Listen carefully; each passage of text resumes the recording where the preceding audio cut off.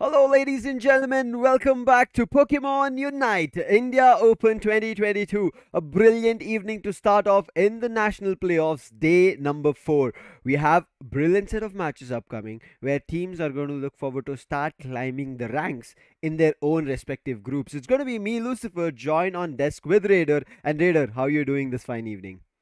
Well, definitely excited, and I'm actually doing great. Thanks for asking that. But apart from that, if I talk about the Pokemon Unite India Open 2022, it's Mm-hmm. national playoffs. Already day number 4. Well, it's Yes. basically like we started off yesterday, but look at that. 4 days have been passed, and eventually True. some good matches were there. Quite a few BO5s, and eventually in the first day, I believe we had zonal finals, which were Mm-hmm. BO5, BO3. But it was quite interesting to see that how the teams which are coming from the back end, or should I say, the rising stars which are rising from the Pokemon Unite community of India are trying to compete with these teams which are invited in the national playoffs. And we Mm-hmm. can already see from group standings as well, which will come very soon, that yes, the competition is surreal. But before that, what is at stake is the massive prize pool of 22.5 lakhs. Oh, yes. And as you said, it feels like we started just yesterday, but we are going so further along down the Yeah. line, and now we Yeah. are almost getting closer and closer one after another day to Mm-hmm. reaching to the next stage. Right now in national playoff stage 1, where teams are fighting in round robin stage, and we Yeah. have 14 teams. But here there is a place only for top 8 teams to grab a chance in Yeah. Pokemon Unite India Open 2022 to place themselves and also get a part of the spoils. And to the 8th place team and 7th place team, 25,000. 5th and 6th will get Mm-hmm. 50,000 each. So again, if you're coming not only for the top 4, there are prizes for the other 8 as well. So let's look forward to what's going to happen. But in the meantime, we'll also jump back into the teams and talk about the 14 teams that I talked about, where they're split into Group A and B.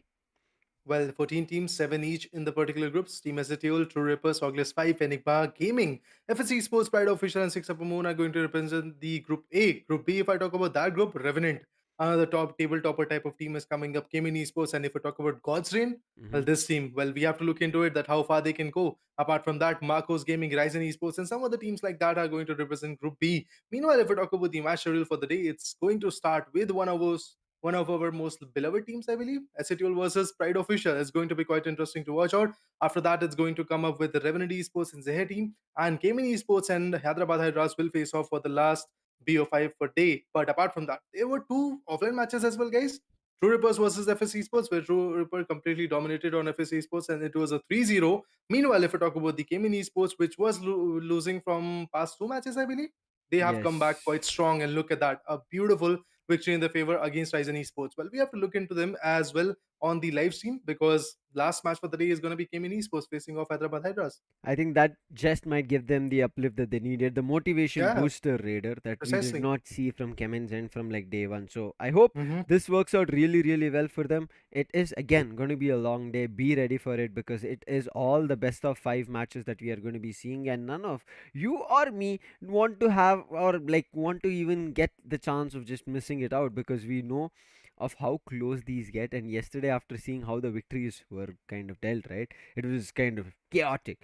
Quickly talking about the points, we can see that it's going to be True Rippers leading the charge after taking down FSC Sports, who are the table toppers as of day Yeah. 3 right now because of True Rippers' victory that was yesterday and today as well in the offline match. They're going to be having 3 victories, 2 losses on FSC Sports end, but average goal 407 better. But SATL also have 1 goal average better, but they don't have enough points because they've had 2 victories only, and it's going to be FSU Esports who just lost the match today.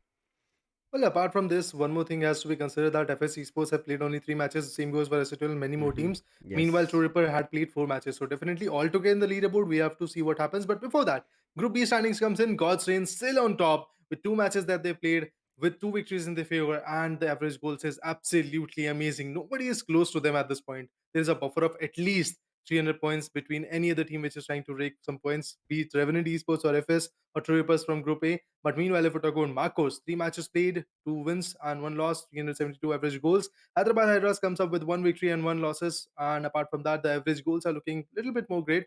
And apart from that, CHEMIN Esports, after playing 4 matches, this was the one match against, I believe, uh, Ryzen Esports, maybe, which was able to give them that boost and eventually that comeback, which was needed a lot. Yes. Just now, that today that they've won, until that Yeah. 3 losses back to back. No, they'll not be happy about it. But right now, it is SATL who need to take a revenge and a lot more points. Yesterday, they did win it out, but it was a tough battle, and it is Oh. against Pride officials, one of the top teams from the zonal finals who have qualified and who are looking forward to taking down their, I would say, kind of fan favorite team as well. They might be zonal finalists, right, Raider? But Mm-hmm. down the line, when they saw SATL as a team, they would have been a fan favorite, looking forward to and also rooting for them. And now that they're fighting against them, it can also be a fan by movement. But in the meantime, in match, it cannot be them just giving them the respect. It needs to be them Yeah. taking a fight head on, and it Yeah, is head definitely. to head between Might and Ruben. When the competition comes in, you have to put your best at this point. Apart from that, Might versus Rubin, if we talk about the rounds that they played, 13 from the particular corner of Might and 12 from Rubin. Knockouts are looking much more greater in terms of Might, and same goes for the assists. And if we talk about the damage as well, it's looking much more greater. And there is a gap of close to 16,000 points in terms of damage. If I talk about goals, 1,319 for Team SATUL's Might. And if we talk about PO, or should I say Pride Officials Rubin, well, there we go. We have got 1,037 goals coming from his corner as well. So definitely, this head-to-head shows that yeah, Ruben is actually chasing a lot. But when it comes to SATUL, they are having a decent lead. I mean, we know, right? SHL players, they have been and grinded over the time, and that's the reason we say they're one of the Precisely. India's top teams, and that's the reason they were invited. For Pride officials and especially Ruben to prove a point, he needs to take them head on. And right now, we know how good Might has played. Whether it might be Azumarill or other Pokemon he changes today, what can Ruben bring against him is going to be a bigger question. We'll be jumping Hmm. very soon to the draft picks as well, Raider, and seeing which Pokemons will be banned. SCTL had a strong, I would say, belief that they just wanted the Tyranitar out. For the starting couple of matches, from the start of the day, they were just banning the Tyranitar, and when it went Right. further away from their hands, what did they decide? Let's give that Tyranitar and also take it on one of our teams. And it was Might who picked up Tyranitar, and he just went bonkers. His teammates helped him out, and SCTL made sure they closed it out and not giving chance to Ogles 5. So SCTL, just like True Rippers on the tabletop, SCT are also looking forward to grabbing that spot very early on today. Maybe if it happens. Well, definitely, I believe yesterday as well as SATL had a great victory in their favor, but they were struggling quite a bit. And that Hmm. struggle, well, that is something I guess every other team is wanting to actually just put a pressure on. So definitely for SATL, their synergy, their right choice of Pokemons and right bans are something which is going to be quite crucial. Apart from that, if we talk about the ban phase coming up in just 20 seconds, we'll get to know which are the Pokemons going to get banned from Pride Official and SATL as well. Let's see. Let's look into it. And apart from that, the big phase will come in, and then the preparation phase, which might showcase some shifts coming up. But Battle Arena is going to be Thea Sky Ruins for us. But ban phase goes down, and let's see which are the two Pokemons getting banned at this moment. Okay, that's Mime and Dodrio. Interesting. SHL now understand not only Tyranitar is something that they have to be worried about, but Dodrio, especially after seeing numerous steals from other Right. teams, Oh, they Ims. don't want that happening. Ims, he understands the Tyranitar is up for grabs, grabs it immediately. But Pride Official, Yeah, they've denied Mime from coming up because we did see also Mime was so crucial, especially in the last match coming in from True Rippers as well as right. Revenant's end. Mime was Mm-hmm. super crucial. Let's see how it goes. Well, see, using those Pokemons at the peak potential is something I believe every team is trying to work for. Meanwhile, if we talk about the big phase coming up, Darbari is trying to just figure out that which Pokemon will be the asset for this guy particularly. Revenant could be there, SPN could be there, Mamoswine could be there, but the Cardiway comes in for Cursed. And I believe once again, the flickers are coming up. Darbari is still trying his level best to choose that which is the right Pokemon for him. But I believe Mew is going to be the one. Yeah, and we did think about what Ruben can do, but Ruben is going to be sitting out on a supporter. So Oh. Might and Ruben's fight might not be head on, but it'll Mm-hmm. depend on who provides his teammate the better advantage. Here, Might, Yeah. not too sure about if he'll get a supporter or not, but let's wait and Mm-hmm. watch.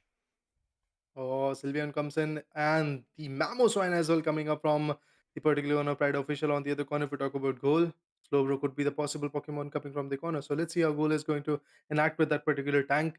The defender for the team, I believe they are going for double defender approach.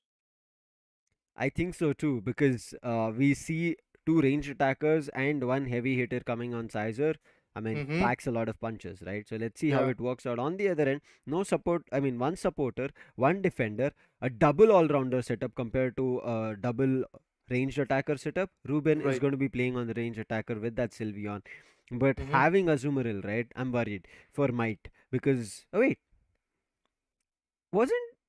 I'm confused. We saw Ruben on for a second on Blissey, right? On the Yeah, supporter, and now it yeah. while it changed at the last, it showed that he was playing Azumarill.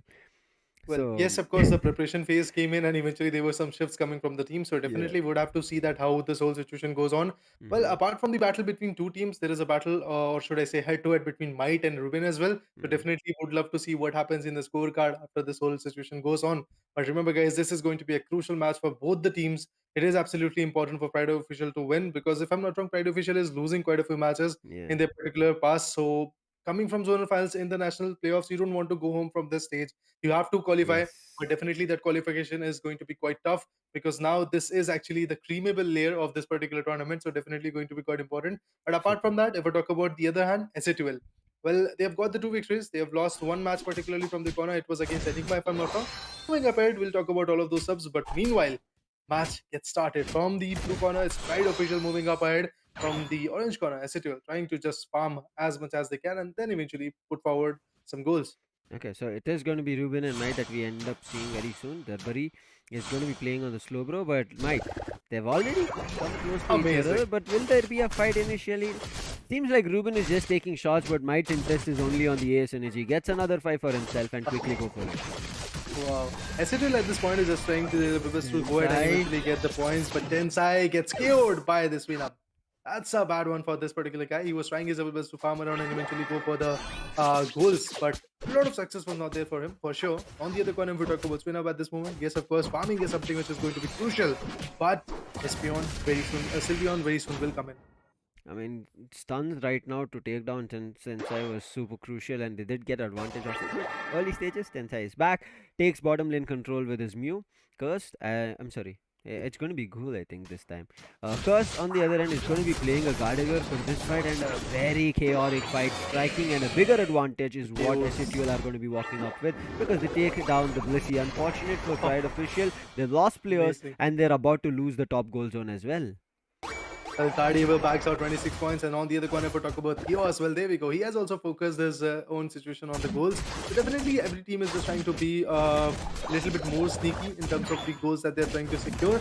Ruben, if I talk about that guy particularly, that Asunal is trying his level best to defend the goal zones, but eventually a lot of success is not coming up. On the other corner, another KO comes in. So definitely, SATL is looking a bit more stronger as they were looking in the last day, particularly against Tide Official. They are performing quite well. Let's see how far they can go because eventually Rayquaza and the really crazy ices can actually change the tables quite a bit.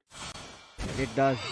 And the boss Pokemon needs to be dealt with at the right time. And right now, Might Oh, is proving Azumarill! a point to Ruben. Head to head might have been shown on the stats, but right now, Might is like stats is not something that you would have to look out. Or even if stats said that yes, it is me who is better, and I'm going to be proving that he is better. Does and deals a KO, and now they're not stopping.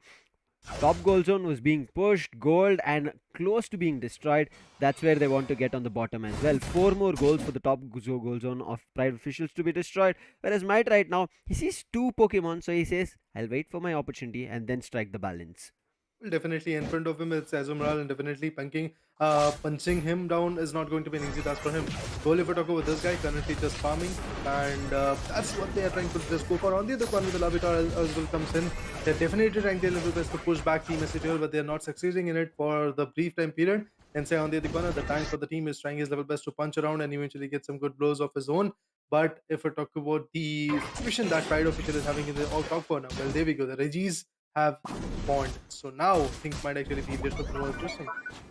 It might be interesting. Let's see where the Regis go out. SCT will have their eyes set on the bottom Regi, which should be taken easily. That is the Regi steal, and yes, way before their opponent, that is the Sylveon, came running to steal it out, being the range attacker. Gets pushed, stomped right now, slammed on top of it, but somehow does survive. And what does Tensei do? He's like, I'll try to go for the berry. Gets that berry, at least one of it, but right now he's being pushed, hit with a lot of shots. Takes a Oh, nap and SATL. also goes for a goal. And help coming in on Curse with that side shock is brilliant. And Badsha, he might just be Gardevoir. conquered. And yes, he is cornered right now. Oh, And very soon Gardevoir. he should be conquered. Gardevoir is still surviving, doing so much in terms of damage. Tensai finally finding a chance to run away, and the Pillar Swine as well finding a chance to survive. I love the way I guess Pride Official is trying to deflect the attacks. Yes, of course, like getting KO, some goals are there, but eventually Gardevoir, that 40-point advantage would have been quite mesmerizing. But eventually, every time when Gardevoir tried her level best to just put down the goals, I guess the defense was coming from Team Pride Official. So that's maybe basically how they will win this particular matchup. But for now, if we talk about the lead, Acetul is having a majority lead in their favor, particularly on the other corner. Might surprise the level best to go on the Regieleki, but Tanatar manages to back out another beautiful save for Team Pride Official. That's absolutely amazing. On the other corner, now Pride Official is here to steal the Regieleki, but alas, it's going to be SHL once again getting the advantage of that Regieleki. SHL will not let them take Oh, away the chaos! anything. And following it up with brilliant chaos, and Might, before he could get up a 40 inside, the goal zone just Nice got one. destroyed because of the Regieleki, and as well as Ruben, who gets smashed now. Might wanted to score a big 50, but seeing the big Tyranitar walk his way, he just moves away from it and disregards that fight. Well, definitely. Survival is something which is going to be quite crucial, and not getting KO'd is very important for Team SHL right now because that's where they struggle. If they get KO'd, I believe building that momentum once and for all is going to be a little bit more difficult for them. On the other corner, the Snorlax backs out plus 7 points, and same goes for Slowbro as well. The defenders are also doing their job. And if I talk about the Izumra being very sneaky, but the size has spots them.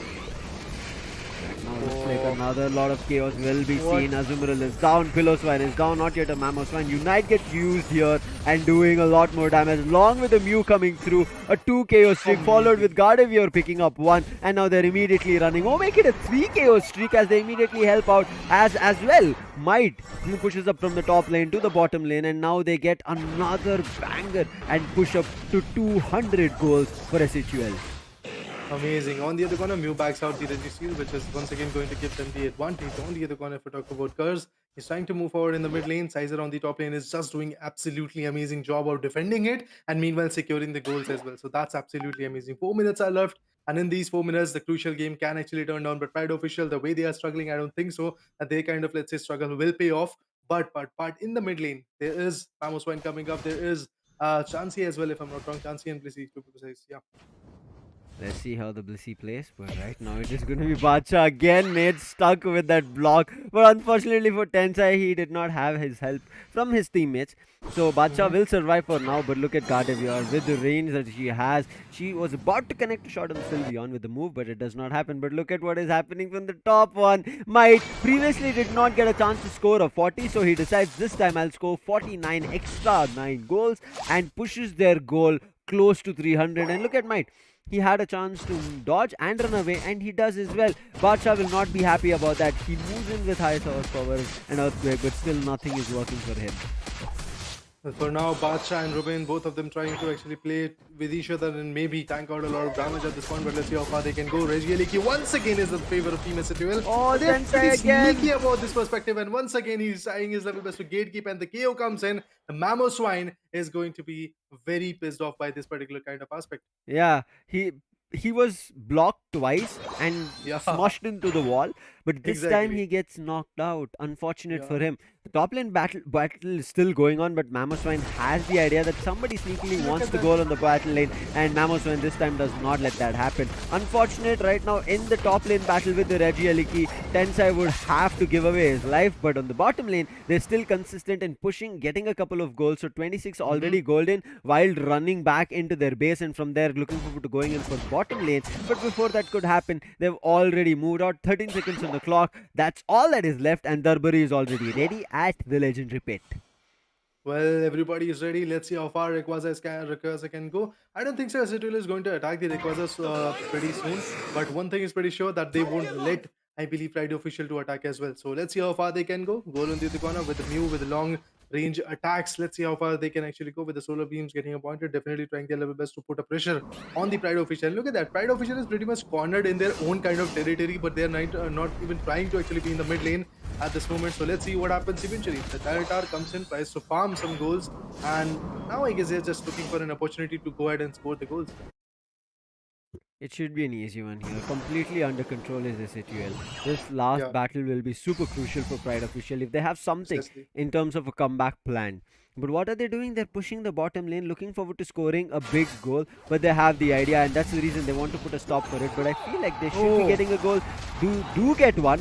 Get the goal zone bursted, but that is all of it. The mash coming through, looking forward to doing damage, and they do it right to the guard avior. Will get KO'd very soon, and that should be the opening here for Pride officials. Looking forward to a lot more, but Tensai, he wants to push. He wants to find this Theos, the Sylveon over there. Should be very soon a KO to be followed, but the Blissey is trying to help them, heal them, but still that Sylveon falls down. Now it's Ruben who's trying to fight it out, and with 3 players fighting it out on Might, finally Might gets knocked as well. And now this is an opening, as you said, for Pride official. They're quickly here to Rayquaza, and they're trying to melt it as soon as possible, but because they've used their Unite moves, they have to just Mew. stick to their basic attack and moves. But yes, as you said, Mew is ready with the Solar Beam. A Oh, brilliant Mew. steal coming through, Holy God. and Tensai here on that Snorlax is now running, looking forward to getting goals in. Or maybe if that even that doesn't Look at the happen, top his corner. teammates are putting the goals in.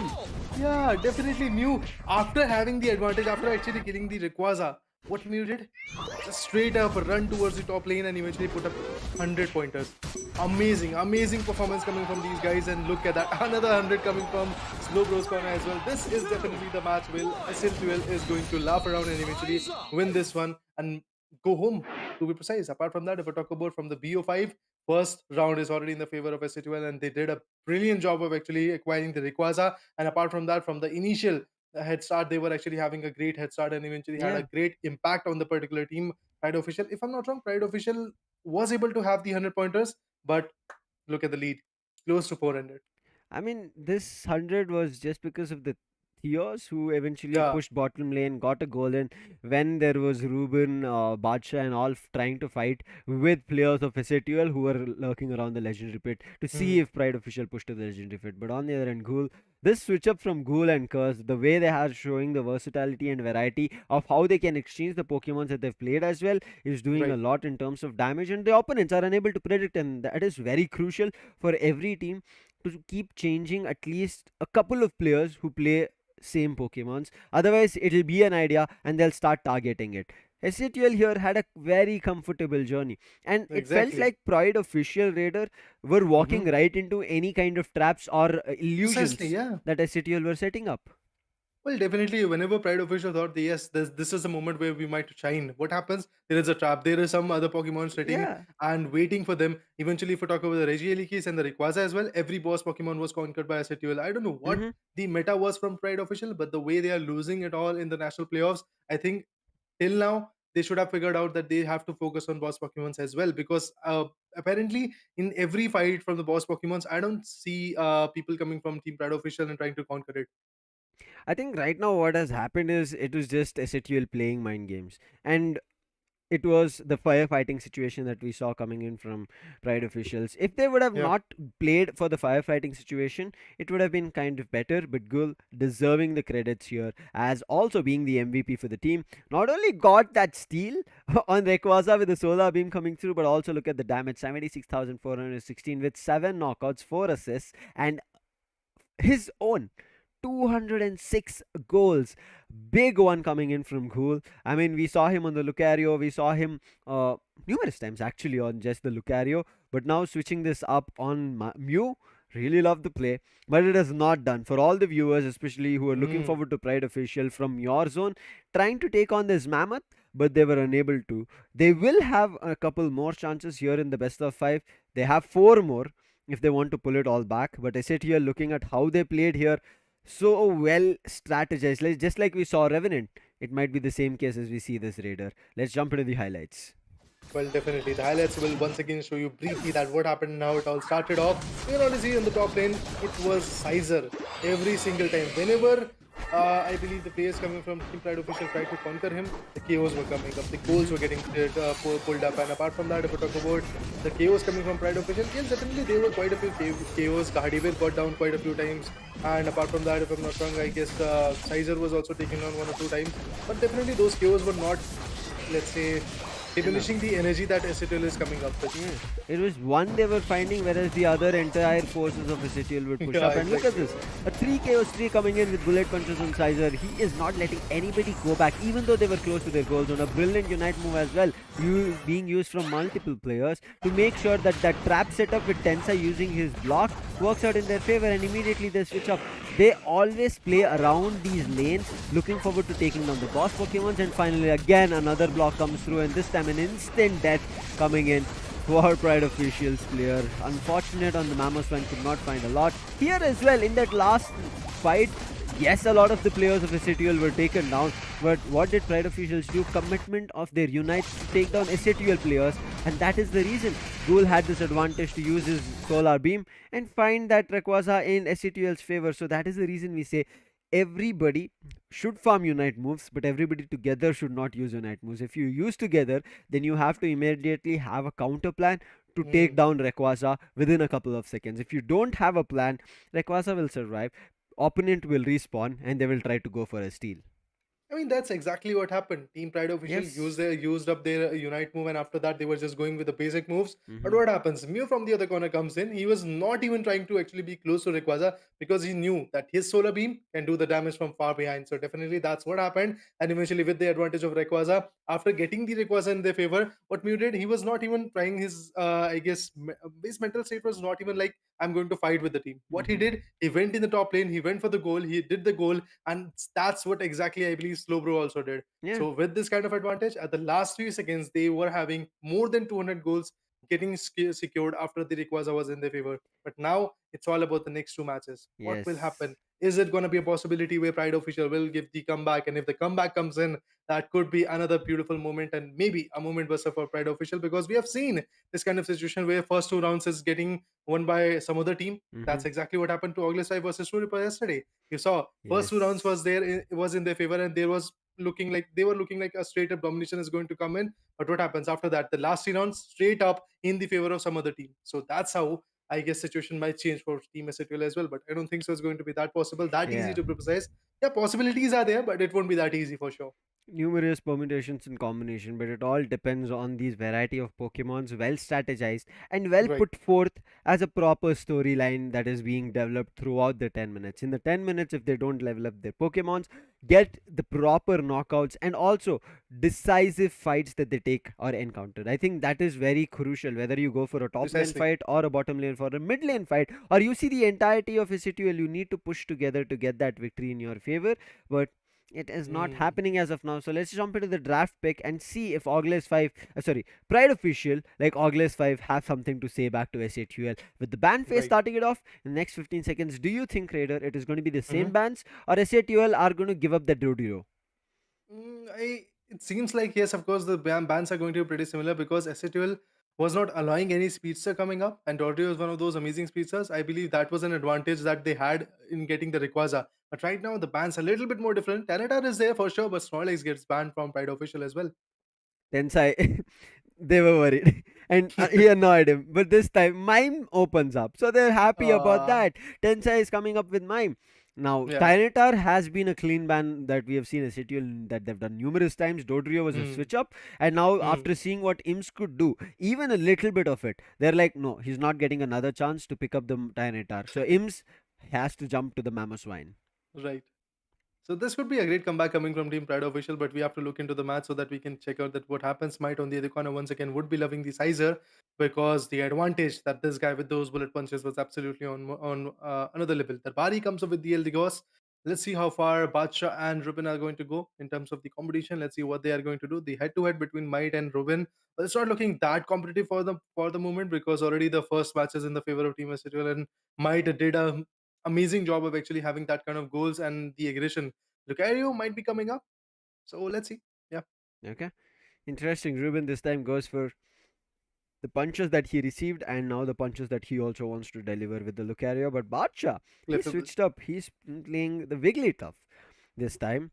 An interesting choice, but Ghoul and Curse sticking on to what they loved. It is going to be a Mew, and wait, the Curse is like, okay, I'm played Gardevoir. I want to play the Decidueye. Similar in range, but it's going to be a little bit not easier, but in terms of if he connects one of his moves, it does a lot in terms of damage. But Pride officials, they do want a speedster. They want somebody to implicit a lot in terms of damage, and then their two all-rounders to close it off, and Badsha and Ims to try and take damage onto themselves, and Ims to push them back if things are going south, and Badsha to help them heal and get back to health, Well, or at at this least slow moment, things the down. competition is looking quite strong because the addition of the Speedster and the Lucario, and apart from that, the support of Wigglytuff coming up in the lobby, that Hmm. can be quite critical coming from the team, but only if that's a big only, and that's a Yeah. big if.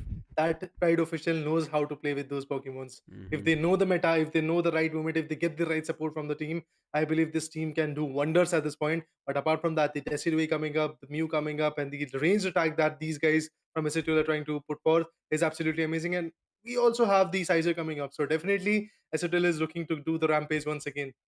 They will be. They will be looking forward to closing it out as soon as possible, because SAT will have not had the cleanest of games. Day one, when it started off, it looked like it was completely clean, a clean sweep from their end. Right. But True Rippers took one round away from them, and SATUL kind of little fumbled, and also it became a close match, but SATUL were able to close. So today they want a clean sweep after all the efforts that they've put in day 2 and day 3 to continuously keep fighting and not lose matches, but still have lost one. Let's jump into the second round here, and it is going to be SATUL that is going to be playing from the purple corner, not the orange as the previous time, but orange given up for Pride official, and we can see Zark right now looking forward to farming. Again, not evolved or leveled up.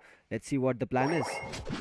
Well, Theos goes in, gets a goal done, but SATL is trying to answer it back with 13 points of their own. That's absolutely amazing. 13 goals coming from the corner. Sizer manages to actually put down quite a few goals, but if we talk about the Wigglytuff, let's see how far they can actually go. Moving ahead, if we talk about the Sizer, trying to farm and meanwhile push back the Isomaral as well.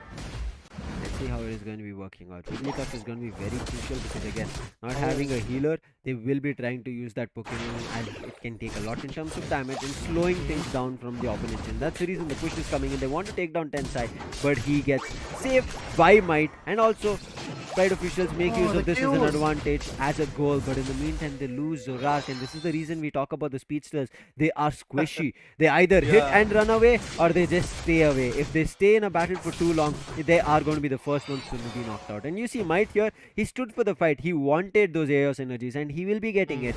But on the other end, Pride officials couldn't do anything because he's an all-rounder. He can take up damage. Definitely. On the other hand, Pride official is having a decent kind of advantage at this point because they have got the zest of this particular matchup. They're trying their best to survive a bit more, but if we talk about Team SFL, they're denying that fact. Mime comes in with a 10 plus goal. That's absolutely amazing. On the other corner, Sizer wants to actually go ahead and wreak a little bit more havoc if it's possible. On the top lane, I believe that's Eldergos trying to just hold that particular top lane goal. But the Lucario goes in, and I believe the battle between Eldergos and Lucario can be a tough one for Eldergos. Let's see how it works out. 1v1 situation. Ruben is trying to push back. On the other end, a self healer and a team healer is also there. Might now hit with Sync. He goes for a little bit of a small sleep, but he's jumping back into the fight. Wants to take on Theos. Theos gets connected a little bit on the solar beam, but not a lot, but still targeting him. Finally gets that KO, and Decidia helping out with the spirit shackle coming through. And now Quick going in for the goals, making use of the goal assist. And Decidia is not stopping with those arrows, gets another KO, and Amazing. finally helps the team destroy the bottom goal zone. SATUL again in control. And look at how much confidence they have on the top lane player that is there, Eldegoss. Just there, Darbari is just told to just stay, annoy whoever comes on the top lane, and buy time. Yeah, definitely. Whenever it feels like that the push is absolutely strong and eventually Eldegoss is not going to defend it, I believe the team is coming up and look at that how beautifully now the top lane is the concern. But in the bottom lane, the other guys from team particularly known as Pride official are trying to farm out and eventually go ahead and get the points in the favor. But meanwhile, SAT will be like, yeah, let them do whatever they're doing in the bottom lane. We are going to score in the top lane. And throughout that particular perspective, Mime on the other corner backs out 17 points as well. But if we talk about the Zumeral, plus 10 scores coming from the corner. SAT will now once again trying to focus on the Regieliki. If there is a possibility of getting this Regieliki in the favor, that could be critical. But at the last second, it was Pillar Swine. Right now, it is gonna be SATL grabbing up Regieliki. Wait, oh my bad. That's right. Regieliki will be right. A steal coming in from there, and bottom Regi steal was taken from them. So the attack boost, they made use of it in a brilliant fashion. SATL, Hmm. pretty sure they'll not be happy about it. Badsha Mhm. looking out for information as he sees two players who are playing around Legendary Pit. Now wants to rejoin his teammates, and Zorak is up close, and Mime Tensai is trying to push him, but in the meantime, What happens? Did he? Okay, no. It was the feint attack that he came and then the slash to be followed up with. Those were the two attacks to be used. I was like confused. Maybe a Unite move which was used, but the Unite move is ready whenever a huge hit is coming through and he might just use the Unite move right now. Oh, yes, he uses it to Oh, find the KO KO. and feint KO. Not one, Oh, two double. of them, but the Spirit Shackle coming in. The arrow from Decidueye, an instant death and does so much damage to Bacha. Bacha has to go back to his base and respawn, otherwise he has to give away his life. But it looks like Bacha, he actually went down. Cursed finds him in the tall grasses as well. What a play coming in from SATL. They're not letting anybody run away, even if they want to hide. Cursed is finding them, looking out for them as a watchtower, and damaging and knocking them off the map.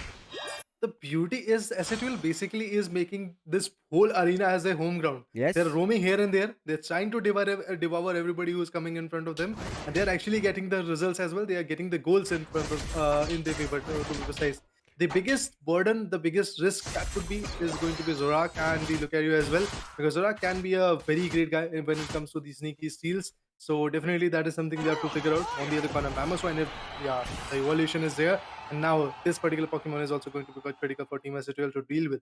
Tensai and Ims. Let's see who will be getting an advantage. Confusion Ray misses.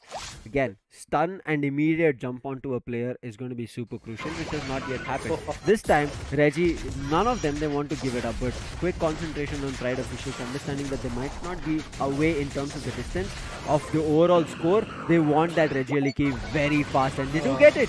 Even though the Registeel was taken from SATL, Regieliki is working in the favor of Pride officials, and look at Might. He's solo. He's trying to still hold them off, but finally will be KO'd. He does find one before he goes down, but a big streak coming in, and finally closing the gap is going to be Pride officials.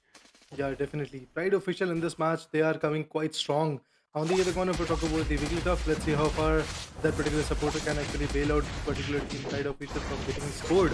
But if we talk about the goal zones getting destroyed, two for team Pride official and one for SHUL, definitely SHUL has got the advantage in terms of the points that they've attained, but the advantage is not that much because only 9 points more to go. Pride official will be able to counter them, or should I say equalize them to be precise. But let's see how far they can go. Waiting for the time period, waiting for the right moment, because in this particular matchup, back to back, two times Reggie Aliki was in the favor of Team SATL and they paid it by getting KO'd.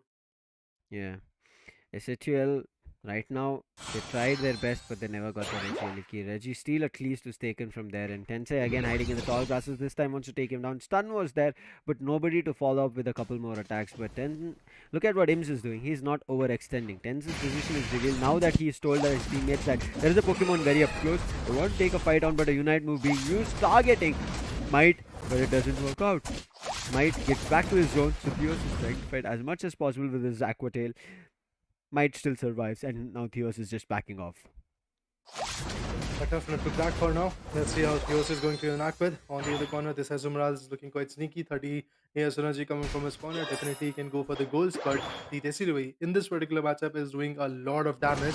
And look at that. Another attack comes in. Boxfeld once again gets pushed quite a bit, but still he survives for another fight.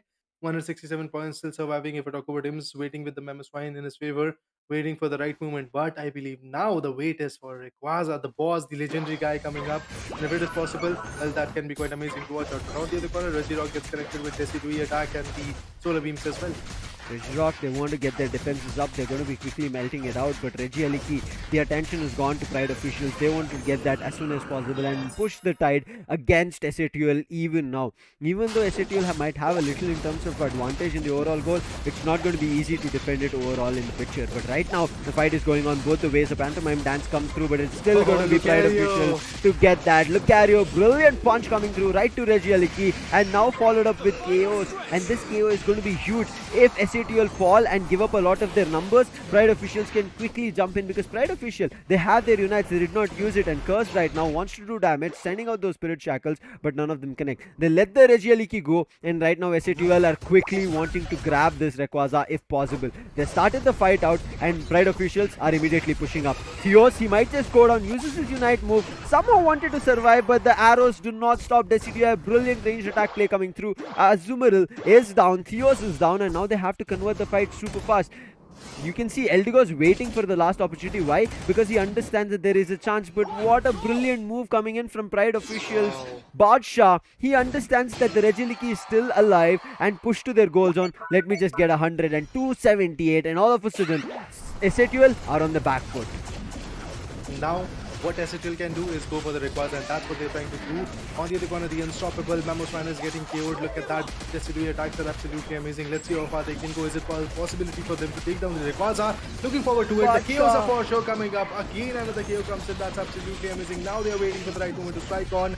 Let's see how far SHL can actually go, and putting up that goal is not going to be easy, but Rayquaza gets in the concern for Team SHL. Let's see how far they can actually attack. Might on the other corner is trying his best to attack and maybe get the points in his favor. Let's see how dominating this particular fight-up will be. He is only alone here to fight with Rayquaza, and there's already other Pokemon who are coming in from Pride officials. And Curse, unfortunate right now, there's no way to help. A Unite move to take out the Rayquaza, and Pride officials get back into the game. There's nobody to deny this from here on. Wild loses his Rayquaza advantage, but his teammates haven't lost, so they'll be quickly jumping up, getting the goal in. But what a brilliant barrier to come through. They will block at least one of the zones, but it doesn't matter right now because they've already gotten a big 100 with Lucario, and Badshah did that job, and Pride officials, they walk away with the second round. I mean, yes, of course. Having a big name, having some good Pokemons is not going to cut the deal. Pride Official, a legendary team coming from the back foot. The zonal finals securing team, particularly, is here with the comeback. But how far they can go is the bigger question for now. Yes, of course, they've got one victory, but that's what STL lets you have in every single battle that they face.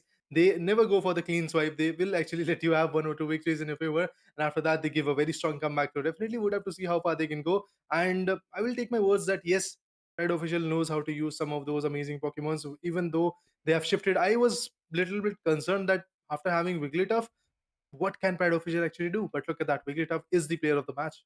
It was Wigglytuff's, I would say, play to make in terms of taking a lot in terms of damage and dragging the attention towards himself. And Badshah did that really, really well. And I Right. need to give credits to him. And then Ruben coming on the Lucario, I did mix up the names, apologies for that. But then Ruben, when he had to get the goal and understanding that Regielike is still sitting on SATUL's top goal zone base, he just immediately pushed, got 100. And you saw Mike thought he'll try to push him out, but Mm-hmm. knowing that Regielike is there, a fight that he goes ahead, it'll be a tough one to win it out 1v1 at that point when his teammates are waiting at the legendary pit would not be a great decision. And Might did survive also while his teammates fell out. Pride officials, all they did in this Rayquaza fight at the 9th minute that you can see is they did get KO'd first, and SATL members survived, but SATL members had to use Unite moves to take them down, and also SATL members consecutively lost players together, whereas on Pride Yeah. officials end there were small intervals where they got knocked out, and because of that couple of those players got respawned and they were back into the game, and there was nothing. Foxwild was lurking around the legendary pit. Might could see, but Might did not have any assistance from his teammate, so this match did go away from SATL's hand. And the beautiful buffer was there, but not that much. Eventually, average goal is something I believe Pride officials, just like Oculus 5, have to work on. Hmm. But moving forward, let's see how far the next match goes on because that is going to embark the second half. But on the other corner, the player of the game for sure is going to be Pacha, and that Wigglytuff coming from his corner. 120 goals coming up and one knockout, four assists, and the total damage of 15,000. MVP merits are going to be 76, and I believe a huge chunk of this play of the match kind of strategy was the goals that he actually was able to attribute at the last second. You guys remember that Zorak was getting denied of that fact that they had the Rayquaza advantage. On the other corner, Mime comes up with some shields of his own, and that is Hmm. how I believe at the last it was Wigglytuff who was able to secure 100 plus goals and maintain that kind of huge buffer, and which actually broke the backbone of Team SHL, and they were unable to be like, we can give the comeback in this particular matchup. Now they will wait for the next match. Now they will wait for another ban phase, and they might Oh. actually ban the Pokemon they saw that which is messing around them quite a bit. But let's Oh. see what happens. Here, I don't think any Pokemon annoyed them. It was just the team gameplay from Pride officials coming out better. And Wigglytuff, as you rightly said, playing together with the team, got the MVP as well.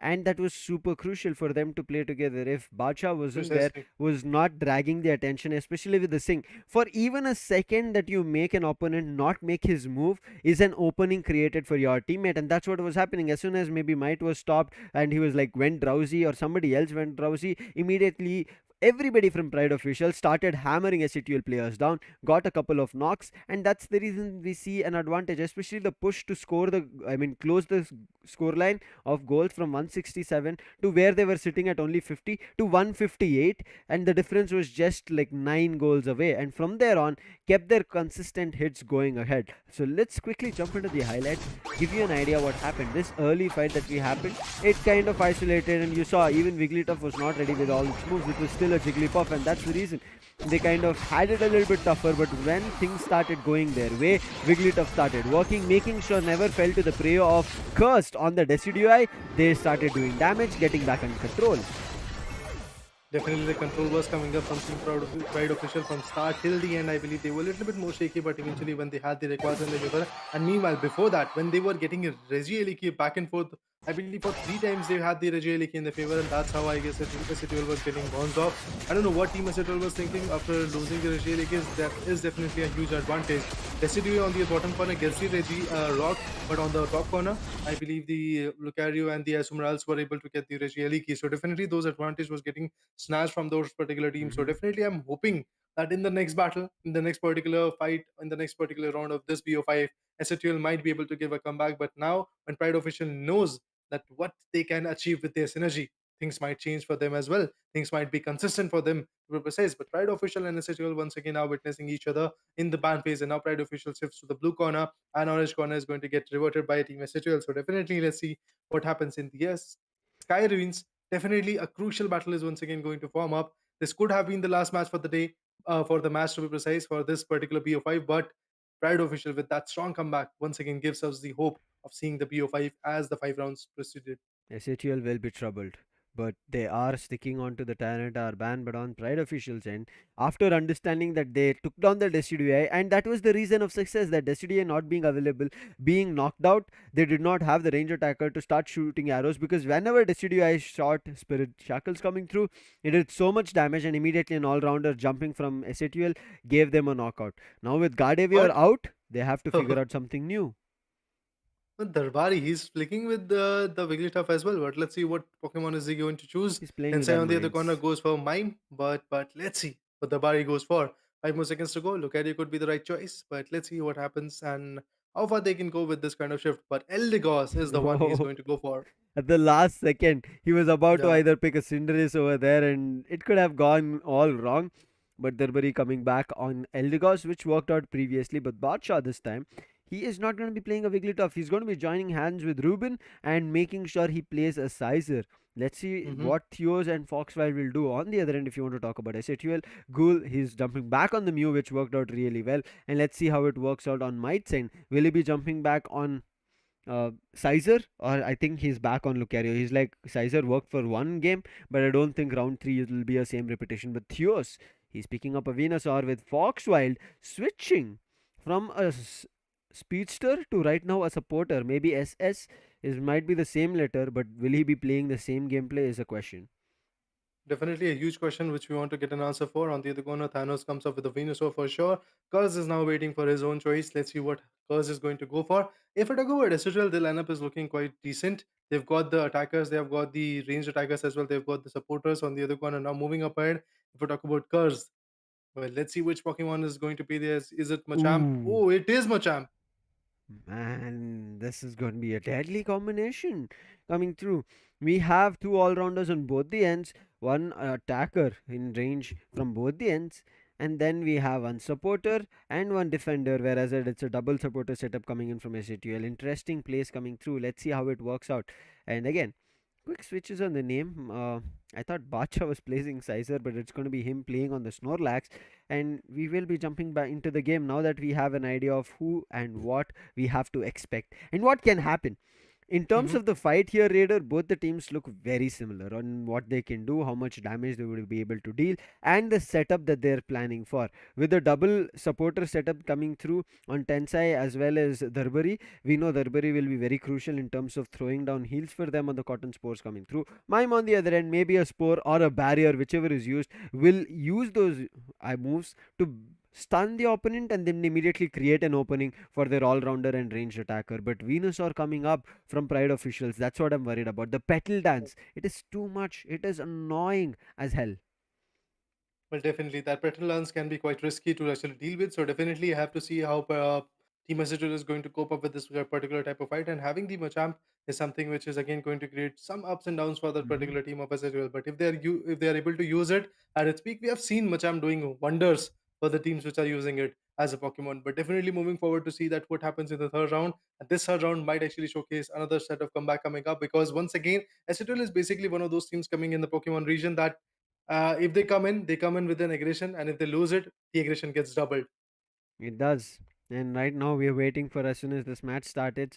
Is SCTL's aggression starting to rake up? Are they going to be monsters that we keep talking about? Because SATL never like defeats, and if SATL get even a single chance to get back into the game, the momentum, the reins are in their hands, they will start taking down their opponent without giving them a chance to breathe. So I hope Pride Official, now that they've taken a round back to their favor, they should keep taking their rounds and only push it till the fourth match and nowhere further. Well, definitely have to look into it, that how far Team SATL can actually go with this kind of approach, where they are just trying their level best to cope around with the goals. But in this particular matchup, we have learned one thing in the second round, that SATL was unable to cope up with the Reggie, and Hmm. that advantage is absolutely strong for them. And at the last second, if I'm not wrong, it was Zorak who backed out the Rayquaza as well. So definitely quite Yes. a few things were actually going down for Team SATL at that same exact moment. So having the approach in their favor is something which is going to be quite crucial. So let's see how far SATL will be able to catch up the game that Pride Official is trying to play with them. Pride Hmm. Official, meanwhile, gives a strong comeback. Now Oh it's yeah. all about the consistency in the next two rounds more to go. I'm looking forward to how it works out in their favor. I mean, Ruben, we did have questions, but the first round was only the question. After that, he is been constantly delivering for his teammate, and that head-to-head does give us justice of what Might did and was able to do, what Might get still can do. But same goes for Ruben. That stats is still proving right for him that he is one of the upcoming players that we have to look out for as well. SHUL, now they are the ones who are on the back foot. They have to figure out what is right, what is wrong, and how they make it work. But if they don't, it is going to be Pride officials trying to run away here, Raider, and SATL, just like yesterday, how the tables were turned against them, right? It can happen, and if it becomes a little bit too late, they miss out in those steals, or they get their Rakwaza, their Regieliki gets stolen from them. It makes their life difficult. It already happened when we started today's match, right? The first Regieliki was taken away from the Pillow Swine, which made their initial start or the momentum where they wanted to goal on Pride officials put to a halt. Well, definitely, I guess stopping the aggression from SHL is something which Pride Official is able to do so. So I guess that impact is also quite on point. Pride Official is able to catch up the game that SHL was trying to play. SHL every time in the first round was able to get the Reggie Leaky. So what Pride Official did, they were actually changing the tricks for Team SHL. They were actually the one which was attacking the Reggie Leaky and getting it in their favor. And after the first match got over, I believe on the caster deck we were talking about this aspect, that how come SHL is able to get the Reggie Leakies in the favor, and what is Pride Official doing exactly at that moment. But Pride Official changed it in the second round. But now the third round has been started. Already coming from Pride Official is 11 points, and from Team SHL is only 15. Early scores right now not a concern for any of the teams. It is early farming and level up which needs to be a concern. We see the Machoke already here. He is looking forward to being a Machamp very soon. But there is the Azumarill which is ready from Ruben. Takes a hit on the tail and then immediately backs off. So Ruben is like, now I've given you an idea that I'm here, so don't try to push up. And there is also the Blissey to help out. And indeed, the advantage for this particular team is going to be quite crucial to watch out. If we talk about SHL's Hole comes in on the back farmer. If we talk about Curse, 30 AS energy is there in his hands. Mew constantly is trying his level best to attack on the enemy, but let's see how far they can go. SHL has to go up with the goals. But right now, the Pride Official is doing a tremendous job of having every single lane getting covered in their favor.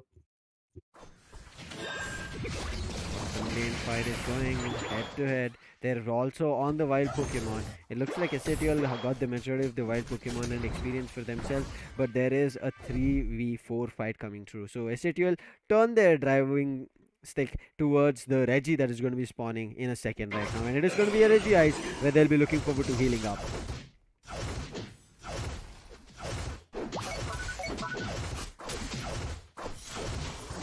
Well, indeed, I guess the picks are something which is going to be quite interesting to deal with. At this moment, if we talk about the interesting kind of chaos coming up, if we talk about the chaos, yes, of course, Lucario is there with a beautiful KO coming up. Mew on the other one is also coming up with a beautiful KO. Snorlax once again gets taken down, and once again there is a buffer where SATL might be able to catch up. Now on top, I'm looking forward to Reggie LP. It is a 1v1 situation, but it looks like SHUL as well as Pride Official wants to find one knock as well. They find two, and now you can see what is happening. The Snorlax just wants to run back. Badsha knows might not have the advantage, but what do SHUL decide? That we want a couple of goals in. We have done in terms of the efforts to pull off the bottom lane control. Let's go for the goal, and not only do they goal, they destroy the bottom goal zone. That's going to be the first as we start off here in the third round between SHUL and Pride Official. Well, definitely at this point, if we talk about the SHL, Curse is coming up with a Mew and definitely trying his level best to perform quite a bit. Darbari on the corner, waiting for the right moment to approach with the fight, particularly. Let's see how amazing of a job they can actually do. On the other corner, if we talk about the top corner, Snorlax and the other Pokemons like Venusaur on the other bottom lane. Theos is actually there. Venusaur still has to evolve a bit. The Petal Dance is still coming up. Definitely that impact is there. But I believe they're finding a straight up way to the goal. And now they're going to punch the goal.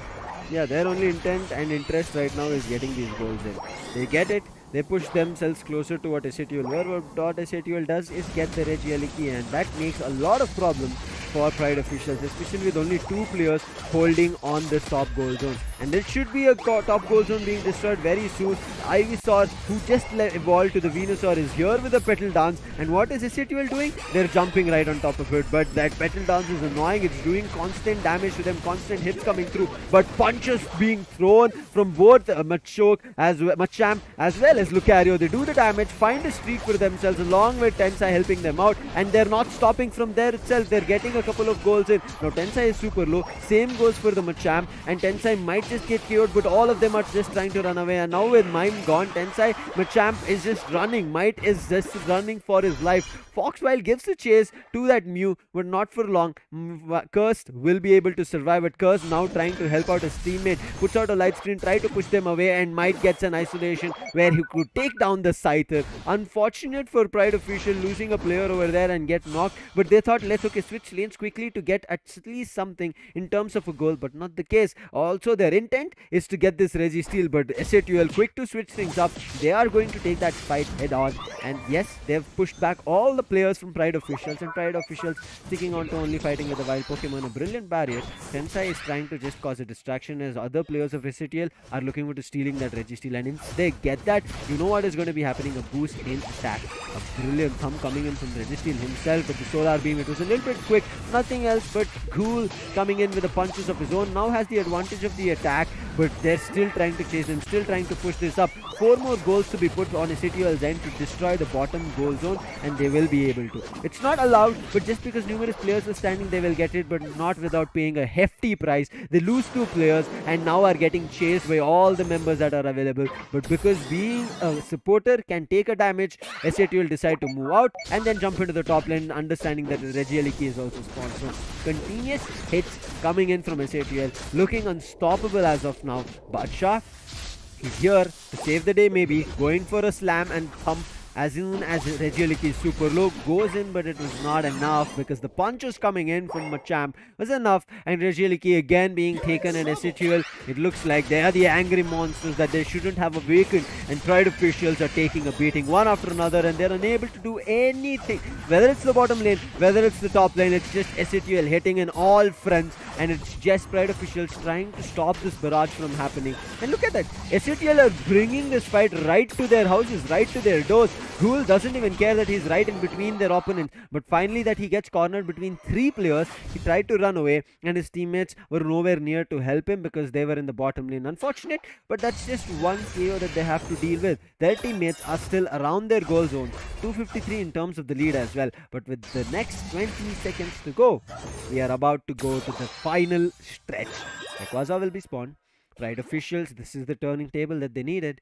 There is the unites that are being formed from both the ends. One supporter from both the end does not have their unite yet, but again, super close. They should be just raking that up as the counter for the unite will reach 100 very soon. Rayquaza has spawned. It is SATL who are ready and holding these horses and waiting for maybe if Pride Official jump in, but it feels like Pride Official have their own intention, that is wait it out, and when SATL start the battle and when Rayquaza is super low, we'll start to jump. But SATL understanding that they want to push this fight right to the faces of Pride Official. They're still trying to fight around their links of the bottom lane around the areas of Pride Officials jungle with a barrier and another confusion ray. Nothing being found. Might, on the other end, understanding that this top goal zone will be very vulnerable, especially in these last final stretches, he's guarding it. While he went for a goal for his own, and there was the Lucario guarding it. So making sure SATL have not left any openings in terms of giving even the slightest hint for Pride Official to get back into the game. First KO, Scyther is down. Unfortunate as he was trying to run in a Venusaur, trying to help out and maybe survive. He's also now pushed with multiple players, and now look at what is happening. The Snorlax somehow got isolated, but thankfully to Ruben, Snorlax will be saving his life. But what is happening here? Might wanted to go for a sneaky goal, now going on a head-on fight, but misses his Unite, unfortunately, and Theos is able to make sure that his teammates, everybody put a stop to that Machamp. They did try to save him with the heals coming in, and Mime, Tensai gets super angry, comes in with a pantomime dance, but there is the egg bomb that comes in from Pride Official side, and they find a 2 KO streak. The Eldegoss is down, followed up with the Lucario as well. Now, the only survivor here is with Tensai and Lucario being still alive. Somehow they've managed to survive, but quick to melt down this Rayquaza is what Pride Officials have taken a decision. But can they do it? They have their moves and basic attacks. That's what they're fighting with. Unite move, all were used on SATL players. SATL finally, with the next couple of seconds to go, they will be getting their players back before they could reach the legendary pet. That will be Pride Officials again getting back into the game, and with 8 seconds to go, there should be a quick goal coming through, but SATL putting a stop to it somehow with a goal boost. They get a big 100 here. Pride Official, they will get the second round. Unfortunate. SATL had put a stop, but that goal boost coming in, the goal assist because of their teammates, and also the Rayquaza shield gives them a chance, but it's still SATL to win this matchup. Pride Official will not be happy. I thought it was Pride Official because they got a big 100.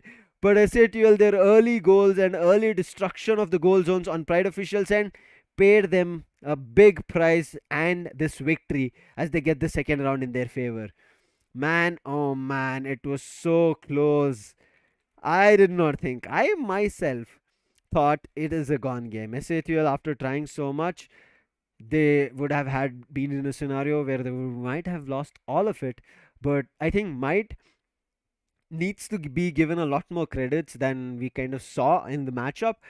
We saw him for going for the last goal in the top lane where he pushed, but unfortunately having a big 50 and not having anything such as the score shield or maybe even the goal getter, he had to take his own good jolly time and he was immediately pushed. And also then he was hit with a block and smudged to the wall. He tried to survive with Darbari on the Eldegoss throwing cotton spores, trying for him to survive, but it became too close. He got knocked out, and then numerous unites being thrown down, especially the egg bomb unite. That was big coming in from the Blissey, which turned the entire table for Pride Officials to quickly also jump on Rayquaza.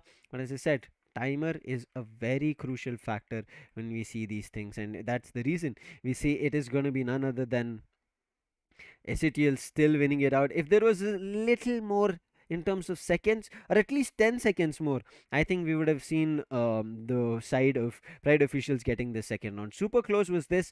SATL not be happy about this because they just about to lose it, but getting back into the game, it does tell us that they were ready. Cursed, again, brilliant job. 79,000 damage coming in. Might did both in the forefront aggressions. 57,000 coming in from Luke Ghoul himself on the Lucario.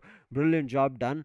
But Might, as I said, credits to him on that Machamp. Played like a monster, running around, hitting those punches right to their faces.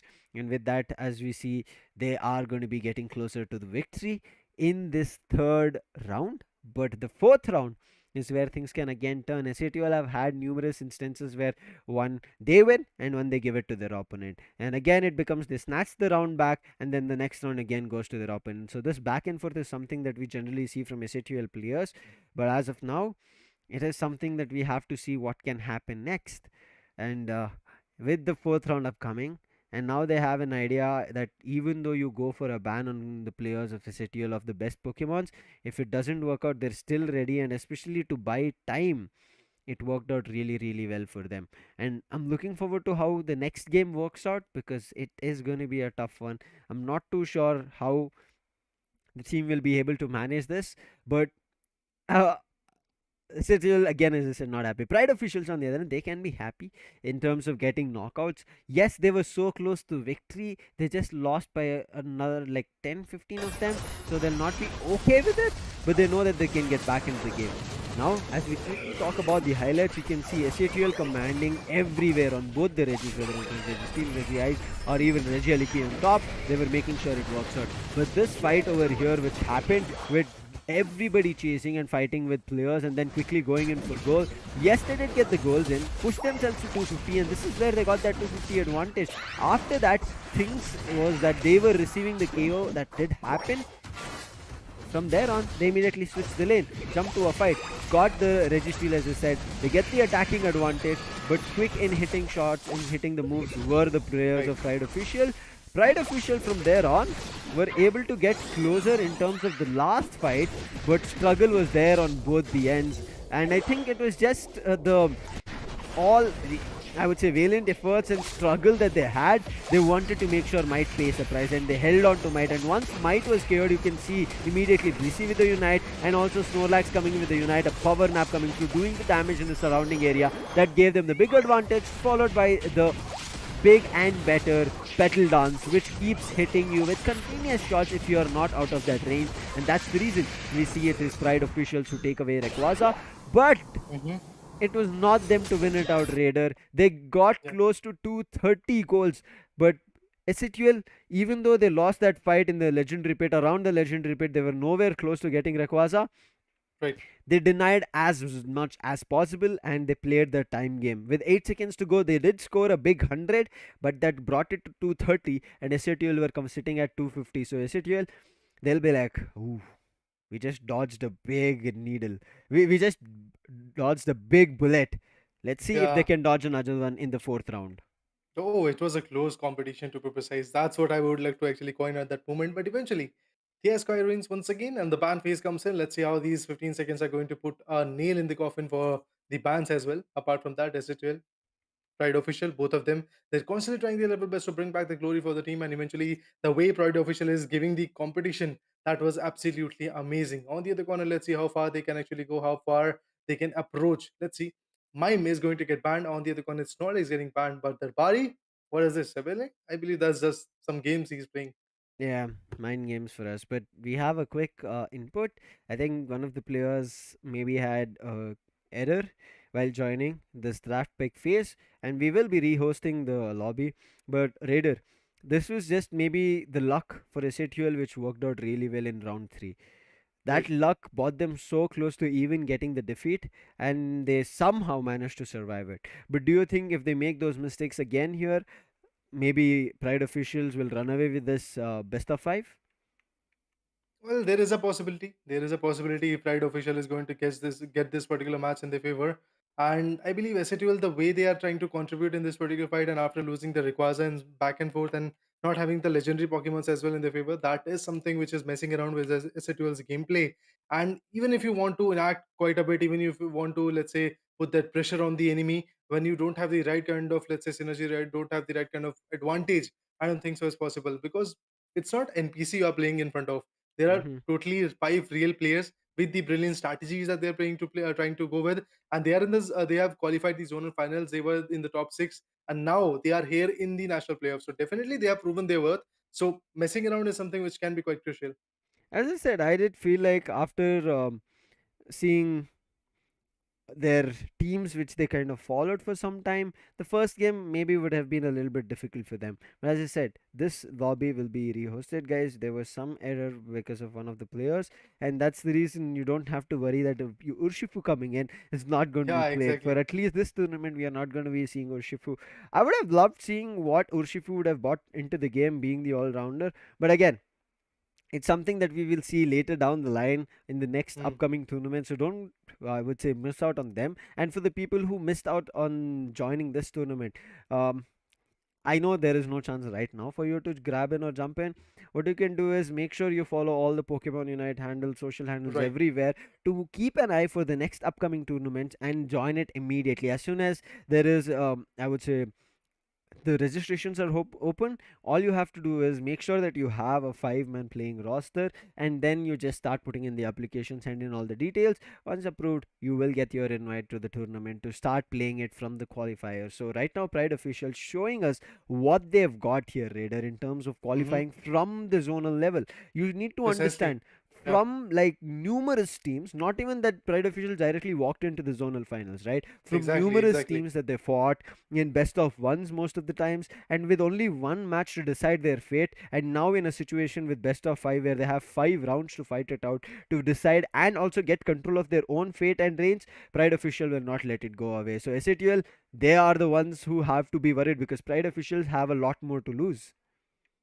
See, from registering, from thinking like, okay, there is an event coming from Pokemon Unite from for Indian region. Let's go ahead and register. From thinking that particular thought till registering, there was a lot of changes. There would have been a Hmm. lot of changes because we know that how vulnerable is esports scenario nowadays in India. So definitely that was something I believe from that phase till here, becoming strong and eventually showcasing their talent. You have to Pride keep up official the did, grind. yeah, exactly. The grind should be there, and eventually that meta, that mindset that yes, we are the ones who can easily come ahead of any other team, be it the invitationals, be it some other teams who have been invited, or be it some other teams which have shown, like God's Reign, who have shown they are the one who gives a strong competition to their enemy. They have done everything which is possible in the meta to be here. And right now, even after losing 2 or 3 straight up matches, they were 0-3s from their corner, but still they are coming back. They are giving the competition for SATOL at this point, and there is a ray of hope that in the next 2 matches they will win it, and maybe Pride official could be the one bagging out this particular PO5. See, I think no team or no player needs to worry after seeing their teams which they always stardom stuck, right? They're like, follow Yeah. this team, I follow this team, I follow this player. When you face Hmm. them, you should not be worried that, oh, I think he's really good, he might take me down. If you believe in your own grind, you will also be able to take him down, and eventually they will also commend you saying, what a game, really loved playing against you, hope to meet you again very very soon. Right now, meeting again is going to be SATL and Pride officials after all the glitches being sorted. SATL going for a mime ban. Interesting. I mean, Hmm. I thought it should have been Pride officials coming in with a ban, but what do Pride officials do after showing what they did with the Snorlax, with the block coming in? They themselves banned the Snorlax and now not giving SATU a chance for that. Well, definitely they don't have to give. They just want to actually seal any opportunity that Parasitwell might have and gain the momentum with. But might coming up with the Tyranitar can actually turn the tides in the later stages of this particular matchup. So definitely, I believe Pride official has to work on that particular perspective. On the other corner, goal goes in for the Azumarill. There is a possibility he's going to choose that. But Gardevoir as well comes in from Tensai's corner. But meanwhile, if we talk Okay. about Theos, well, we have got Venusaur, I believe, coming up. So definitely, at this point, would have to say SHL is completely changing their rosters, they're completely changing the way their Pokemons were working. Yeah, SATL is changing. Pride officials sticking to what they played previously as well, but Durbury, I want to see what he picks. Ghoul going in on the Azumarill where Might picked up the Tyranitar. It could have been the other way around as well, but we have seen how devastating Might's Tyranitar is. So we'll be giving him the benefit of the doubt to do a lot more here as well, but no supporters at all. I would have felt having supporters would have given the Tyranitar Might a lot in terms of advantage, but Darbury jumping in on the Blastoise and Curse going in for a Mamoswine. This is going to be an interesting setup, and with a double ranged attacker setup coming in from none other than Pride officials, Venusaur and the Cinderace. Let's see what they'll be able to do.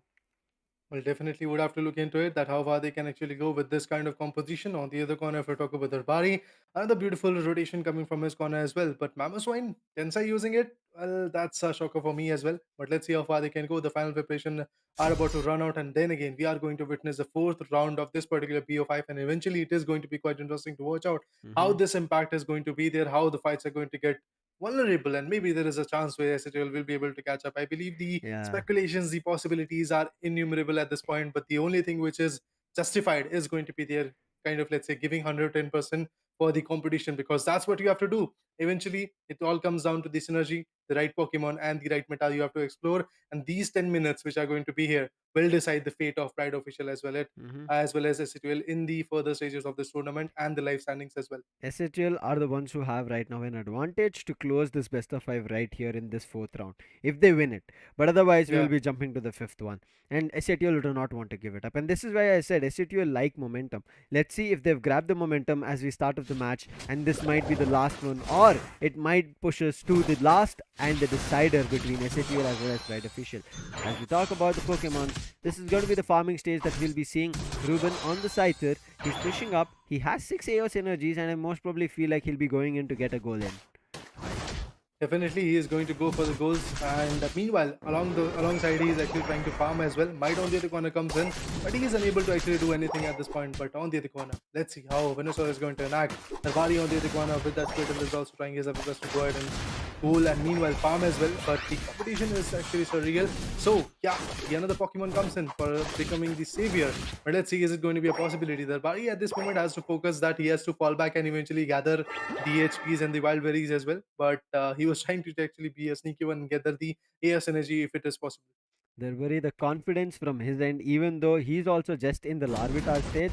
He's like, I'll still help my teammate. That tells you SATL are not ready to give up any early knockouts. Right now, yes, goals are being exchanged, but it is all about the timing and the farms. As soon as the wild Pokemon gets farmed right between the goal zones, it's going to be both of them trying to exchange the blow, but it's going to be SATL who will be looking for not only for the AS energies, but also these wild Pokemon to give up their experience for themselves. But a quick fight coming in, and Glossifier should be going down as the first knockout, and yes, SATL will be getting that with Azumarill playing on it. Now, Foxwild, he's being chased with the Gardevoir playing on Curse, where they do damage, but thankfully goal zone is near, will be able to get back into the flux and run and increase their speed as they grab the berries as well. But momentarily, Venusaur is also trying his level best to farm around as many as AS energy that is possible. Meanwhile, if we talk about goal coming up, the Azumarill is coming up, and we all know Azumarill along with the Memosa and their Pillow Swing to be precise can be quite crucial to watch out. And yes, of course, look at that, they're just bagging out the AS energy and getting the XP so that they can evolve. But Tensei is not looking that great, and yes, Tensei gets taken down. And meanwhile, if we talk about goal, yes, of course, the goal is also getting attacked quite a bit, but the Venusaur constantly trying to evolve and constantly trying to level up.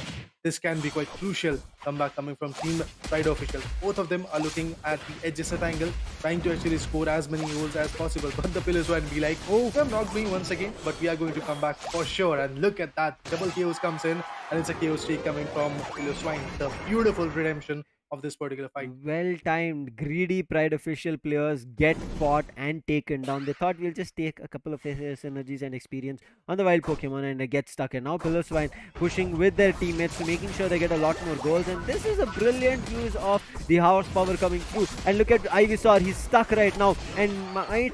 Ghoul will not let him run away. Bacha was there trying to throw down his cotton spurs, but it was not enough at all. In the top, if you want to talk about it, both Ims as well as Ruben are trying to go in for the goal, but finally with a small shield coming through, Pride Officials, Ruben will be allowed to get back, but he's also trying to fight with his wild Pokemon. But in the meantime, the Pokemon which just spawned will be easily taken from Darbari, and SATL quickly concentrating on this Registeel. Foxwild, he is evolved to the Cinderace along with Bacha, but Azumarill will not let them take away that, and Bacha, he might just be KO'd because Cinderace is out, nobody to save him, and a double KO streak again to follow up. Ghoul playing like a monster, like a mammoth right now. Even though they have a mammoth trying to become the mammoth over there, they're like every player needs to step up. Well, definitely. Every player have to actually step up at this point eventually if they want to conquer the fight, conquer the BO5, and eventually move much more up ahead in the leader, in the player, I believe, group standings. So definitely, I believe that impact is coming up. But look at that. The Gyarados comes in. Finally, Might is actually at its peak. And the retaliation coming from Spawner is absolutely amazing. With the Regieleki in the favor, this goal is going to be invincible. Let's see how far they can go ahead and eventually turn down. Look at that. They're not even focusing on the goal. And be like, I'm just going to go and rip apart everybody who's going to come in front of me. Exactly, and they get that goal zone destroyed. Brilliant play coming in from Might, and a brilliant early mime that Tyranitar we are able to see. He also commits his Unite and makes sure that they are unable to hold on the goal zone. And again, right now they're trying to find a couple of KOs, but Tyranitar is still alive, but now they understand it's going to be a tough one. He's getting chased, but the Gardevoir is trying to help, but now he's stuck, but he's still able to find not one, but two. He's going on a third, along with the Azumarill helping out, maybe a fourth coming through, but before that could have happened, they did take him down. Nonetheless, a quick exchange, and it is still SATL reigning on top, grabbing AOS energy after Tyranitar being taken down, not only after getting goals in, and they've jumped 200. Beautiful performance coming from Goal and his teammates. SATL is definitely trying their level best to counter quite a bit. Meanwhile, farming the ace energy is also going to be quite crucial. Let's see how far they can go, how much of an approach they can create on the bottom lane where the Starter trying to gatekeep and move a little bit more ahead. Darbury is very close. He needs to get to the Blastoise, and that's what he's trying to find. Where are the next wild Pokemon? I'm just a couple of experience points away, and I'll be getting into Blastoise very soon. And with this, I would say knockout on the wild Pokemon. The Blastoise is out, and he should also be on the Unite very soon. And now, with 4 Unites available, they should be able to do a lot more damage. It's all about the timing when they use it. They have 4 minutes on the clock as well, and they pushed back the players from Pride officials first before taking the Regice out, and now they're concentrating on it. But what Pride officials are doing is going for a 5-man push here, but it is going to be a 4v5 exchange coming through. There is one that Ruben finds, but immediately gets knocked, and then following up, the Mammoth comes through with a Unite of its own along with Tyranitar, but it looks like it's Tyranitar who is trying to hold it off as his teammates are falling down. Tyranitar does get one. Might is trying as much as possible along with Ghoul helping him out. This Wombo combo is doing a lot in terms of damage, and Azumarill finds the second as well. Bacha is just trying to run, and I think Ghoul is going to be chasing him, but somehow Bacha will be able to survive. And Ghoul, what his only intent right now is to push him back as much as possible as his teammates far away the Regice in their favor. Everybody gets it, and they jump immediately on the top Regieleki. But what is happening is Ruben is taking away the Regieleki. The Mammoth is there to take it out, but Foxwild is also there to help right there Ruben. But right now it is going to be a 2 defender versus 3 attackers trying to fight it out, and Blastoise, he steals it away. Ruben right now, even though he was an all-rounder over there to hold it out along with 2 attackers, he will be finally finished off. But before he goes down, he loses 2 of his attackers and then follows up with his own death. It is SATL now with all aggression and anger taking down Pride officials without even giving them a glimpse of reversal. A beautiful comeback indeed coming from Team SATL. The way they are conquering at this point is absolutely looking strong. 3 goals have been destroyed for Team Pride official. This would have been a match where Pride official would have been giving this space. But let's see what happens after the Rayquaza comes in, because there is a chance, there is still a chance where Team Pride official will be able to give the comeback. And even if they are actually able to give that comeback, Rayquaza is the one asset they don't want to lose for now. Yes, Rayquaza will be super crucial, super duper important, but also when they get the Rayquaza, it is all about the timing. Previously also Pride officials, just because of the timing, they lost, and now you can see what SCTL are doing. They've understood, they've done the heavy lifting early on, and all they have to do is wait it out as much as possible. But might he tried to push up, but he got a glimpse that there should be someone. He gets back to the goal zone. They're trying to hit him with all the things that they can. The pyro balls is coming in, the bullet punches also they're trying to throw, but nothing is working out. But the defender is here, Cinderace. He thought he was alone. He thought the only player was the Tyranitar. They took so much time for the fight, they get taken down. And now with the Ancient, Might is trying to push. With the Ancient, he had a little bit of a speed boost, but it was not enough to take down the all-rounder. With the bullet punch, he tries to run away. And yes, Pride official will survive, but with 10 seconds to go, this SATL side, they are ready to take down the Rayquaza. Oh, the impact is absolutely amazing. Venusaur on the other corner, the petal dance is mesmerizing. Goal, if I talk about that, he is waiting. He's just waiting for that precise moment when he can actually swipe out some good goals. And actually, goaling at this point is going to be a little bit more difficult because they have destroyed the near goal zones. So definitely they have to reach out a little bit more in the enemy territory and then eventually go for the goal. Squirtle on the other corner, if I talk about the goal, everybody is waiting. They're just waiting eagerly for the moment where they might actually bounce back, meanwhile safeguarding their goal zones as well. But if we talk about Theos, well, this Venusaur, the petal dance, it can be quite crucial to see how far they can actually go. Look at that, he timed it correctly. Yeah. SATL are just baiting time out. They're like, we have the advantage. We've already gotten the call. We are on a lead. All we have to do is wait it out, and we have not lost even a single goal zone.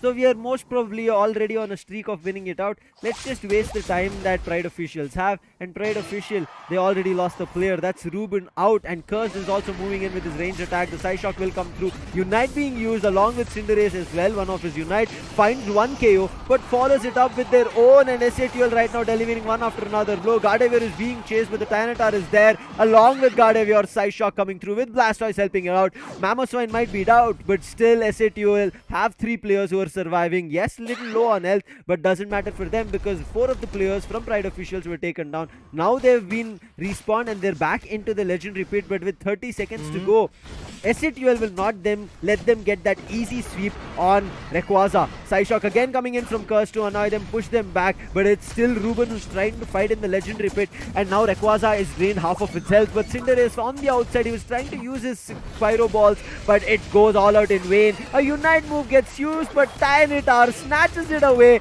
and Ruben, he's Amazing. just now trying to fight on a 1v1 situation, but he'll also Oh, be but knocked gets out, killed. and Venusaur gets eliminated, and it's an easy opening and a clean sweep. There is nothing that Pride Official could do in this entire matchup, even though they thought of, it was all taken down. Amazing. SATUL, they awakened the monsters who they did not have to touch. And now with Uh, them awoken, SATUL, they are reincarnated. an amazing comeback, a strong comeback to be precise. Strong would be an understatement at this point. Yeah, it'll A be an beautiful understatement. beast-like comeback coming from their particular corner. But I love the way in just 5 seconds, in the last 5 seconds, what happened? Tyranitar came back, the Isomeral came back, and eventually all three of them, I guess, three Pokemons from Team Esotel were able to give that goal in the last goal zone, and And 300 points raked up. Yeah. one more thing that SATL did was even when players from Pride Official respawned and came back after losing 4 of them, they Hmm. understood Pride Official will go for a very hectic and a fast Rayquaza fight. What did they do? Hmm. Let's isolate the players. First, they took down the Cinderace. Then they took down one more who was in the Legend Repeat, and all left was Ruben with the Sizer, and he also eventually gets taken down.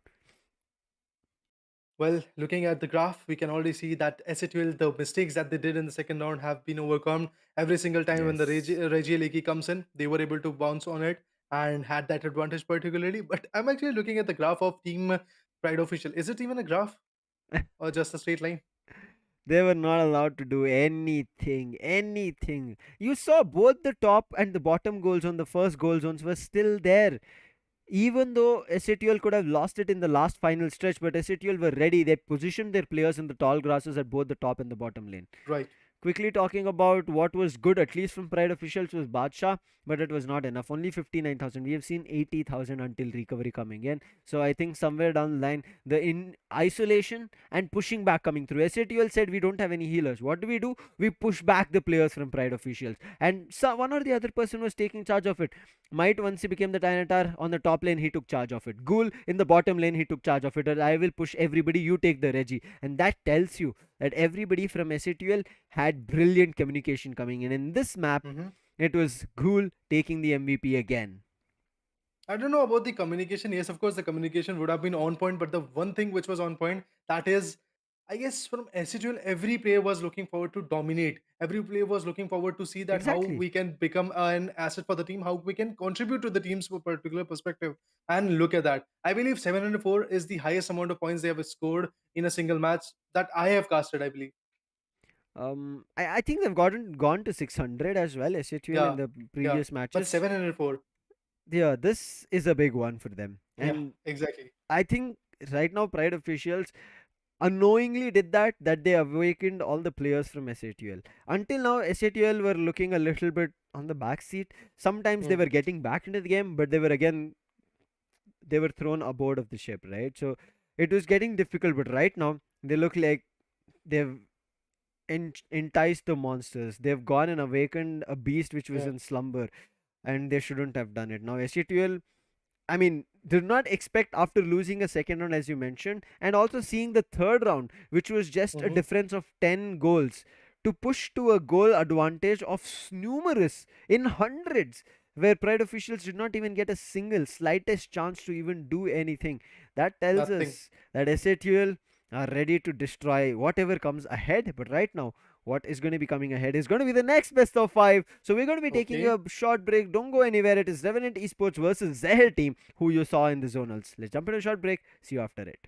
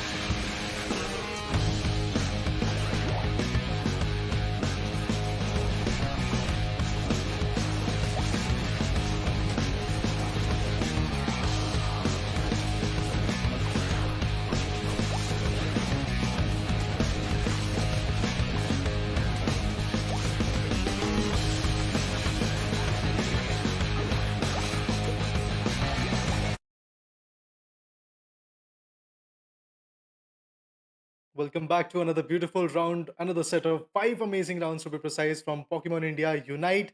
This is going to be India Open 2022, and my name is Rita. Along with me, it's going to be Mridul for this another set of amazing, to be precise, Pokemon battles. So let's see how the battle goes on. Let's see how the fights are going to be there. And this one is going to start off with Revenant, and in front of them is going to be another set of beautiful team, which is coming from the zonal finals. Well, yes, exactly. This is going to be ZEHER team going against Revenant Esports. Definitely, yesterday we saw how Revenant had a massive and a humongous win against their opponents. It was a 3-0, nothing left for their opponent, and actually, it was a great win for them. But then again, they have another set of team, another set of competitiveness and Raider. And as we saw, SATUL winning it for a 3-1 against their opponent. Definitely, it was a great win. And now we are up for some five more good rounds. Again, I hope so. They are going to be five more good rounds because, again, we know how Revenant is so damaging on their opponents. Always and always, getting those wins and, taking it easy. Two matches they have played till now, as far as I know about the whole standings, and they have won their two matches. Talking about today, the match schedule is like this. Team SETUL against Pride Officials, a 3-1 victory for SETUL. Then you talk about Revenant against ZEHER team. Yes, this is the match that we're going to see, and that too, accurate on time. Well, the third match is going to be CHEMIN Esports going against Hyderabad Hydras on 9 p.m. Well, the lineups are going to be the same. And as we know, Crowley. Well, what is Crowley having today with himself? Because yesterday he was unstoppable. To talk about ZEHER team, you have Saiti, Chabdika, Zen, Mutinant, and Emperor. Sorry, guys, if by any reason I'm wrong with the names, but then again, these are the five names, quite unique names, and definitely with some unique abilities, they would be landing right in the arena. Well, definitely. Coming from Revenant, it's going to be Blizzard, Crowley, Nova, Swifty, and Z-Sol coming up. So definitely Mm-hmm. Z-Sol is one of those amazing players from Team Revenant, which can Correct. easily turn the tides in his favor. So moving up ahead, we have to look into the ban phase and the epic phase, which will showcase us that which are the two Pokemons which are going to get banned and five getting chosen. But before that, it's a head-to-head between Revenant's Crowley and Zeti's, or should I say Zehir team's Chaprika. So if Yeah. I talk about the rounds that they played, that's absolutely amazing. Look at that. Chaprika and his teammates have played 15 rounds. If we talk about the head-to-head, in the head-to-head particularly, the knockouts are also looking a little bit more decent for Chaprika. Same goes for the amount of assists. But when it comes to the damages, that is where I guess Evidence Cowley is going to have the upper hand. On the other corner, when it comes to the goals, Chaprika once again wins it. Well, yes, exactly. To talk about the head-to-head, definitely I was expecting a Crowley coming into the play, but then again the rounds played is more for the team. They have played some more games, so definitely they have you know a kind of opportunity where they have the experience in this set of tournament where one of the games are more, they have played some more games, but then again Zeher team knows that if more games for them are finished, they are looking in a bad state. And could have been that they have played only like two or three matches, but then Revenant finished their two games in only and only 7 rounds. So you know how much damaging Team Revenant can be. One for a 3-1 and one for a 3-0. To talk about the first game for the day for match 2, it's going to be Revenant against Zeher team, and the ban phase is live in front of us. Well, definitely the impact is about to be there. In the ban phase, we have to look into that which are the two Pokemons going to get banned from each team. And if we talk about Revenant precisely, I'm looking forward to see which particular Pokemon they're going to ban for Team Zehir team, because definitely I guess this could be one of those amazing battle where things might change quite a bit. Snorlax coming from Team Revenant's corner and Mime getting banned for Team Zehir team. That's absolutely amazing. Blizzard is going to be the one who's going to choose the first Pokemon for the team. It could be Dodrio. And yes, of course, the nail in the coffin is going to be there. Dodrio, the Speed Cell comes in from AGK's Emperor. That means their team's Emperor. I believe it could be Venusaur. And for Zen, let's see what could be the Pokemon of choice. That is Mamoswine precisely. Venusaur comes in for Emperor. Now moving far ahead, if we talk about Swifty and Nova, both of them are also waiting their sweet time, and eventually I guess Eldegoss could come in for Swifty. And yes, final confirmation comes in from Swifty's corner that Eldegoss is the Pokemon he's going to use. But Nova, which is the right Pokemon, that could be Sizer, it could be Azumarill, is playing with our minds, but Izumoral could be the one getting confirmed. Exactly, and right now in the pick phase, even these guys going for the picks and actually choosing picks for themselves. But then again, you have the preparation phase where the Pokemons might be swapped. So definitely, you seeing this like like if you talk about Swifty going for Eldigos might be then that another player actually talks about Eldigos that I would be playing it this time, and then it would be a swap. An Absol, okay, not an Absol. Some choices being made between Gardevoir, Absol, and Mew, but then Mew has been chosen, and a Blastoise. Well, again, Blastoise is that Pokemon Raider. We see it a lot, but not actually a lot, because sometimes it's present, sometimes it's not. On the other side, you have an Alolan Ninetales, a Lucario, Blissey, Venusaur, and a Mamoswine. So yeah, definitely. Now the final preparations will begin. The Pokemons might be swapped or not. That is going to be a chance. Yes, as we see that Zen picks up a Blissey, and then the Mamoswine gets transferred to Mutinent.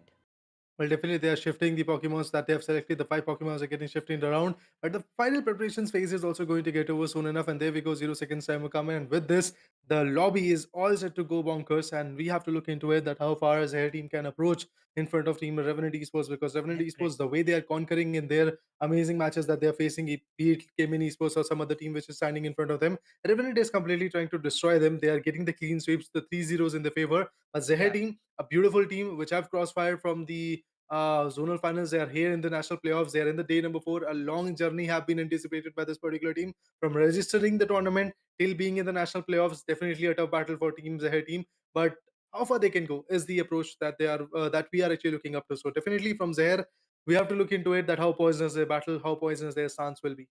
Definitely the approaches are to be the things actually need to be talked about, because right now there's nothing like a right approach or a wrong approach. It's all about the different sort of approaches you're going for and how exactly it lands against the set of Pokemons your opponent has. Because definitely whenever you're going for those choices, you have to look around what your opponent has. But if you talk about Revenant Esports, it's all in for them. They know how exactly they're going about it, and they know what they're actually going to do. And as soon as we start with the game, the farming already starts, and we are into the game number 1. Revenant trying to be aggressive as Umral goes in, tries to actually farm and eventually going to dunk down the 4 goals. That's absolutely amazing. Revenant is starting it off on the other corner for talk about the Lucario, who is also going to do the same.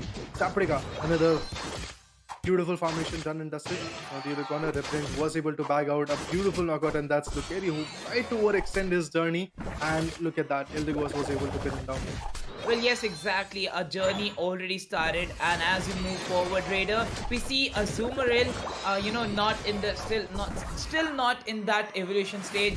We are still on the bottom stage. But then you talk about the side of ZEHER team, so it's being done, a fight already beginning on the top lane. Yes, that's a top lane fight where at this moment, we still need to be back. For now, as we see that the very given moment where Revenant Esports is, they're going for more goals, and even if Pokemons are, up front, we are going to see them, but still, the scores will be added, and a total of 56 already there before we are done with the first stretch. Amazing stance coming from Team Revenant Esports. They are having the lead of 53 points in their favor. Let's see how far they can actually reach. Or Revenant, I mean, this team is quite aggressive in their kind of, let's say, stance. But that Chansey trying to actually favor out and get the farming point in their favor. And definitely that's what happened on the other corner. Okay, this particular Azumarill is basically like, how could he actually farm my Pokemon? I'm going to crush you down. He was trying his level best to go and do that kind of perspective, but on the other corner, the Mutinant, the Piloswine, is also waiting for the right moment to strike out. Ninetales on the other corner is also there farming, and if we talk about the Eldegoss, it might get connected. Well, of course, the connections are coming up. Eldegoss is not looking that great, but still tries a level best to survive. Let's see how far they can go with the survival stakes. On the other corner, Mew comes in. The Solar Beam could actually come in, but yes, the attack was there, although the damage was not that on point.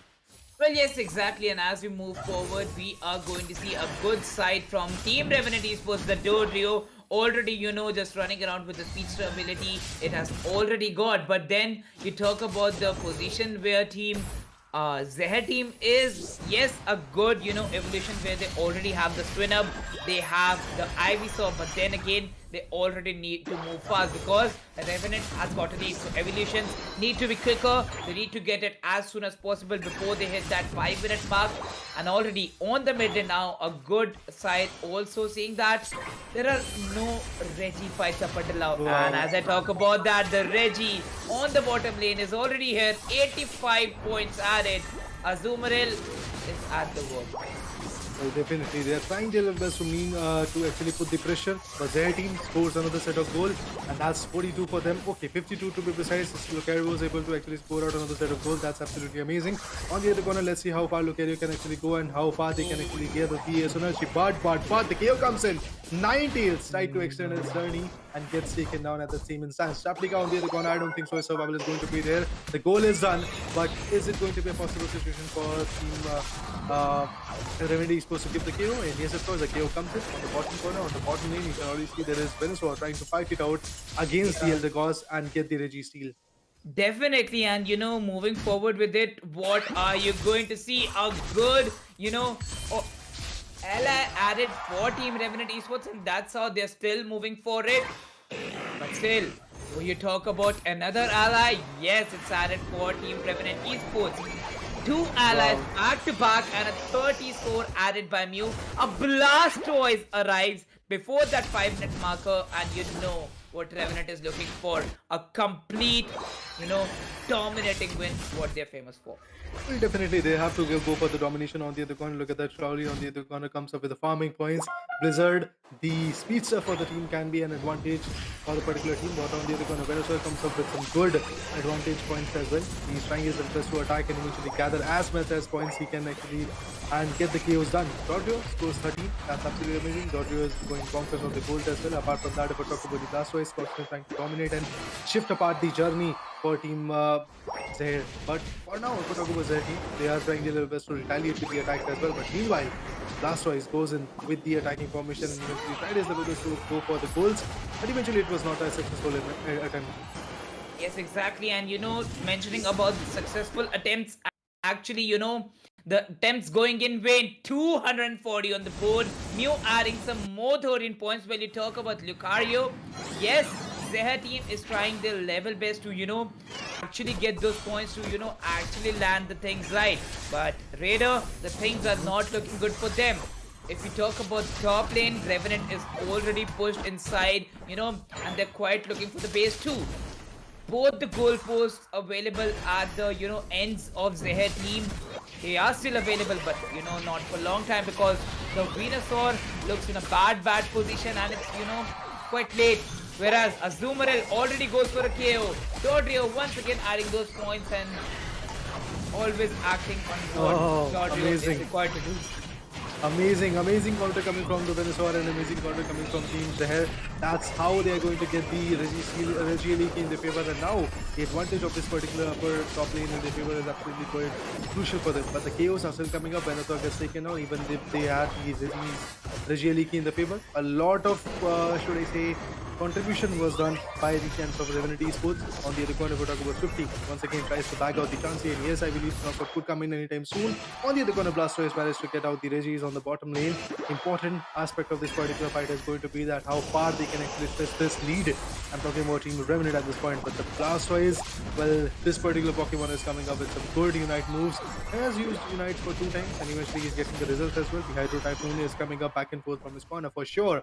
On the other corner, let's see how his Surf can manipulate and maneuver the fights in the favor of Team Revenant. Well, yes, exactly. Also moving forward with 268 on the board for Team Revenant Esports. Again, to talk about ZEHER team, they're quite viable and looking strong on the bottom lane end. But then, if you talk about the top lane, Azumarill has already pushed in, and actually, if you talk about Dodrio and Mew, the bottom lane is also looking secure for them. They know that they've already pushed back, and if by any chance Revenant Esports actually allows Team ZEHER team to actually go for the mid lane, then it would be easier for them to get those goals secured on the bottom lane. So for sure, you have to look into it at how possible this aspect is going to be there. From Revenant, a lot of solar beams are coming up, but from Emperor, the answer is the Petal Dance, and the Petal Dance is definitely working for this guy.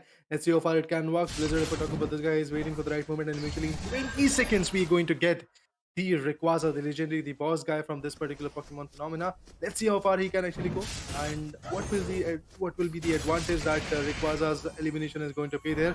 Because quite a few times we have seen, even if you get the Rayquaza, you are not able to secure the goal zones because the defending team is so on par in terms of their defense that they are able to knock out you before even you actually are able to reach out to their goal zones. Yes, exactly. Also looking forward to the fights coming in from both these sides. Yes, some more moves coming into play, and as we move forward, Revenant Esports already having 268 points, and the Unite moves also coming up into the play. Raider, we see how with the Rayquaza is still denied, not coming into the action. The players are all busy with the plays that they have. Sent back, ZEHER team has Now already, it will come. has already been into the base hand. It's looking like a surrender for ZEHER team right now. Even if ZEHER team would like to arrive, Amazing. Rayquaza has already went into the favor. Azumarill, not a steal, but a single-handed Rayquaza defeat. I must say, with that the goalposts are empty. A bashing win. What Revenant was actually famous for. I would like to repeat my lines later. Hate me for it, love me for it. I know Revenant is going to do. Well, definitely Revenant is going to win this one, but let's see how far of a buffer they can actually build at this point. 732 points coming from the corner, but look at that, 50 more seconds to go. So definitely there is a scope where Revenant is once again going to farm and maybe put down another 100 set of score. So definitely I'm looking forward to see how far Revenant can actually go. But on the other corner, Team ZEHER is basically like, well, let them put the goals. We are also going to put the goals. On the, I believe, bottom lane, you can only check out that there are some goals coming up, but definitely not going to help them a lot. Push is once again coming up. This guy, particularly Zsol, he's constantly trying his level best to establish the dominance that this guy can actually come up with. The Petal Dance coming in, definitely, once again, the advantage might have come in, but Eldegoss was able to take one down. Another KO comes in, and Eldegoss comes up with the KO streak too. But if I talk about Revenant Esports, 760 points coming from the corner, they are looking forward to put on more and more. On the other corner, Ninetales of ZEHER team manages to bag out another goal zone in their favor, but it's a little bit too late to be precise for them. And I believe close to 800 score is what Revenant has built in this particular scenario, and definitely from the scratch till these kind of incline, Revenant Esports is looking forward to have this kind of domination in the next upcoming 2 rounds as well. And if they have this kind of domination in the next upcoming rounds, that will seal the deal for Revenant Esports, and that will move Revenant Esports in the next phase. Well, yes, definitely. A great win and a massive win for Team Revenant Esports. 832 on the chart against a 210 of Team ZEHER team. And actually, it could have been lesser, but then in the end, you saw a plus 68. 68 points being added by the side of Ninetales. So definitely a good move by the side of ZEHER team, but definitely they have fallen short by 600 points. So Raider, it's a big lead victory where two of their Pokemons, Blizzard and Crowley, 200 plus, goal post secured, and actually first time, uh, hold my cup. Amazing performance indeed. That's what we want to actually talk about at this point. If I talk about Team Revenant Esports, at the 8 minute marker, they were having 268 points, and at the 8.5 minute marker, they still had 268 points. But what happens after that? At the 9 minute marker, close to that, Team Revenant was able to clutch out the Rayquaza because they were able to take down quite a few knockouts, and eventually Team ZEHER was totally pushed in their kind of, let's say, spawn region because everybody was knocked out, and that gave a huge buffer to Team Revenant, and there was nobody to contest in that buffer. And in just a span of, like, let's say, 5 to 10 seconds, Revenant was able to catch up and put all the unites, put all the basic moves that they had, and maneuver the Rayquaza in their favor. And after that, having the advantage for 30 seconds, they were able to bag out close to, I believe, 600 points in that time period. Well, yes, exactly. To be honest, in the very end stage, when it was around 200 to 300 points for Team Revenant Esports, they got the Rayquaza and they were able to bag out around 500 plus points. Yes, Raider, you're quite Mm. accurate about that because, after they got that Rayquaza, it was like they already got those, 200 plus pointers for them. And then each and every Pokemon actually landing right on all the shells. Swifty is going to be the deserving one for the side of Team Revenant. And you know why? Not because he has the highest number of goals. No, no, no, no, no, no. The assists are always and always important. The damage won't matter. The goal points won't matter. The assists and your MVP points. How throughout the game, Swifty actually helped out with that Eldegoss mattered for the team. Definitely, it does. It is actually going to matter quite a bit, and the way I believe Team Revenant performed, there was a synergy, there was the carnage, there was the pressure that they were trying to perform, and eventually that pressure worked out quite well for Team Revenant. But moving up ahead, we have to see that how ZEHER is going to answer, because that's how Team SATUL was also trying to perform in terms of Pride Official. In the starting match, in the first match, they had the buffer. They were actually able to secure around 632 points in their favor, and after that, what happens in the second round? There was a huge ruckus coming from Pride Official. So that's exactly what I'm expecting from ZEHER as well. That there should be a comeback in the next one. It should not be a clean swipe, because that is both of that is actually going to come up with a dual effect on the particular team of ZEHER, because that will put up the pressure that they have to win another round, and another victory should be there for them. Otherwise, they're going to get disqualified, or should I say, will not be able to reach in the top 8 areas where the prize pool is getting distributed. Apart from that, their motivation is going to lag behind if the 3-0 comes in. Yes, exactly. Right now, if we talk about Team Revenant Esports, till the very fourth minute marker, you can see that they're only around 300. They are just about to touch 300, but then they got two Regis back to back, Raider. So Right. it started from that. They got one Regi at the bottom lane, they got another Regi at the top lane. It started when the Regi came at the 7th minute. Like for the 3 minutes from 7 till 4, they were fighting for Regis, got all the Regis in their hand. One of the Regis did favor ZEHER team, but then it was not viable, right? And till the very last 1 minute 30 seconds, when Rayquaza was not taken from 268 to 832 by a single Rayquaza, Revenant Esports was actually holding not their base, but actually the base of ZEHER team. A beautiful instance coming up at that 1 minute and 20 seconds marker, the last 1 minute and 20 seconds marker. Rikuasa got in the favor of Team Revenant, and after that, they were unstoppable. Look at that. Mamoso and tried his level best to put that stop and put the rampage to an end, but eventually it was not possible. Eldegoss on the other corner against the 2 KO streak, and with that, once again, they kind of carnage set forth. Moving up ahead, I would love to see what happens in the next few rounds, precisely because ZEHER, they might actually give that strong comeback which we are expecting, or they might go down to the rust just like CHEMIN did yesterday. So let's see how far they can actually do, and let's see how many points they can actually build. So definitely there is an anticipation from Revenant Esports that they will once again maintain their glory that they were actually having. That they played 2 matches, they won the 2 matches, and they were quite strong. Well, they are not having more points than God's Reign at this moment, because God's Reign is the team which is having 830 average goals, but they have played only 2 matches and they have won the 2 matches. So definitely God's Reign from Group B is actually a top. But at the second position from Group B standings, it is Revenant Esports. But with this victory, with this best of 5 going in the favor, definitely I believe the situation for God's Reign is going to tumble down and they might actually come to the second position. But the average goals for God's Reign is absolutely amazing. And when it comes to Revenant Esports, they were having somewhere around 500. But with this kind of consistency, where in every match, if they are able to secure 800 plus points, I believe Revenant could be another team which might actually give a strong competition, because I'm actually talking about the larger picture, the champion of this India Open 2022, because we have to talk about that as well.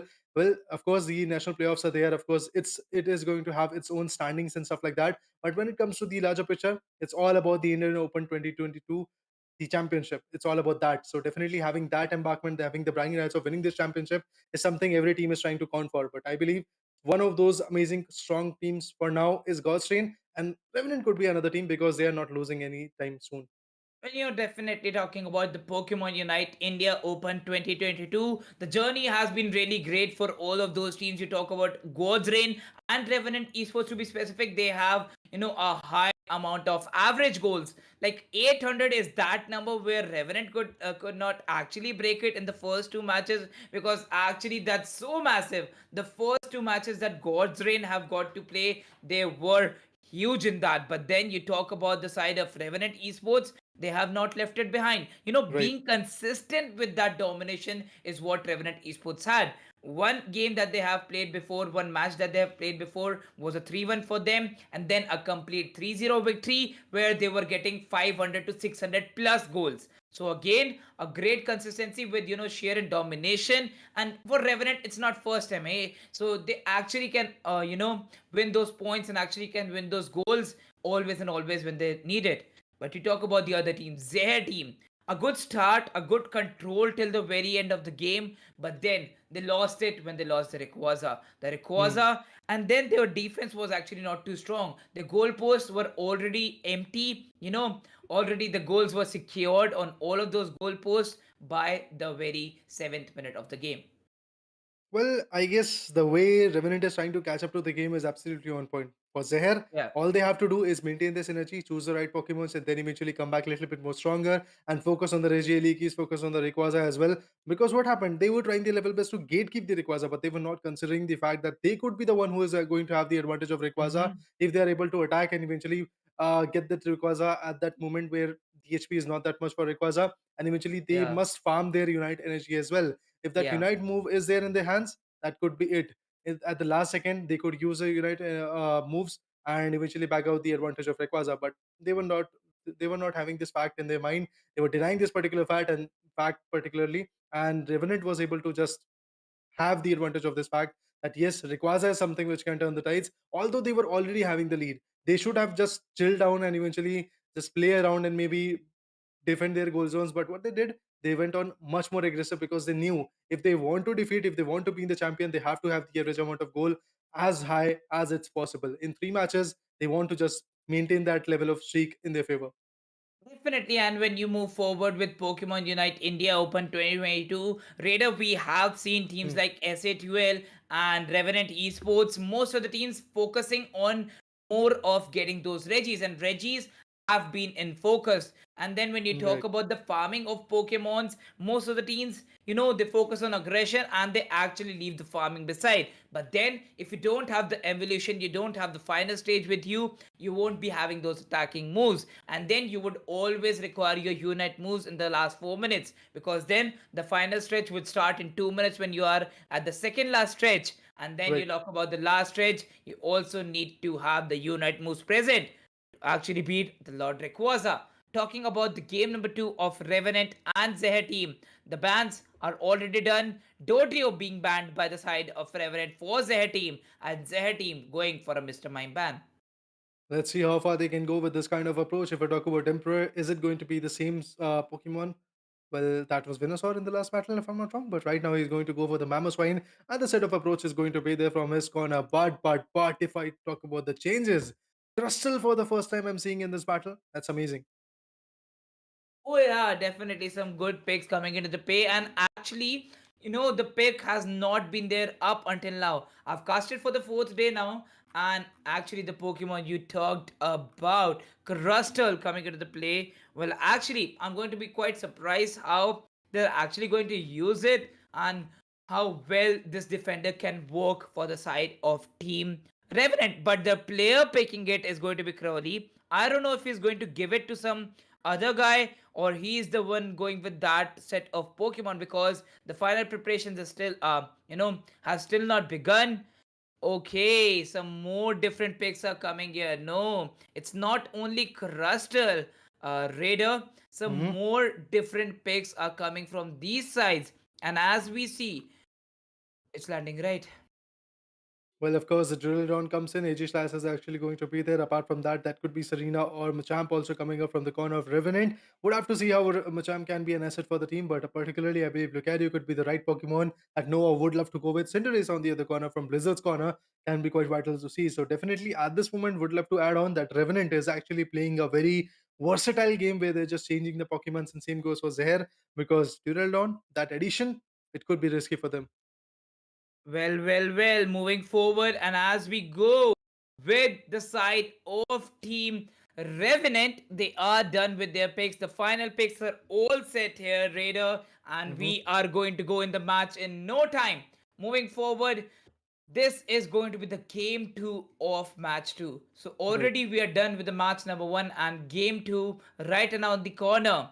Some different picks came into the play. We saw how Revenant actually are going to choose Crustle, and Cinderace I saw. So different set of Pokemons are coming into play. Well, definitely these different set of Pokemons can be even advantageous, or it could be quite risky for this team particularly to use. So definitely would have to see how Duraludon or Crustle, whichever the Pokemons they are actually going to go for, is going to help them, because the Unites move are absolutely amazing. Be it the Fury Cutter or the Stealth Rock, if I talk about the Crustle to be precise, definitely this defender can be quite crucial for this particular team. But when it comes to, I believe, AJ Slash, the all rounder, again an asset for the team, but it all depends on how you are able to explore the meta and eventually exploit it in terms of your advantage. So we have to look into that fact as well, that is it possible for Team Zehir to shift around with this kind of consistency when it comes to Duradon, and when it comes to Revenant, how can they use Aegislash and Pokemon like that at their peak advantage? Yes, right now talking about Team Revenant Esports and ZEHER team. It's another start, and where you see Revenant Esports actually looking forward to the fight. Lucario coming into the play, already the start with Mhm. the trades of the wild Pokemons. They have the farming Pokemons ready. Already a first goal secured. So Lucario, the rules coming back into play. Lucario is looking good with the power. And 5 more goals added by the side of Team Revenant Esports. But then on the other side, you see that some goals might be added by ZEHER team. And yes, it's Scyther for ZEHER team actually adding the first 13 goal points. Well, indeed, moving forward, let's see how far they can go and eventually what kind of, I guess, impact is going to be there. Revenant, for now, 22 points from the corners. Their team only 13, lacking behind is going to be the case for this particular team. But I believe there is a hope that this team will be able to rise back to it. There's a help for them. The contribution for the particular team is going to be quite amazing to watch. 30 on the other corner manages to bag out some synergy, but once again he's going to level up, and look at that, the Sizer comes in. Finally, I guess that advantage that we are actually looking up to could actually come in. But on the other corner, Cinderace on the back corner goes from the mid lane to the bottom lane. He's trying his level best to find its way. If it goes 50, that Snorlax gets attacked with the Well. Some attacks also landing right for the side of Team Revenant Esports. But this time, ZEHER team is also looking strong.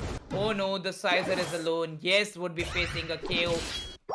Like all-rounder, Lucario is present at the battle. You went to the base, and actually it was too early to be present at the defeating side. When you talk about Crystal, it's still not evoluted. We are still going to talk about at what stage it is. Yes, okay, the Crystal is going to be back in no time, but yes, the Dwebble is now already a Crystal. You talk about the other side, Gardevoir is also there, but then not on the stage. Well, moving up high, definitely a beautiful competition is bound to happen. If we talk about the Sizer, the HP is not looking that great. The KO could come in, and look at you managed to bag him out. Amazing KOs are coming up. Let's see how far they can actually reach out with this kind of consistency. If I talk about Revenant Esports, looking a little bit more strong, and the goals are coming up. Duradon on the other corner is trying his level best to be a little bit more aggressive. So definitely the approach is something I'm actually looking forward to see, that how far they can approach with this kind of performance. But when it comes to the Crystal, the form is getting here. Well, exactly, and now with the Crystal, the abilities are also going to be strong by this very Pokemon. Definitely a set of, great defending ability, and with great endurance, Crystal can take a lot of damage. Actually providing a lot of damage for Team Revenant Esports, and Revenant Esports taking this risk because they know whatever lineup they go with, they are already ready with their strategies. And ZEHER team trying their level best to actually fight. Straight up for now is Pillow Swine, adding some points, adding to the ability, but still, not to the evaluated stage. 158 already from the side of Revenant, and they're coming for those evolutions. They might be at the final stage for now. The Regieleki might come for the side of ZEHER team, but no, Lucario takes down the only Pokemon there. AG Slash not in the final stage for now, but actually gets back to the base. Well, moving up, if we talk about the advances coming up from Revenant Esports, a straight up domination to be precise. Once again, the GLAK is trying his level best to go ahead and support the team Revenant. And look at that, Revenant Esports is just trying to bomb out the goals. And look at that, Aegislash comes up with the +2, and Sonic on the other corner comes up with another +1. And if we talk about Lucario, one of the plus advantage coming from its corner. Cinderace manages to bag out +5 points from their corner as well. And now Revenant has to fall back, because if I talk about the particular team of ZEHER, they are just trying to be a little bit more chaotic. But meanwhile, Crawley, let's see how far he can go. Well, to talk about the Crawley again is going to be that very single guy who has been dominant whenever you talk about the goalpost. But then again, not the MVP every time. He knows what what Pokemon he picks. Even after being the defender, how much aggressive this defending Pokemon is going to be. Well, goes back to the base again. Again, stays behind all of those Pokemons. Where Snorlax is actually trying to take the lead. With that, an AG Slash once again getting that KO, and now 268 points are on the board. Raider, as you see, that Serena is going to be here in no time right now. Yes, Gardevoir right now present with full power. The final evolution is already here, and look at that, Revenant Esports before even Regias did not even spawn, and Aegislash, it's done. Woo! Amazing, amazing performance coming from both of the teams. But if we talk about the goal zones, it's not looking that strong for Team ZEHER because they've lost two good goal zones, and on the other hand, 36 Chaos Energy getting dumped. Look at that beautiful set of contribution coming from this particular guy. But the Juraludon with those amazing Unite moves is just trying to be chaotic, gets the crystal down to dust, and on the other corner, Revenant Esports, they are just trying their level best to give the counters. Can it be a possible move? Well, definitely the KOs are coming up. For sure, the attacking formation is coming up, but the KO once again comes in. Another beautiful KO. A Snorlax back and forth, giving the shattering kind of, let's say, dominance. Definitely, and right now, moving forward with all the power that they have had till now, it's 324 for Revenant, right? And only 148. But then ZEHER team actually, making that comeback. But Blood has still not arrived. Another Reggie coming into the act for Revenant Esports. The allies, I think for Revenant, are the 5 players, coming short?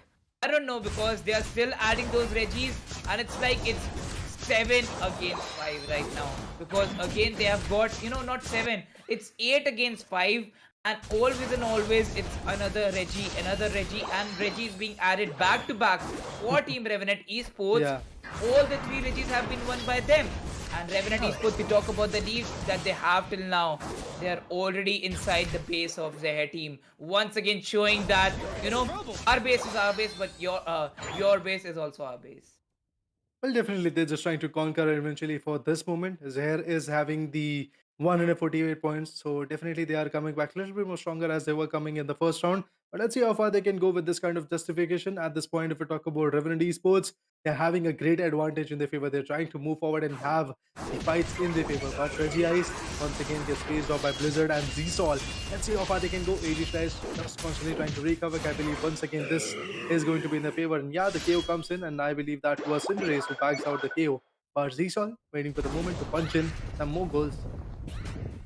Actually going with the strategy now that Revenant Esports have got. They know that even if they're going, for different set of Pokemons, the strategy would come up for them. At last, they have a Mamoswine coming into the play. So definitely a Mamoswine would matter for Team ZEHER team, but then a KO streak coming up both side of Revenant Esports.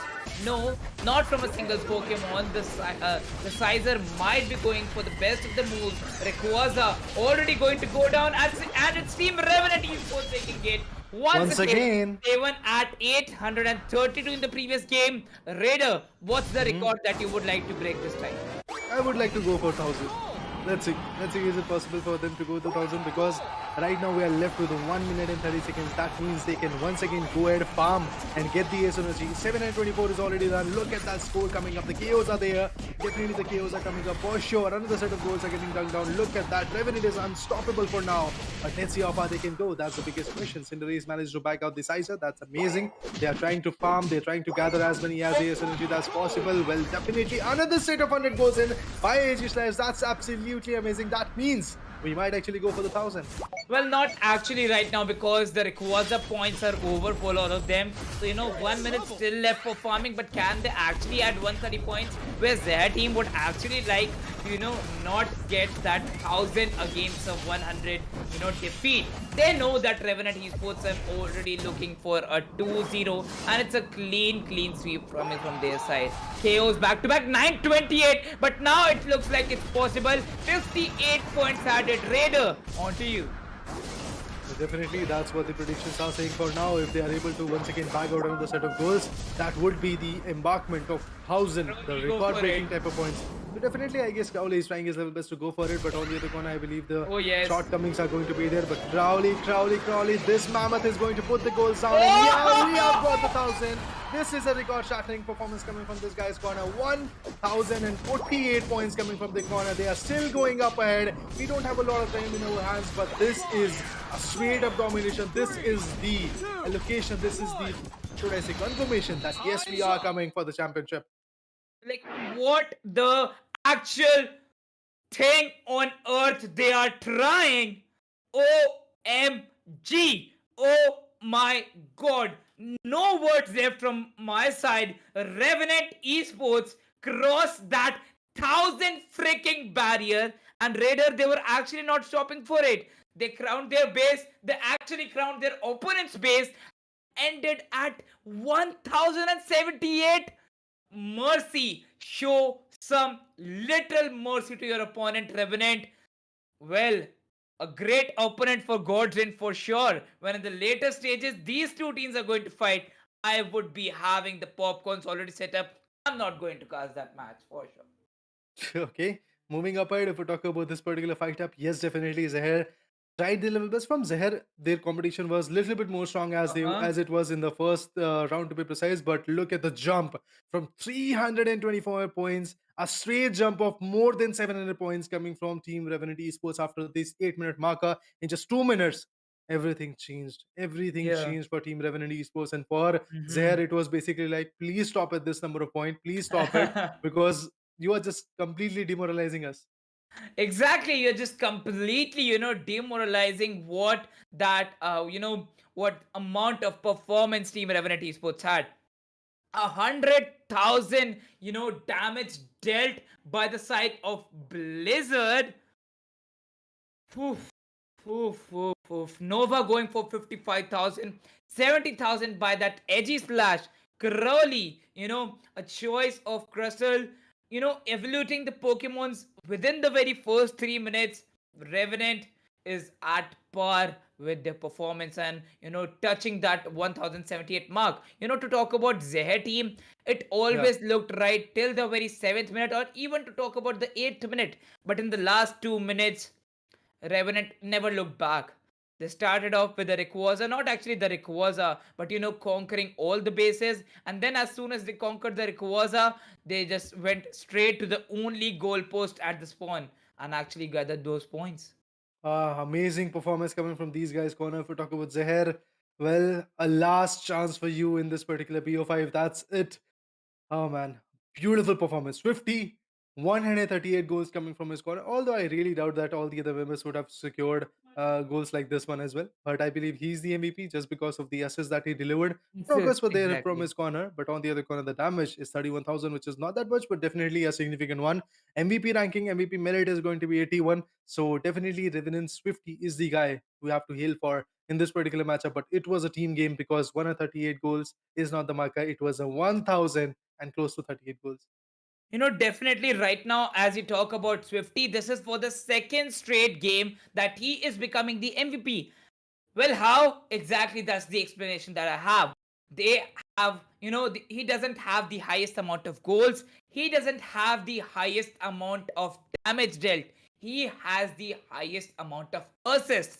How much of importance you play for the team. Raider, around the very first 3 minutes, I discussed about Snorlax, how actually Mhm. Snorlax is Yeah. always ready for the battles, not having the mobility, but being that Pokemon, being actually available for your team, and stopping opponents from getting in. Snorlax as a perfect defender, Swifty as a perfect defender was behind and was up front.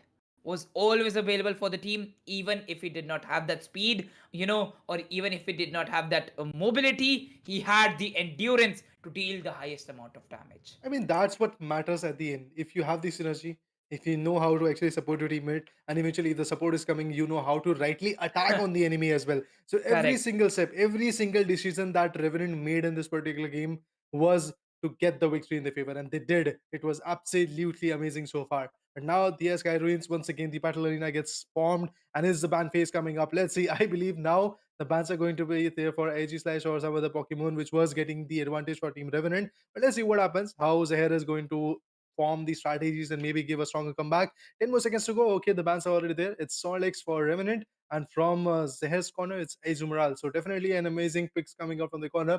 Meanwhile, if we talk about Swifty, let's see which Pokemon is going to be the choice. That could be Mime, or some mind games are going to be there. Well, definitely, Dodrio comes in, gets selected, and now it's Zen with the Blissey, I believe. And let's see, yes, it gets confirmed. On the other corner, Mutinant, we are still waiting for this guy. Let's see which Pokemon is going to be the one getting chosen by this particular uh, controller, or should I say the player. Mutinant comes up with a Mime.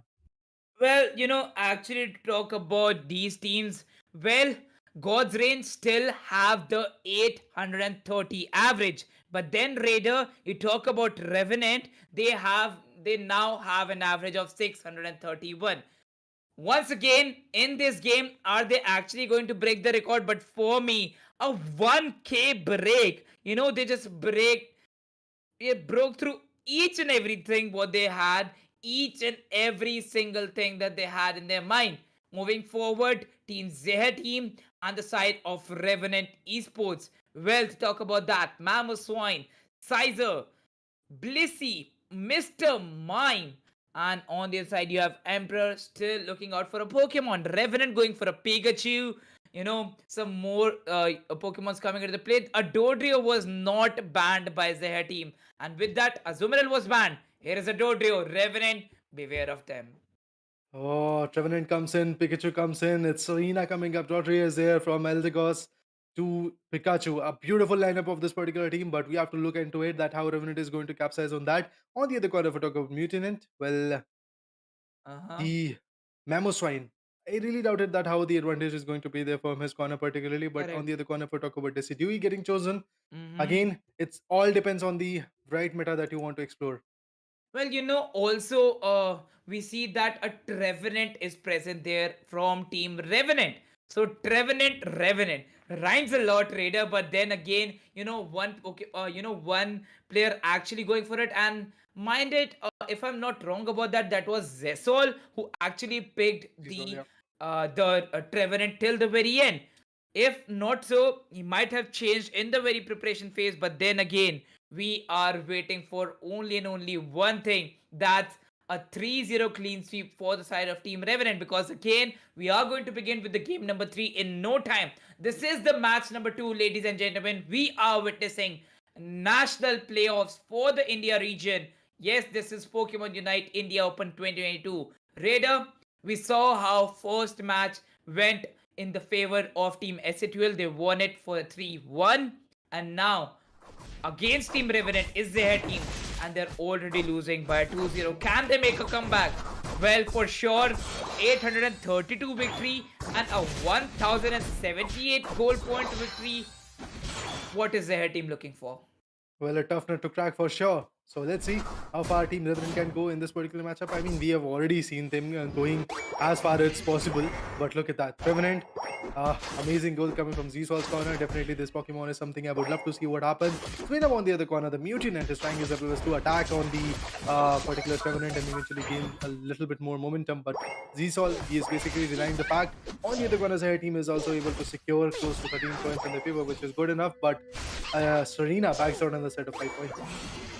Yes, exactly. And now moving forward with this, now exactly looking forward to how Revenant Esports is looking with their performance. 23 points for their side, and actually for the very first stretch, Revenant has already begun with their sides. Not actually up with the final evolution stages, but Revenant once again with the aggression. Who will stop them? Well, they're looking forward to stop quite a few performances at this moment. Decidio away the corner is also waiting. Pikachu, if I talk about that guy, let's see how his lighting is going to improve the performance. On the other corner, Revenant with that speed, sir, is constantly banging out quite a few goals. Eldegoss backs out another set of 11 points. On the other corner, Zed also gathers quite a few points. Serena gets involved a little bit more. She's trying her level best to gain as many points as possible. Blizzard on the other corner, oh, that Eos energy gets in the favor of Zen, and now Chansey comes in. Well. Right now, looking forward to how 25 points Team ZEHER team has, and on the other side, 83 for Revenant Esports, more 15 added, and now they have 98 points. Well, in the very first few minutes, they are here with a century. Amazing performance from Team Revenant. Zsol moves in, moves front, little bit sneaky to be precise, but still gains a lot of momentum in the fights, and eventually he's trying his best to be a bit more chaotic. That Phantom is actually within the Revenant for now. But let's see how far they can go with this kind of anticipation. Decidueye also comes in, the arrow attacks are also coming up. Pikachu on the other corner, a squishy Pokemon for them, but this attacker can turn the rights. This attacker can turn the rights, but then again, moving forward with the side of Team Revenant Esports. Dodrio, boom, boom, boom. The speedster is going for it once again. You see how Dodrio is performing, always roaming around the whole map. Getting more set of points, it's 148. Mr. Mime actually with the screens coming into the power, but then 10 more seconds and Revenant is looking for that Reggie for sure. Well, for sure, the impact will be there. For sure, the aggression is there. ZEHER, 69 points coming from the corner, but the Decidueye gets taken down by Revenant. That's absolutely important. That's an impactful fight coming from the corner. Revenant, 180 points. Same goes for ZEHER. They're also catching up to the fight, but this Pillar Swine tries to actually score. But let's see how far they can go. On the other corner, their verge of attack are coming up. Revenant manages to back out on the beautiful set of damage. So let's see how the games are actually going to go on. Right now, also looking forward with Team Revenant, 198, 9 points for them. So now they're looking for a double century. Well, again, I'm going to talk about this because they were there at 1,000 points at the end of game 2. Why I'm talking about the scoreboard actually because Revenant is focusing towards it, but then ZEHER team, as soon as they were coming back, Revenant takes a lead and straight forward 254 on the chart.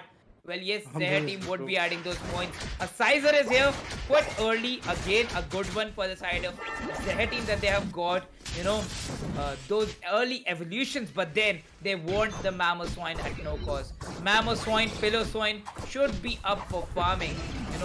Not actually looking towards the other Pokemon. What an impact for sure. The aggression is absolutely lovely. Zsol backs out another beautiful takedown coming up. This Revenant is being very chaotic. I was doubting the fact that this guy is coming up with a Revenant, how far the advantage could be there. But look at him. Even if he has got 2 AS energy, he's actually coming up with the picks. He's actually coming up with the energy. On the other corner, the supporter Eldricos manages to actually give the little bit of a support that was required on that corner. If we talk about the score of Revenant, already having the 2-0 in the favor, this is the third round there where they are finding levels to bag out. In the first one, they had 835. In the second one, they had 1,000 plus points. Now I believe they are looking forward to go ahead for 1,200. Maybe there is a possibility, but the Unites from Serena are coming up. Definitely the KOs was not there, but if we talk about the KO comes in from Dodrio's corner. Yes, exactly, and now you have 333 Dodrio with a 3 KO streak. Pikachu also assisting that, the knockout of the other Pokemon, and then with that goes back to the base. It's 333 on the chart. 9 pointers being added by Dodrio, back-to-back additions. With that mobility once again landing right for the side of Team Revenant Esports. This time, even before the last minute, right? Raider, as we remember, it was 268 for Revenant Esports at that 1 minute and 20-second marker where they got the Rayquaza. Rayquaza is still not here. They're at 340. Are we looking for 1,200 or 1,200 plus? Yeah, there is a possibility of that.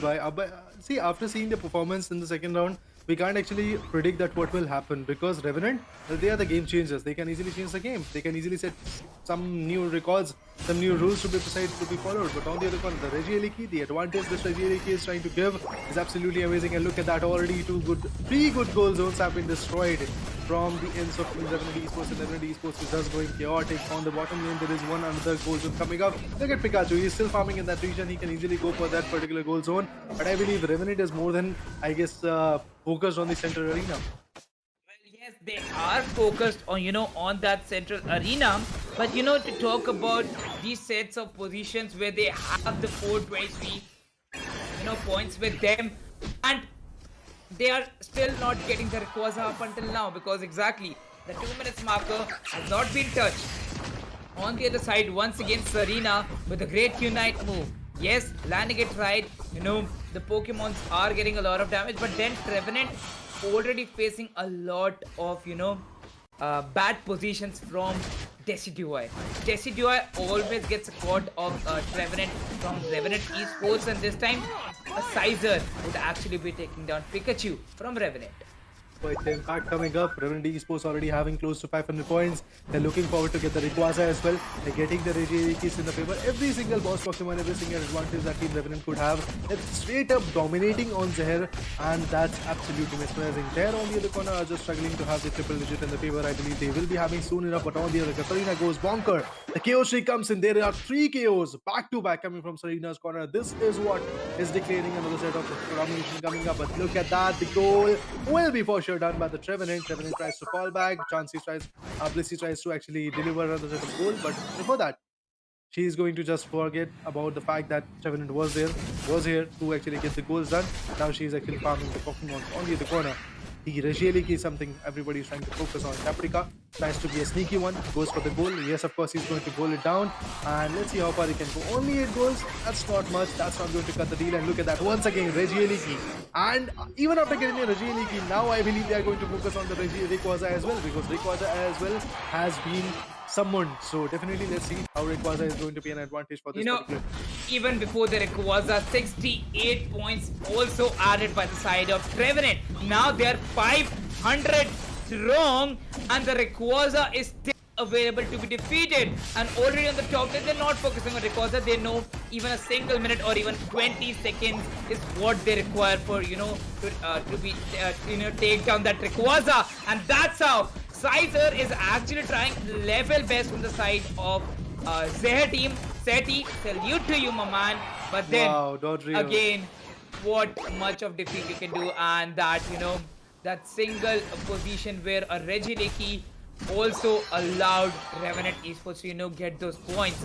Now, they would be focusing on Rayquaza, 693. They are going for 1500. I am making that statement. If they are getting that Rayquaza, for sure, it's going to be 1,000 plus. Well, that's the thing, Mridul. At this point, they are not going to get the Rayquaza because 40 seconds more to go, and everybody Go is ahead, bro. focusing on the goal zone. So definitely, I believe they're winning by the ends of having the goal zone in their favor. But now it's Revenant once again going bonkers on the Rayquaza. Let's see. Even if I believe at this point ZEHER team gets the advantage, I don't think so. They will be able to pour down more than 600 goals and eventually get the advantage in the favor. Look at that. Dodrio once again steals it.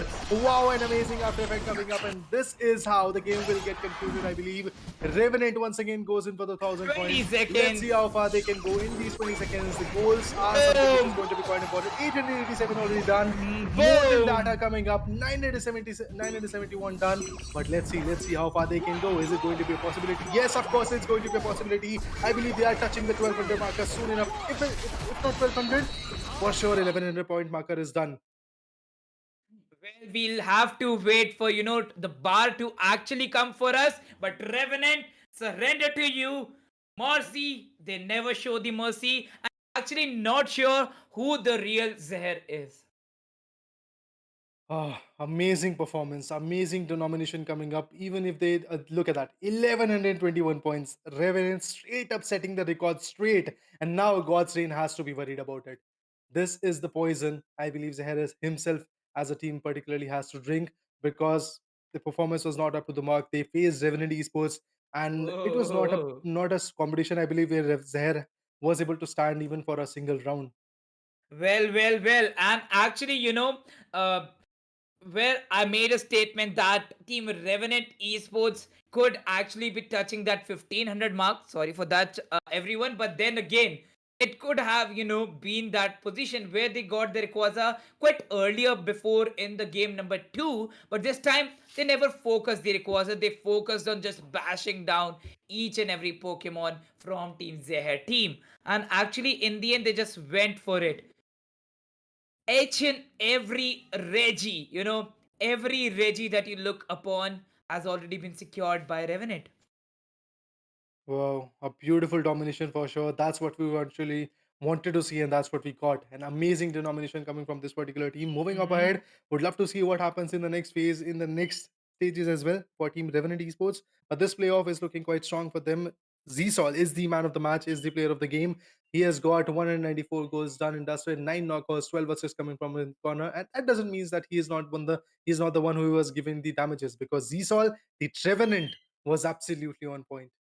Well. Right now talking about the performance team Revenant had, the performance, how they actually went with it. We know that with the Trevenant Zsol had, that was a way more difficult pick, to actually go about that. And when he became the MVP, he only had 194 out of the 1000, 1100 team Revenant has got. So definitely not the goal scored, but the assists matter. Swifty for two straight games, and then Swifty actually switched the roles. This time it was all on Zsol, how he went with it, how he actually chose that Trevorant for the team, and it worked out. It worked out so well with all the moveset that Trevenant had, and the defending ability up to the mark and up to the point. Endurance was always at par. Definitely. Zeher, I believe the competition is something which was not up to the mark. The synergy was not up to the mark. They were unable to get the chaos and industrial in their favor. But right now, guys, we are going to take a short break so that we can cue in the last BO5 for the day. And that will be absolutely amazing, to be precise, to watch out. So stay tuned and get the refreshments ready, because the next one will be critical.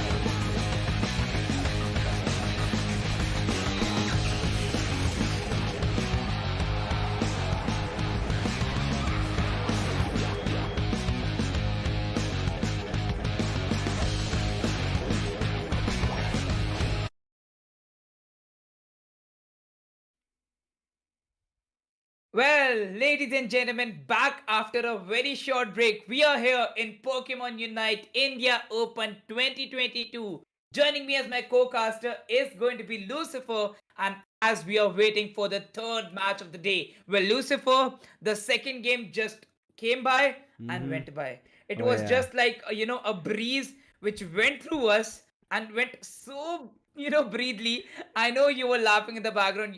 We were enjoying the matches. We were experiencing the in the matches. One set of match where it was not actually one set of match, two set of matches which went 1,000 plus points. I mean, I wouldn't say count it as a breeze. It was a hurricane, a tornado, a storm that Revenant put forth on their opponents, and Sarcasm damn, though. Mhm. they were literally thrown overboard. They couldn't do anything.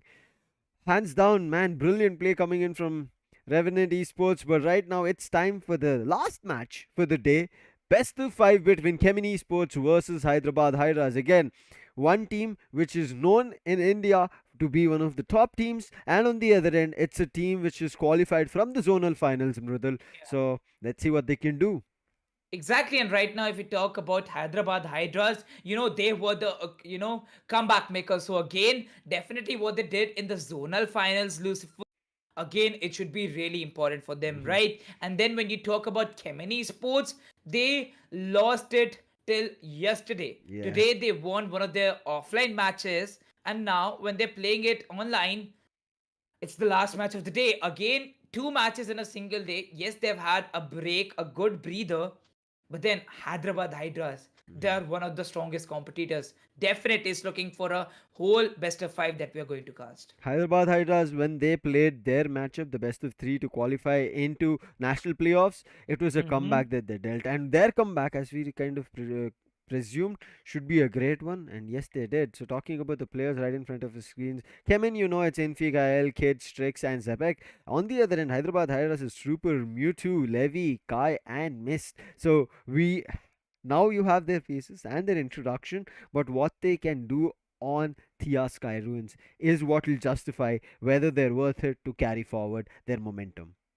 Definitely, talking about all these players, moving forward with the with with that power and actually the set of Pokemons that they're going to choose. But then it's a head-to-head between these two guys. The one of the most important players from all the sides are going to be HH Kai, and on the other side, it's CES Kyle. Young talents and actually strong talents from both the sides. Hmm. 11 rounds, 14 rounds, 35 knockouts, 46 knockouts, 47 to 77 assists. Damage is rounded around quite equal, but then the goal secured by Kyle is more. So definitely is more focusing on the goal side, while Kai is also there for the support. Again, the set of Pokemons might be different, the victories might be different, but then again, these are only the first two or three matches the teams have played. Yeah. Kevin Esports, finishing three or four of their matches in 14 rounds, quite a good victory, but then they've lost a lot. Yes. So again, Three today they matches. need to win this one. Again, many or more do or die and do and die situations will come. But Kemen Esports right now need to focus only and only one thing.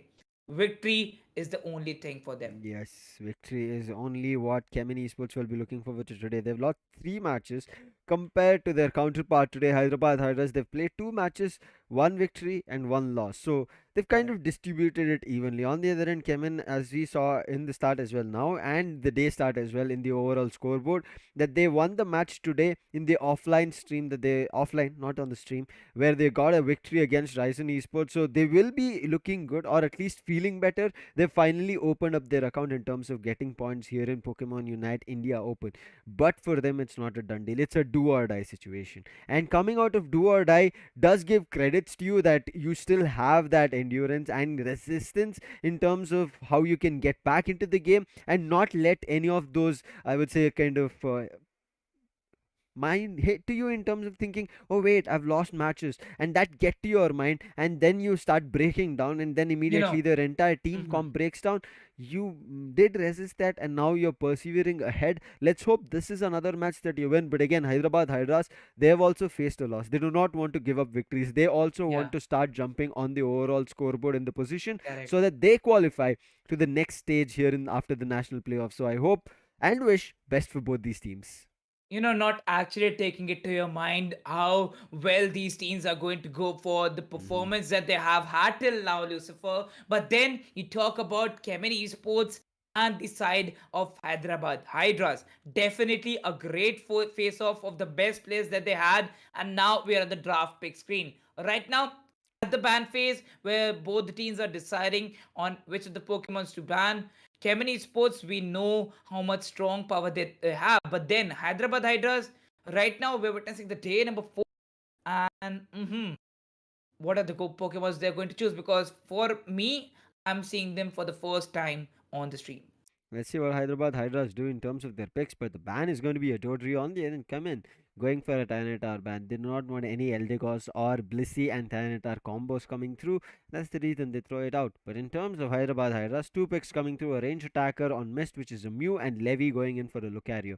Whereas the second pick coming in from CHEMIN Esports is going to be on the Eldegoss, with Strix coming in with a range attacker of their own, which is none other than Decidueye, which has been a very prominent and powerful throughout the tournament, but still second to Gardevoir. On the other end, we have Kid coming in on the Snorlax, and I really love Snorlax throughout the entire tournament of how teams are playing with Snorlax together. Well, yes, exactly. Right now, talking about all these sides and right now focusing on these positions that both the teams they have. Dodrio banned by Hyderabad Hydras and Kemen Esports going for a Tyranitar ban on Hyderabad. So yeah, and Eldigos will be coming in for Zebek. Eldigos actually, Lucifer, you know, coming back to the meta and actually staying there in the meta by each and every team.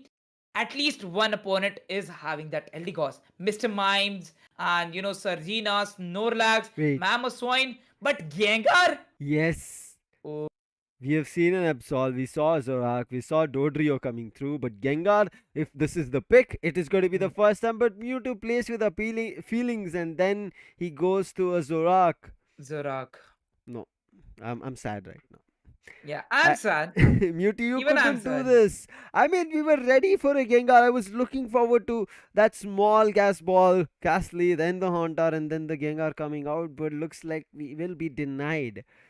We have to be okay with the Zoro as we started off. But right now, with preparations going to be done and discussions, Raider, what are your thoughts? Do you think Hyderabad Hydras have it in their bag or under control? Lucifer, it's Mridul, if you remember, right? It's not Oh, my Raider. bad. Okay, it's okay. You casted the first match with Raider. I Yeah. wouldn't mind that. But then again, Lucifer, as you mentioned that Raider actually, just came for a breather in the match number two. Mm-hmm. How he was just, looking around the teams and went. Actually, we saw a great victory by Revenant. We both were astonished. We both were so satisfied when we were done with the casting of the match number two. But Mm-hmm. then, now, these are 5 games coming on us. Again, Yeah. yes, it might be a 3-0. We don't know what is going to happen here. What Kemen Esports is ready with, what, Hyderabad Hydras is ready with, but we are waiting for only and only one thing. When is the game going to come? Because again, this is the last match of the day. Beginning before the schedule, 10 minutes before the schedule. Quite a fast day today. Yeah, the picks for me coming in from like Hyderabad Hydras, they are well balanced in terms of picking all the varieties that we have in terms of the Pokemon categories. On the other end, Kemin Esports inclining more toward the range attacker. Let's see how it works out. Mm-hmm. Still in the Gosphere stage, and in Infi, what can he do? Early Yeah. goals, that might be the plan, but they're also meeting up with the Lucario coming in on Levy, and his intention is also to get a couple of goals. But Hyderabad Hydras on the mime, they're going to be the ones getting first 2 goals in. Well, definitely. Right now, also we have to talk about all the other set of things, right? Um, Looking forward to Team Kemen Esports at this moment, Hyderabad Hydras taking a lead. It's just an early lead. It won't matter. They're going to go neck and neck, Lucifer. Abilities landing straight. The Pokemon still their early stages. But to talk about the, right now the most important Pokemon, and at this time, we know that we're still available with the Ghastly, but then hope so, soon a Gengar. Let's see if it happens. But right now, a quick battle at the bottom lane. And yes, the Mime did get taken a little bit down, but again, being a supporter can take up more damage and then even get back because the gold zone is still available in the bottom one. None of them even being bursted. But we have a little bit of a tussle in the center lane as well as we see on the map. But the top lane is getting pushed, but it's up to Lucario to hold it out. But Mew still annoying here from Hyderabad Hydras along with Mime. So a ranged attacker with a supporter coming through. You can see CHEMIN Esports are also unable to get in the forefront to try and take a battle head on. Indeed, and when you talk about these sides, we have a Snorlax too. We have seen how Swisty played with the Snorlax, definitely lands good for the side. And when you talk about Zorak, moves like Night Slash would be coming up for the Zorak soon. Okay, the Night Slash is already available, but as soon as he reaches the level 7, you'll be having the Shadow Claw. Definitely for the side of Zorak being the speedster and actually covering up when they do not have the Dodrio.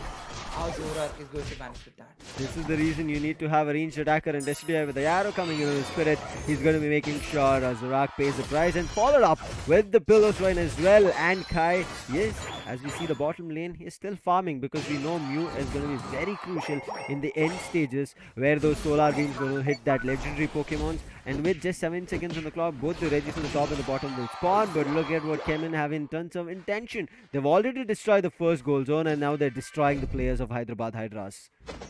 Definitely, right now moving forward with it, CHEMIN Esports have 99 on the board. They're already looking up for a century, and as they have taken the lead, they're looking strong to be actually getting the victory in the very game number 1. But then again, focusing on the first Reggie. The first Reggie is a pick for CHEMIN Esports. They were quick to take it, and look at Destiny immediately going in back to the base so that they could take the bottom Reggie. And I think it should be a Regirock or a Regice, we'll eventually know. But Ked right now chasing the players from Hyderabad Hydras. But Hyderabad Hydras, they're not at all reading into this setup, which is that they left the Reggie go on top, where Reggie on the bottom is their intention, and it is a Reggie steal. If they get this Reggie steal, their attacks will be boosted and more chaos to follow up. But before they get the Reggie steal, Kai walks into a trap, immediately gets knocked out, and Registeel easy up for grabs, and they're going to run, try to take this bottom lane completely under control, and a brilliant block, pushing Mist to his own barrier, and now to maybe a KO. Yes, it is another slam coming through, and Hyderabad Hydras are feeling the pressure and the heat from CHEMIN Esports. Right now also taking, how Team CHEMIN Esports have a Unite already coming into the play. Look at that goalpost. CHEMIN Esports just wandering around it, that like there is no territory, no barrier for them. Lucifer, that's totally not, in a good state and actually not in a good spirit. But again, that is what CHEMIN Esports is showing. They are here for complete and victory. CHEMIN Esports got the confidence after the victory that they had today. For Hyderabad Hydras, well, it's time that they should actually match up with the points Team CHEMIN Esports has. Yeah, looking at how it's turned out for them today in the offline game, here on the stream, they're ready to rock and roll, and they're taking head-on fights with Hyderabad Hydras. Irrespective, it's a speedster, irrespective it is a supporter or a ranged attacker, they're ready to set them into a trap and directly take them down. Hyderabad Hydras here have something in mind, that they want to take complete bottom lane control, but to spoil all their plans, there is Zebek here, comes in with the slam, denies and does a lot in terms of damage, coming with the block right now. A couple of goals do go in, but I think he should be able to, oh no, he doesn't, does use his Unite as well, but they'll still be able to survive. Wait, actually, the Delphox comes in, he was on the top edge of the screen, I couldn't see him, finds 2 KOs of his own, and now all of a sudden Hyderabad Hydras, who thought that was a good decision, yes, it is, at least in getting goals scored, but in terms of taking these boss Pokemons, taking these advantages, they are failing. Kid now understands there should be somebody in grass, takes the move, it does connect, and immediately therefore runs away. Is going to be the Lucario, but the bottom lane aggression is not stopped for destroying CHEMIN's goal zone. They take another player down. Oh, Queen Ascent takes right the quicks coming into the player who wants to punch the Lucario. Still doesn't find a KO, but the KO is still going through the middle on the bottom lane. It's not stopping. Well, yes, it's not stopping, but actually, when you see from the side of CHEMIN Esports, it's actually Hyderabad Hydras once again coming back in the power. But then the Desi duo from Team CHEMIN Esports would not be stopping, whereas Levi would be helping actually the pillar swine to become the mammal swine. The farming has been done, and at last the mammal swine arrives for the team of Hyderabad Hydras. Definitely, let's see how much of damage this Pokemon can do. Kemen, they're doing everything in control that they can, but Zebex, I think, hiding tall grass position was kind of found not easy to push him out.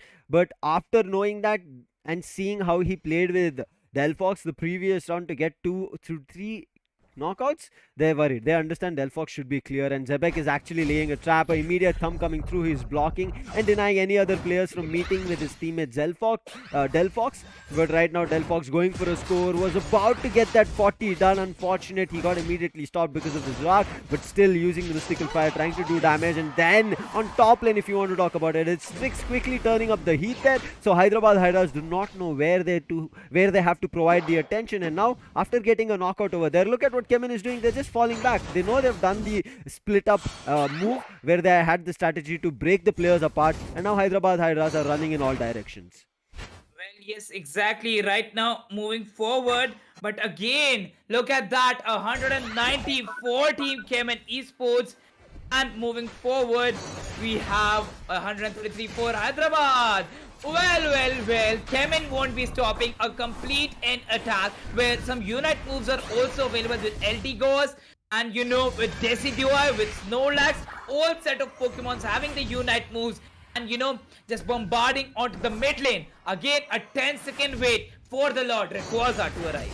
But with 5 seconds, they want to melt this Regieleki as soon as possible. They're putting down all the moves that they have. But with just a second, they knew they couldn't, and they're rushing right to Rayquaza, as you said. This is going to be a legend to take down. It's going to be a tough one, but Strix buying them time until they regroup. And now with all the unites ready, except for the queen herself, Serena, right now. Let's see if Serena will be able to take anything. But in how Kemin are playing, they're not even letting Hyderabad Hydras get too closer to the legendary pit. They just push them back, and Hyderabad Hydras, their intention is to just make sure no easy goals go in this last final stretch, because if they do, it's double the amount.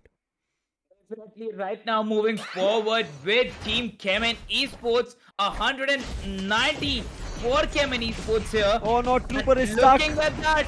Oh no, they're stuck. And right now the Rayquaza, they have got it. But okay, let's go for it. Let's freaking go for it. Where are the goalposts? We are going to make a run for it.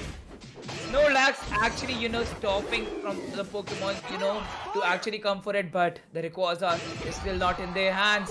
Even before the Rayquaza, they could add a brilliant amount of points and a massive, lead. Oh, Even without getting the Rayquaza, and a KO by Decidueye on Mr. Mime. The last 45 seconds, the Rayquaza is not the focus.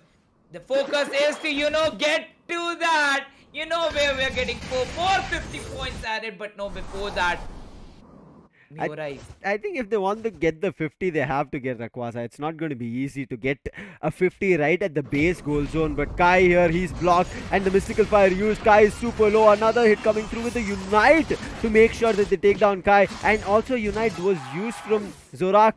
Nothing. It does not work. A 2 KO streak from Kyle. Brilliant play coming in, and immediately Decidueye taking down Trooper here. Trooper trying to survive. Comes out with his Unite. It does not connect at all. Kyle will be able to run away. Decidueye annoying him, and with just a second to go, that fight might not conclude, but this round concludes in Kemin Esports' favor. Exactly, because with that, Kemen Esports would actually be going for it and getting the first game for themselves. Infi, Kyle, Kid, Strix, and Zebek would actually be in a greater point here where moving forward with Delphox, definitely this time they'll be having 390 on the board. And Kid makes the wonder happen. Amazing amount of performance, and actually with that, Serena Kid played brilliantly. But on the other side, the MVP would be Zebek with 121 goals secured and 12 assists. Infi could have been one, but no, the goals are not there, and that's how the MVP pointers are less for Infi. It might be less, but This graph is just like, I don't know. It does tell you that it was a close game, but it was Kemin always in control. So I don't know what to make out of it, Mridul. Uh, Again, looking forward to that graph without the Rayquaza. Even I'm so shocked how that, graph went inclined. It was stable. It was, gradually growing for both the sides. They were quite equal about that. But then again, CHEMIN Esports and Hyderabad Hydras. Look at them. Mewtwo actually tried a lot for the team with that damage dealt and damage taken. But then with the Zoroark, could actually, not arrive with what was expected by Hyderabad Hydras. And on the other side, you talk about CHEMIN Esports Zebek. Yes, that's how I talk about the Snorlax, right? Lucifer, Yes. I did talk about it before the game actually started, where the Snorlax was not banned for CHEMIN Esports. They faced Zebek, it. Zebek and Kael. This Mhm. Wombo combo just worked out so goddamn well. With the Mhm. block, corner him to a wall, smudge him over there, and then Fox with the mystical fire and all the other fire attacks, just throw it up on the player, whichever it is. And most of the times it was Trooper being stuck, smudged to the wall, being a defender, could take up all the heat, but for how long? Immediately after the block is gone, Snorlax is back with a slam and takes that body slam again and takes that player down. So brilliant play coming here from Kemini Sports, quickly jumping back into it. You could see the fights did go back and forth. Hyderabad Hydras as well. The decision to make a five-man push to the bottom lane worked. They did get the goal scored, did destroy the goal zone as well. But that's the only thing that they did. After Well, that, it was again, still Kemini yeah. Sports. It was still CHEMIN Esports actually looking strong against Hyderabad Hydras, even if they were right now wanting to match up with the side of CHEMIN Esports. Hyderabad Hydras did reach 133, right? So the difference was not so much till the very end, but in the end, they put up a streak where all of them had 50 goal points to actually secure the goal post. And then it was a run for CHEMIN Esports to actually get it.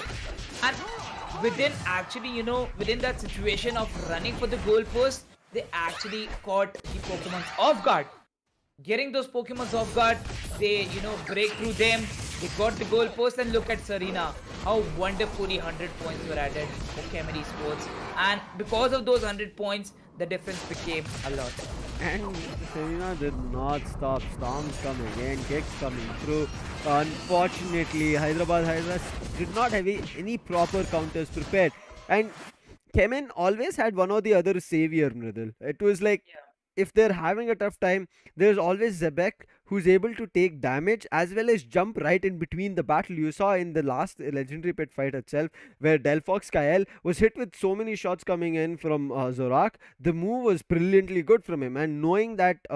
The ranged attackers are a little bit squishy, and if the speedsters are able to do damage, somebody immediately helps from your team. Hyderabad Hydras, it would have been an instant KO and Kael, but it was only Night Slash and claws coming through. It was not enough to immediately take down Delphox. And what happened was Zebek jumped in. He went for a body slam of his own and crumbled was Zorak, even though he tried. Hyderabad Hydras, we've seen this previously in the best of three. They did lose the first one, but immediately came back. Can they do a comeback? But Kemin Esports, after taking a point, Brudel, they look pumped and ready to take another point.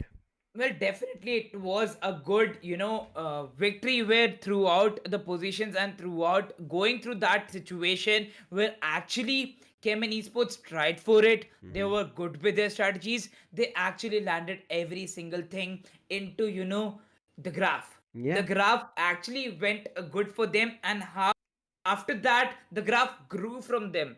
You know, it just went away from the Hyderabad Hyderabad Hydras. And Hydras. Hyderabad Hydras, when they were actually trying to, farm up those things and actually trying for those evolutions, they were on time. They were just on time, but still couldn't make it. Mammoth Yeah, Swine only was there. It difference. was a great help. They could actually get those Pokemons. The Unite moves are actually coming in, and we saw how much wonderfully they performed with the Pokemons. But then a single 100 move from the side of Serena changed the whole situation. Yeah. It changed the whole graph. It changed the whole setup that Hyderabad Hydras had, and then the difference grew long.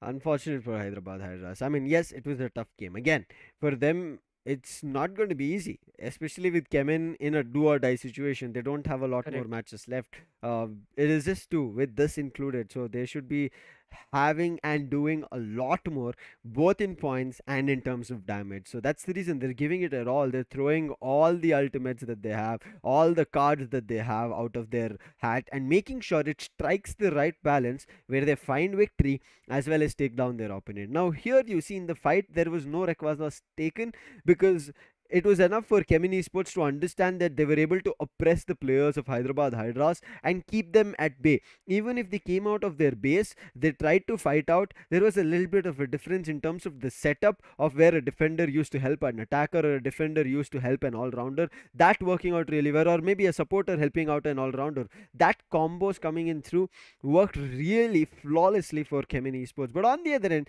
before any combo came through, right, Hyderabad Hydras, they felt isolated.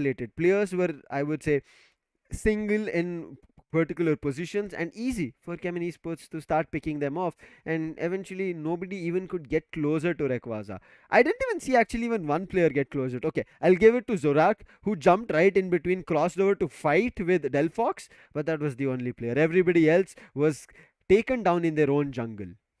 Yeah, definitely. And coming to the battle and then actually moving forward with it is also important. And Hmm. analyzing the whole match once again, taking a look over the match, you were right about Zorark being there. Zorark from Hyderabad Hydras actually was, jumping up and down. And, that's the, importance of Zorark. Yeah. When you have a Pokemon like Zorark with you on the lineup, on the position, and, working around for the team. But then even with the Zorak there, right? It wasn't actually possible for Team Hyderabad Hydras to take that victory. And you talk Mhm. about the speedster abilities that it has, the mobility would be strong, right? Yeah. But the offense, the aggressiveness was still not up to the mark because, the goals should have been there. The goal points should have been there if we talk about Zogak. They did try. I'm not going to blame them, but as I mentioned, right, they need to strike a balance in terms of having complementary moves. Now, if Zora Mm-hmm. comes up with a claw or a slash, they have to Mm-hmm. have somebody from their team. Now, maybe take up the mammoth, which was there, which is Mamoswine. He should have come out with a icicle spear or maybe I would say horsepower. I think that was the moveset that was taken. If he would have used even one of them, Delphox would have been instantly knocked out, and that was not there. So there was no complementary moves that could have helped each other, and we did not even see proper like stunts where they stalled the players of CHEMIN Esports. Again, jumping back into the picks, let's see if this time they strike a good balance for Hyderabad Hydras. Otherwise, it feels like CHEMIN Esports might just run away. But with again starting the draft pick phase, let's see what the bans can be. Bridal, any idea about it? Well, again, right now focusing on the bans, I think so for sure Hyderabad Hydras should ban the Snorlax. I understand from where this is coming. After seeing what was done from Zebexen, I agree with you. But I think we have some idea about what's going to be happening is a quick restart. But before that, I think we should be able to also see which Pokemon should be coming through. With the Mew being banned, good decision. But Hyderabad Hydras, they were the one who had the Mew. It was not CHEMIN Esports. For CHEMIN Esports, it was Decidui. So I don't think they've come up with an exact counter, but I think that's the reason they have had some technical issue here, Mridul. So we'll be quickly rehosting the lobby, making sure that everybody is there when we start off the match because it's very crucial. Hyderabad Hydras, they are increasing the total count of the number of matches, and CHEMIN Esports, as I said, in a do or die situation. Zebek this time he is going in for a Glaceon. I'm not too sure again, guys, if this is going to be the picks. We will see it after some time once the rehost is done or directly into the match itself. Kai going in for a Mime as the Tyranitar still stays banned from CHEMIN Esports after seeing what CHEMIN Esports have faced with other Tyranitars, right? And as I said, I think that should not be the picks. Maybe the players are not all in. But Mridul, coming back to you, you said it should be a Snorlax ban, but Kemen, do you think they will be changing it? They'll let go the Tyranitar and pick up some other Pokemon as a ban? I think so. That's not going to be a good move because again, Kemen has a study of a Tyranitar, Mm-hmm. getting banned, and that's a reason that they have, right? And to have those reasons, I totally agree with Kemen because right now Tyranitar is that meta where sometimes if you miss Dodrio ban, you Yeah. know that the Dodrio is going to come. So Yes. Tyranitar is as simple as that, Lucifer. When you miss a Tyranitar not getting banned, you know that the Tyranitar is already there on the lineup. True. I agree with you. But again, this time the Dodrio was not banned, so they could have come out with a Dodrio rather than a Zorark. Or maybe even Hmm. as we saw, Gengar, right? Gengar is one Pokemon which has a lot in terms of both running away and dishing damage together. That illusion. He just vanishes for a second and hits you from a flank where you don't even understand. You're like, wait, what happened? And that's the moveset he has, which is very brilliant. So Hmm. let's see if they bring it out. But on the other end, still, when you pick up a Gengar or a Dodrio, again, they might be speedsters, but the way you play them is very different. On Dodrio's end, most of the time they go for only steals and only high impact moves where it does a lot in terms of damage and immediately somebody else capitalizes. They do not make Dodrio being the sole anchor, or do not make Dodrio being the one who is the forefront fighter, do not make them the Muhammad Ali, right? On the other end, Gengar, he is ready to take the fight head on. He becomes a punching bag for at least like some time, but in the meantime, he is there to punch the opponents out and like rip them apart, like throw that sands out from their punching bag. So I'm Yeah. not too sure if teams are ready for it, but again, this is an individual player's playstyle, right, brother? It needs to complement with your entire team, the other four Pokemons which is there. You cannot say I might be the Gengar god. I will pick it up and I'll carry you. It might happen in the random ranked matches that we play, right? Random Yeah. queues, but it'll not happen here in a competitive scenario in a professional Yeah. tournament because the others are playing as a team. I think that's what Hyderabad Hydras need to come up with. Play together as a team, get back into the game. Well, yes, exactly. And right now, explaining the whole situation forming up between Hyderabad Hydras and Team CHEMIN Esports, this is going to be the second game, right? Hmm. It's only the first game that has passed up until now. And, because of those rehostings and, some restarts getting happen, not every player is here. And those technical things will always happen, Yeah. Lucifer. We have always discussed about it. But also talking about the situation where CHEMIN Esports have got the game number one, they have the momentum, but because Hmm. of this pause, it's a lot to have. It's a strategical pause. I To be honest, in my point of view, because right now, even if technical issues are happening, the strategical importance of time that they're having, it could be a great importance. And even if the lineup remains same, it could be of great importance, because when they go inside the game, the Hmm. mental ability, or the mental state where they were at, within 2 minutes they're going to start the next game. No, no, no, no, they have 10 to 15 minutes, so a lot to be decided now.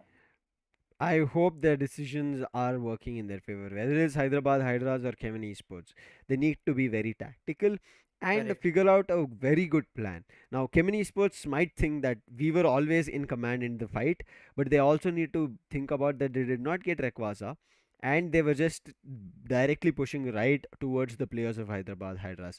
If even for a slight second, Hyderabad Hydras took a breather and then decided to jump on the players of Kemin Esports and their unites connected, the whole first round would have fell flat right on the faces of Kemin Esports and they would have like lost everything.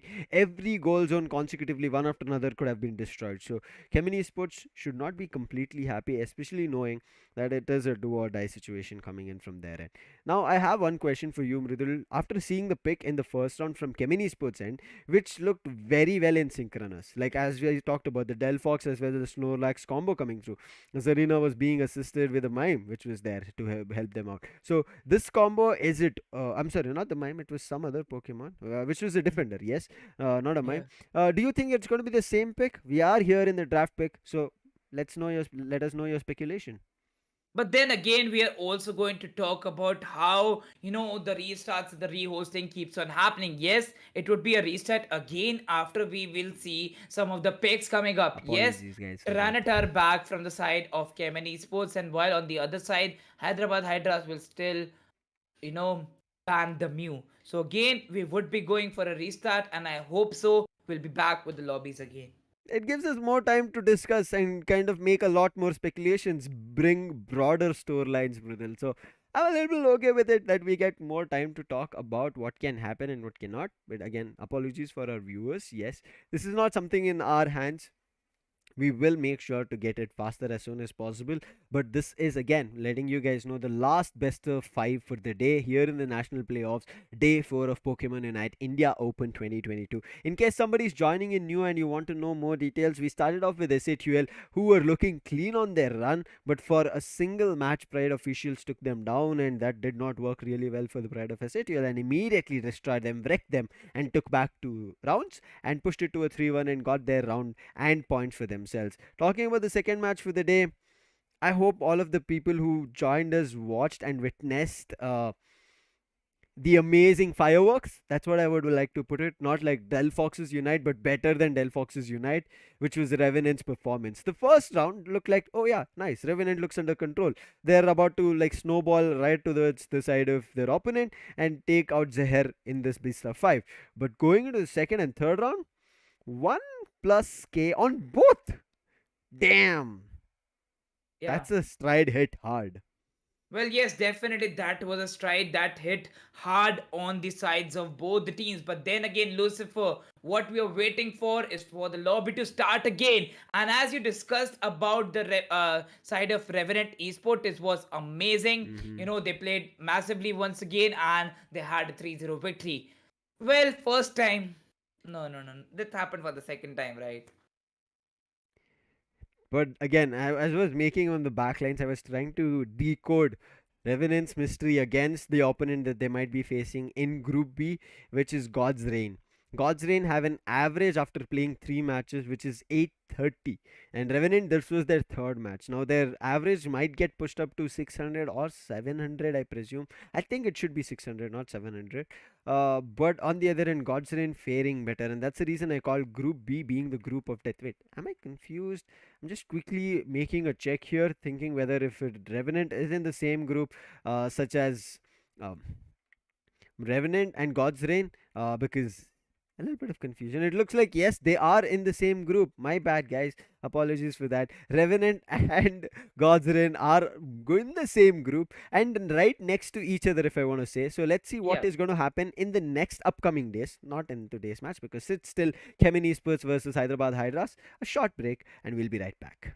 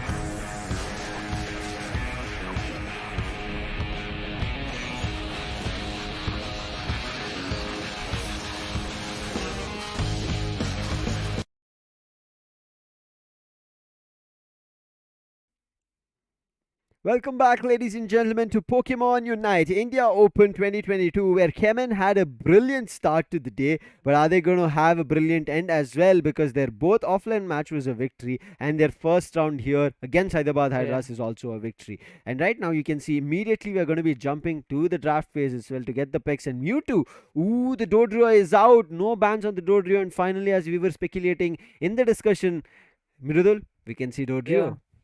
Well, yes, we can definitely see Dodrio coming into the play. Well, then again, yes, we're all up with the power. We're all up, situated with how they would be going with it. It's, an Espion coming into the play and, a Sizer, a Dodrio, Mr. Mime, Snorlax, but the bands are still not visible. I mean, the ban which was the same, it is going to be Mew as well as the Snorlax coming in, and that's the reason we see no Snorlax, right? Zebek had to force himself to pick up the Mamoswine, unfortunate for him, but okay. Still some decision for him. He'll adjust to it. He'll do some more damage. Infi as well changes to the Eldegoss coming through. So let's see how it works out. I'm very, I would say, excited because it looks like Yemen are in that momentum that we keep Yeah. talking about, right? Riding the high tide. That's what every team needs. One victory where they understand, oh, this is how our team likes to play. Irrespective of how much they've scrimmed, they've practiced, they've played a 5 man stack together in the ranked lobby. It is all about how they participate and play and function in a tournament. Now, with Kemin getting their first round, we are jumping right into round two. Well, then we start with the round two of the match three, and as we begin with it, we know that the LD Gauss is going to be really important for the side. Again, right now, it's still Gossifleur, not yet the LD Gauss, but then again, as we talked about it, Lucifer, right? The LD Gauss is going to be real important, even if not, visible throughout the games, but then real important. Entry Eldegoss lane. Previously, this time also looking forward to doing it the same way. Zabak, let's see what he does as the changes here. Initial goals, both the teams are doing it. So no complaints on that end, but it all depends on the farming right now. Delphox as well needs to evolve. It is going to be a Steenie that we are going to be looking at kids and very soon looking forward to level up to none other than your Serena very soon. And in the meantime, the fight on the top lane and the bottom lane, not looking forward to inclining in any direction, but wait, immediate fight develops in the bottom lane, and Kyle and Zebek still playing together. This wombo combo is working out, getting goals in as well. But Zebek had to sacrifice his life. One KO for another, but Espion, who's leveled up now on Kai, wants to take down this player and is chasing it and slows down with the moves along with the side shots coming through. But somehow surviving. Mystical Fire is coming out. They're trying to do as much as they can. The flame charge is used, but it does not work. It is another exchange of a KO for a KO. So it is swinging both the ways. But Yeah. Kemin come up hard on the top lane. They take 2 KO streak. Well, yes, again, right now we are seeing CHEMIN Esports up for a KO streak, and with that all rounder, still a Steenie, but then again, not being a Serena and punishing, with the psychic moves. Yes, Serena is real important for the either of the sides. Yes, Again, a lead for CHEMIN Esports, and now Dodrio. Available for the battle, and Dodrio would not actually be left behind. She will be able to get he'll be able to get goals, but more than that in KO it'll be tough. And Zarina is right now on the chase, looking forward to the kicks coming through, and Decidue also chiming in. They get KO, but immediate KO being exchanged with the Espion, as well as the Snorlax on the other end, which was picked. Now punishing, as Kemin says, you denied us. We're going to make sure that you pay a price for it. A couple more goals here, and we should be seeing this goal zone being broken. And yes, the first goal zone is gone for Hyderabad Hydras in the bottom lane. So they need forward to changing up the strategy, because in another 15 seconds we are going to be seeing the Regis on both the top and the bottom lanes, and Hyderabad Hydras, they're concentrating and stacking on the top lane with 4 players.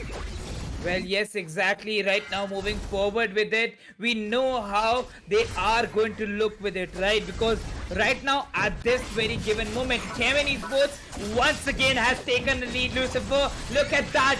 On the top lane, Hyderabad Hydras is actually looking forward to take that Reggie. But is it going to be a steal? Unfortunately, No, not a steal. Hyderabad Hydras get that Reggie, and now an ally added. Kai is doing a brilliant job. He's doing hefty damage coming in. But just like Zebek did, right now Trooper being on that Snorlax is trying to deny the fight from happening. Tried their best, but somehow he is cornered right now. Gets taken down. That's a KO with 4 men fighting with 5 players. High horsepower coming through to push the players. Zebek, brilliant use of it, and then followed up with the stamp. And now Levi, he's low. The barrier is blocking him. He's trying to run away, but it looks like he will be stopped and stunned. His teammate has already been taken down. So goes his story as well. But Snorlax was just KO'd. He'll be back in the game, and Trooper, he is angry. Puts up a block and he takes 4 players down. Pushes 4 players out, and that's a big value being found. And same big value found on the bottom lane as they take down the Decidueye, but a quick exchange on the Decidueye moves as well as the Espeon goes. Well, yes, exactly. Right now, moving forward, 125 for CHEMIN Esports. As for now, they're leading the charge, and look at that, 5 minutes and 30 seconds on that position. On the other side, you see Hyderabad Hydras still at 73, where they're still, looking for a back-end position. And Levi is busy, just busy with that farming. He knows that he has to farm. He knows he has to secure the goals. But then again, not having the mobility to actually read those positions. Supporters are needed. The defenders are needed at the perfect spot. Hyderabad Hydras still on the deficit in terms of the goal. They need to somehow make a 5-man push in one of the lanes and get advantage of it. But looking at CHEMIN, they're pushing back the players. They're not letting Hyderabad Hydras gain any space. In the next 10 seconds, it is going to be Regielike again spawning on the top lane. That is the intent this time again for Hyderabad Hydras to deny them. But a big unite coming in from Kai to take down Kai over there. Kai steps out of his zone and tries to take him down. But right now he's getting hit with the damage. But in the meantime, triple trample coming through from the Dodrio does not find effect as the Queen goes high with the kicks coming through, but Pandemonium Dance trying to take down the Queen right now. Kid is low and yes, gets assisted with the barrier coming through and a punch as well, and they make sure that Kid is gone and Serena pays a price. But immediately Hyderabad Hydras switch tempo because they know Regielike needs to be taken down. If they don't take it out, CHEMIN Esports will be taking it for themselves, and Trooper tried to stop it from happening, but his block is gone, and with the unite coming through, they're pushing all the players from Regielike's fight. Zebek as well as his turn on the Mammoth Swine. Horsepower comes through, goes for the Mammoth match, gets one, looking for the second as well, KO, and right there goal zone Fluxes gets 2 and is not looking forward to stopping as his teammates take Regielike. Mewtwo should also be going down, but he's still committing for the fight, and Mammoth right on Zebek. He's making sure this looks unstoppable. Trooper trying to stop this from happening, but no saves the entire CHEMIN Esports squad, and Serena in the meantime fighting with the Regirock. Levi is here to try and steal it away, but Serena says no with a storm coming through, and it should be an instant KO to fall up in the bottom lane as well on Levi. Well, yes, with that right now, a 221 for CHEMIN Esports. They're just leading the charge with all that they have. Look at Zebek. The Mammoth Swine is on a roll right now, just looking for only and only one thing. And the goalposts are far behind of what CHEMIN Esports is expecting. So, at this very given moment, all they need to wait for is the farming, get their abilities back, actually get those points, make them 50 without even, the Rayquaza. And after that, just hunt down for the goalpost, because at this very given moment for CHEMIN, it's looking like as an easy entry on the bottom lane, and they're actually going for it. 3 Pokemon, it's a 3v2 on the bottom 4v1 lane. and it goes as well. Bottom Yes, lane yeah, being yeah. pushed, and I think it should be I knew broken. it. Wow. But in the meantime, if we want to talk about CHEMIN Esports of how they're playing, Kid being the sole anchor on the top lane, and nobody's even thinking of pushing him because that Serena is making such big kicks that it's not only making them knock out, but it's just throwing them out of this map. That's how the feeling is right now, Mridul. Well, yes, exactly. Also talking about all the situations here right now, we see how we are going with a 329 for CHEMIN Esports. Otherwise, it's Hyderabad Hydras with only and only 73 on the board. OMG! Look at that! 325 for CHEMIN Esports and only 2 minutes remaining. They have the lead. Lucifer, are we going to make a statement that it's CHEMIN Esports looking for a 3-0? We might be because Rayquaza has spawned right now. It's going to be super crucial. Mammoth Mash coming through and he's walking away from it. They need to get to Rayquaza very soon. But the block coming through from Trooper, it denies Rayquaza and Rayquaza is about to heal his health. But a Unite from Sizer making sure he takes down Rayquaza as soon as possible, as many of the players from CHEMIN are out. But a brilliant Unite comes through, still does not work out. Unfortunately, there is going to be no steal. And right now, all CHEMIN needs to do is go for a block. But unfortunately, they'll not be able to block the goal zones because they have all their goal zones available, and this is something that they shouldn't have, because in the last games, last fights, right, numerous goal zones you have, it makes his life easier for the opponents once they take the Rayquaza, and that's the reason Hyderabad Hydras gain a 469 lead here. And not too sure, 3 players had just spawned from CHEMIN Esports, but I think just because of the distance, jump pad was not enough for them to gain distance. CHEMIN Esports with 1 minute on the clock, they have to make a 5-man push to one of the lanes, but the Dodrio, it has sneaked and nobody's here to save. Another big 100 coming through, which pushes the overall score to 569. They've made a 5-man top lane push, but there is Mewtwo who already after getting a score in is pushing up, but CHEMIN is not stopping. They're raining a couple of goals in. They've pushed it to 369, but it's not enough. Eldegoss is stuck. Eldegoss gets KO'd. It'll be tough, but in the meantime, Zepek gets KO'd, meaning life even gets tougher. Healing is not going to be there after Eldegoss going down, followed up with both Zarina and the Decidueye. CHEMIN, who look completely in control, lost their reins when Rayquaza spawned. Well, yes, exactly. Right now, at this very given set of time, it's 617 for Hyderabad Hydras, and waiting for it. Just the tables turned with Rayquaza coming in for Hyderabad Hydras. The last 5 seconds, more points being added. You know, even the base and all the Pokémon jumping in. Added more 14, added more 8, and they are above 900. It's a victory for Hyderabad Hydras. And look at that, Lucifer. What an icing on the cake, you know. Till the very end, we thought it was a clean sweep victory for CHEMIN. But wait for it. Yeah. Hyderabad Hydras were there. That was a snatch. That was a table turner, which we never thought of. Because look at KO. It was only Mewtwo who got 7. Trooper tried as much as he could, and he has got 10 assists. But on the other end, the overall picture seems way better for CHEMIN Esports. But one thing that they did wrong in the last, I would say, minutes was, you see, it was all CHEMIN Esports leading the charge. But when Rayquaza spawned, the bottom lane positioning was so bad. First, Espeon finds, I think, Decidueye. Not Decidueye, somebody else, some other Pokemon, I'm not too sure. But after that, it follows up with the Mamoswine and then the Decidueye. And when these 3 Pokemons get taken down from CHEMIN Esports and at the Rayquaza spawn time, it just makes it difficult. Yes, it was Kyle. Not too sure where he got taken down. Feels like in the bottom lane itself. But holding those aggro positions, CHEMIN Esports lost control of what they could have done and taken Rayquaza and even made this victory seem cleaner. But this is the comeback story, as we talked about, of Hyderabad Hydras, right? They do a comeback story after losing the first match to push themselves. That was the same storyline in their zonal finals. Well, yes, exactly. With that, 141 goals by the side of Blaziken. Even if it's, around and around 900 for the side of, Hyderabad Hydras. But then you talk about Blaziken. Assists are important. When you are a team player, you actually are the player of the game, and definitely deserving to be there at that position when he was all around with the team, for the team, and actually supporting the team. That's how Lucifer, he was important. Got the player of the game. Now the second game is over. It's a 1-all at the streak. Yes, it is 1 each right now. In even the battle data that you saw, it was CHEMIN Esports who had a better battle data in damage dealt, damage taken. But unfortunately, the last fight, it went south. Right now, let's see if it's going to be happening again. Hyderabad Hydra coming in a clean sweep of their own, but all after a short break.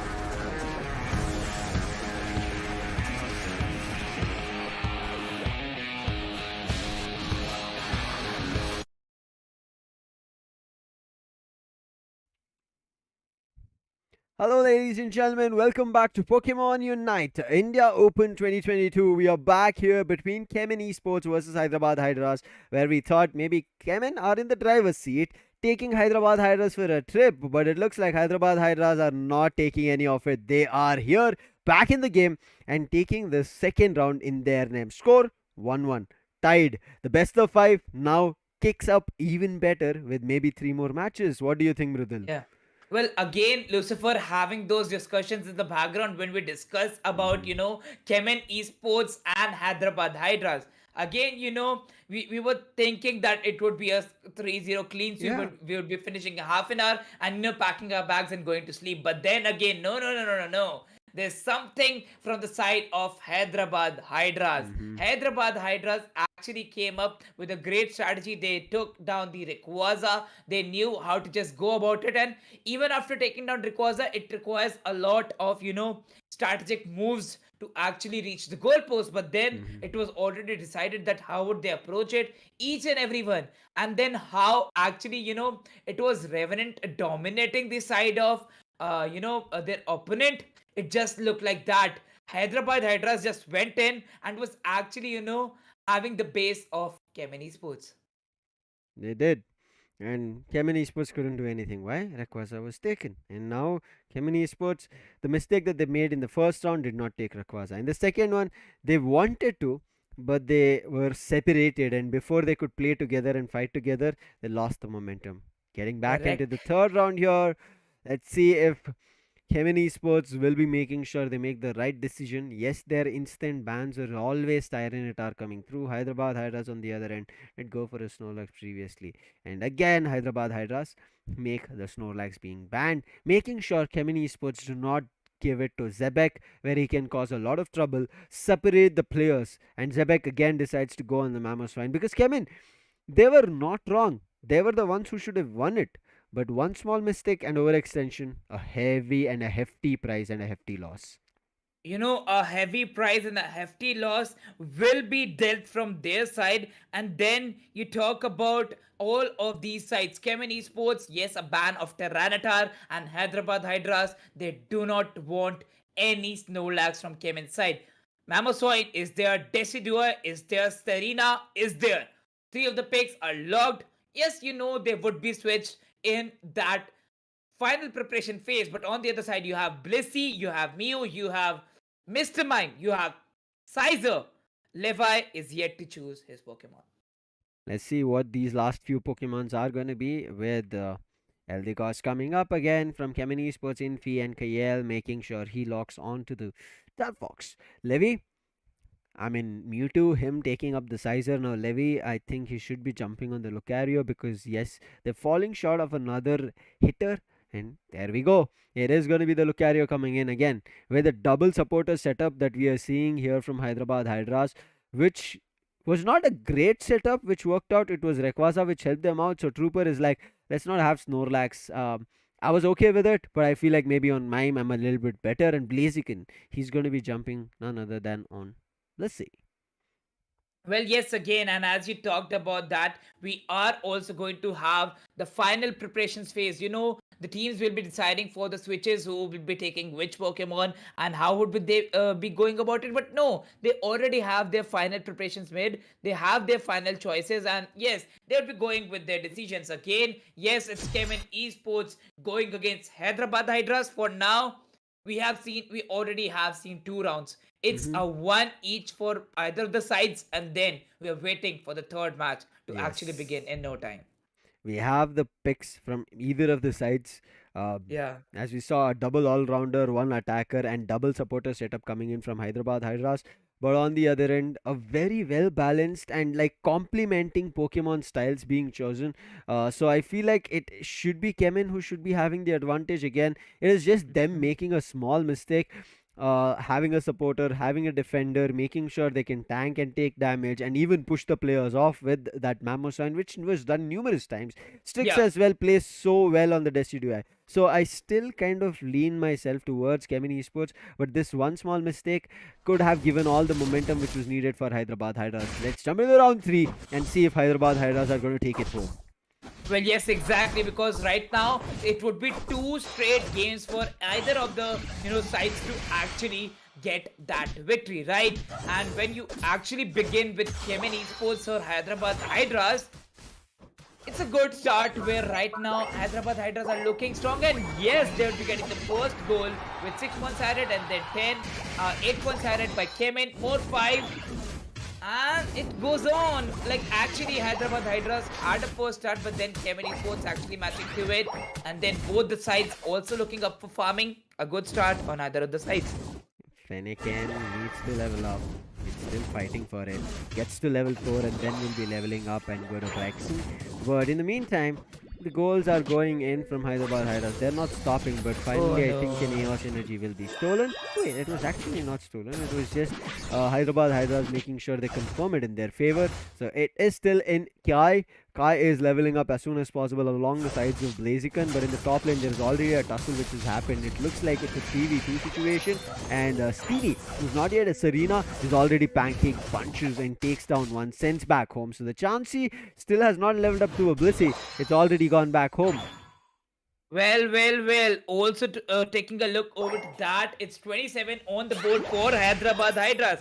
And yes, definitely look at that. Oh no.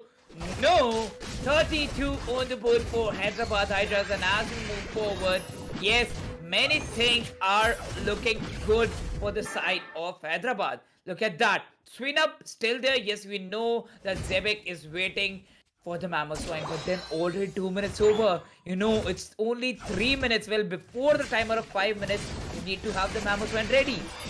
They will have the Pillar Sun at least ready right now, but the punch is coming in with the Sizer helping out. They will get a KO, but a quick exchange coming through, and finally Pillar Sun being here. Mew is about to go down. They're trying to chase him, but with his moves, it is just a run to save his life and leaves Trooper, and that is a punishment that they have to be okay with. And Infi right now quickly trying to jump upon the player and try to isolate him as Serena has come to her evolution, the final form, and there might be a fight where Mewtwo might just get taken down. Well, yes, exactly. Also focusing on each and everything here, and with that power, with that position, and how exactly they are moving with it. 62 for Hyderabad Hydras, and on the other side, only 18. Look at that. 3 minutes also covered up, and there you go. Hyderabad Hydras are actually pumped up with their victory in the game number 2. They are actually looking for a comeback, and actually they're wanting to close it with a 3-1. Strategies from both the ends being fought good. CHEMIN have other idea. They want to make sure Hyderabad Hydras pay a price. They're fighting with them. Mystical Fires as well coming in. The Spirited Shackle as well. They're chasing them, trying to push them back. But Hyderabad Hydras playing smart here, wasting time as much as possible, pushing them back. But CHEMIN Esports are not falling prey into it. They're quickly trying to jump into the battle. Eldegoss trying to help as Mewtwo wanted to kick a player off board but did not work out. Same goes for Lucario, who went for a steal, got punished for it. Trooper here trying to help the teammates, do find one KO on Delphox, but it should be an instant KO coming through later on. But no, Kai is here, but the Spirit Shackle on the ranged attacker connects and takes down Levi. Unfortunate for them, but they will be okay with it. But in the meantime, a big Solar Beam was there, but a brilliant stomp as well, which never fails and makes Regieliki the ally for CHEMIN Esports. Well, yes, exactly, and that's how you know we are really warmed up for it. And let's see what is going to happen right now. 62 on the board for Hyderabad Hydras. Looking forward to it. A good streak from Hyderabad Hydras coming in, but CHEMIN Esports making a comeback. More points getting added. It's close and close. One from the side of Hyderabad, another from CHEMIN, another from Hyderabad, another from CHEMIN. Both the sides are not wanting to lose, but then again, it is going to be a neck-to-neck battle even for Hyderabad Hydras to actually take it to a 2-1. CHEMIN Esports and Hyderabad Hydras toe-to-toe, 1-1 situation. Zebek has an opportunity here to make sure he pays and devours Kai. He tries and he's now going in for Blaziken as well. A brilliant assistance coming in from his Decidui, and he is still trying for a chase. And the last Spirited Shackle connects. And now CHEMIN Esports, they were not happy about losing their top goal zone, so they're trying to do a distraction on the bottom and destruction, which works. And now they're finally going to be trying to fight with Regice, but their immediate turnaround coming in from Hyderabad Hydras as well. They're all here at the bottom lane trying to fight it out. Let's see what Zebek can do here. He comes with the Icicle Crash, quick to take out Kai over there. Now it's the last two players surviving, Levi and Trooper. Help coming in on Trooper's end, but how much can he do? They are able to steal this Reggie Ice and try to survive. No, says Zebek. He takes down one, but immediate exchange with the punches coming in, but it's still Infi surviving. Infi trying to run away, but in the meantime, Zebek might just get stuck. But Infi gets help on Kid's end as well, and the Storms are going to be there. So this bottom lane will not be taken, or at least covered up in goals, and Mime gets isolated. He thought his barrier will help out, but he got stuck. And in the meantime, still a push working out. Delphox comes with a unite, and it should be Mewtwo trying to go down. Both of them exchanging blows right now, but it's going to be goals and goals coming in from CHEMIN Esports, pushing themselves 200. Well, exactly. With that, we are also going to see that CHEMIN Esports is also looking for a comeback right now, because again, both are actually at a 0. Look at that. A 0 at this very given moment when 1-1 is here. And here you go. Look at that. 202 against 164, but then more points added. 187, 242. Who is actually going to take it before the Rayquaza arrives? Oh, Reggie, yes, the Reggie. Again. Stolen by Hyderabad Hydras. It's Mew making the difference before he goes down in a KO. But Hyderabad Hydras getting that Reggie, definitely they would be touching the 300 mark, of course. Let's see. The fight is still going on. CHEMIN Esports denying that from happening. They're trying to fight with all the guts and the efforts that they have. And yes, with that they will be getting some experience. But Reggie going down. Hyderabad Hydras, a brilliant try, but is still not closed the gap. But now with just a minute to go for Rayquaza to be spawned, both the sides need to start leveling up. Trooper still on level 9, whereas everybody else from CHEMIN Esports, they've already reached double digits. Zebek is seeing all the chaos that is happening where Hyderabad Hydras players are fighting with wild Pokemons to level up. He is giving a call, but his call is also making sure that they get a chance on the Reggie at the bottom. Kid on a 1v1 situation, he feels a little bit stuck now, but he's still continuing with the attacks. He gets a chance, going in for the drop kicks coming through. Will he get a stomp right now? And it might be level going down. Before the stomp even comes through, the 1v1 works, and now there is an immediate chaotic fight on Reggie Ice. Will there be another steal coming in from Hyderabad Hydras? It looks like yes, says Blissey with the egg bomb, most probably closing the Reggie Ice in their favor. But CHEMIN Esports are not giving up. Mystical Fire out from Kyle, and with NP helping out, but a Mammoth Mash coming through does a lot in terms of damage, but needs to run away. The help with the Decidui on the Spirit Shackle, and Kai,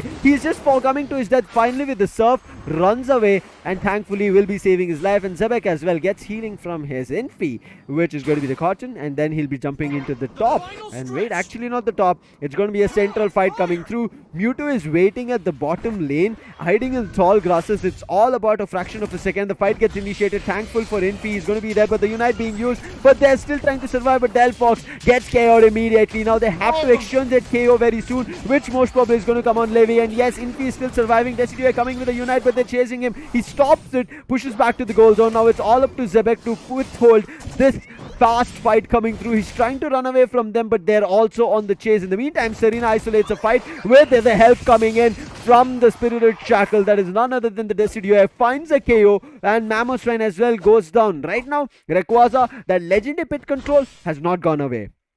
Well, yes, exactly. And look at that. Mewtwo actually made a lot of wonder with the Sizer, moving forward. And once again, he's the lone one to actually start that fight with the Rayquaza. Mewtwo actually has it in himself. He is going for it. But then again, the Rayquaza is not damaged. And we are already down in the last minute.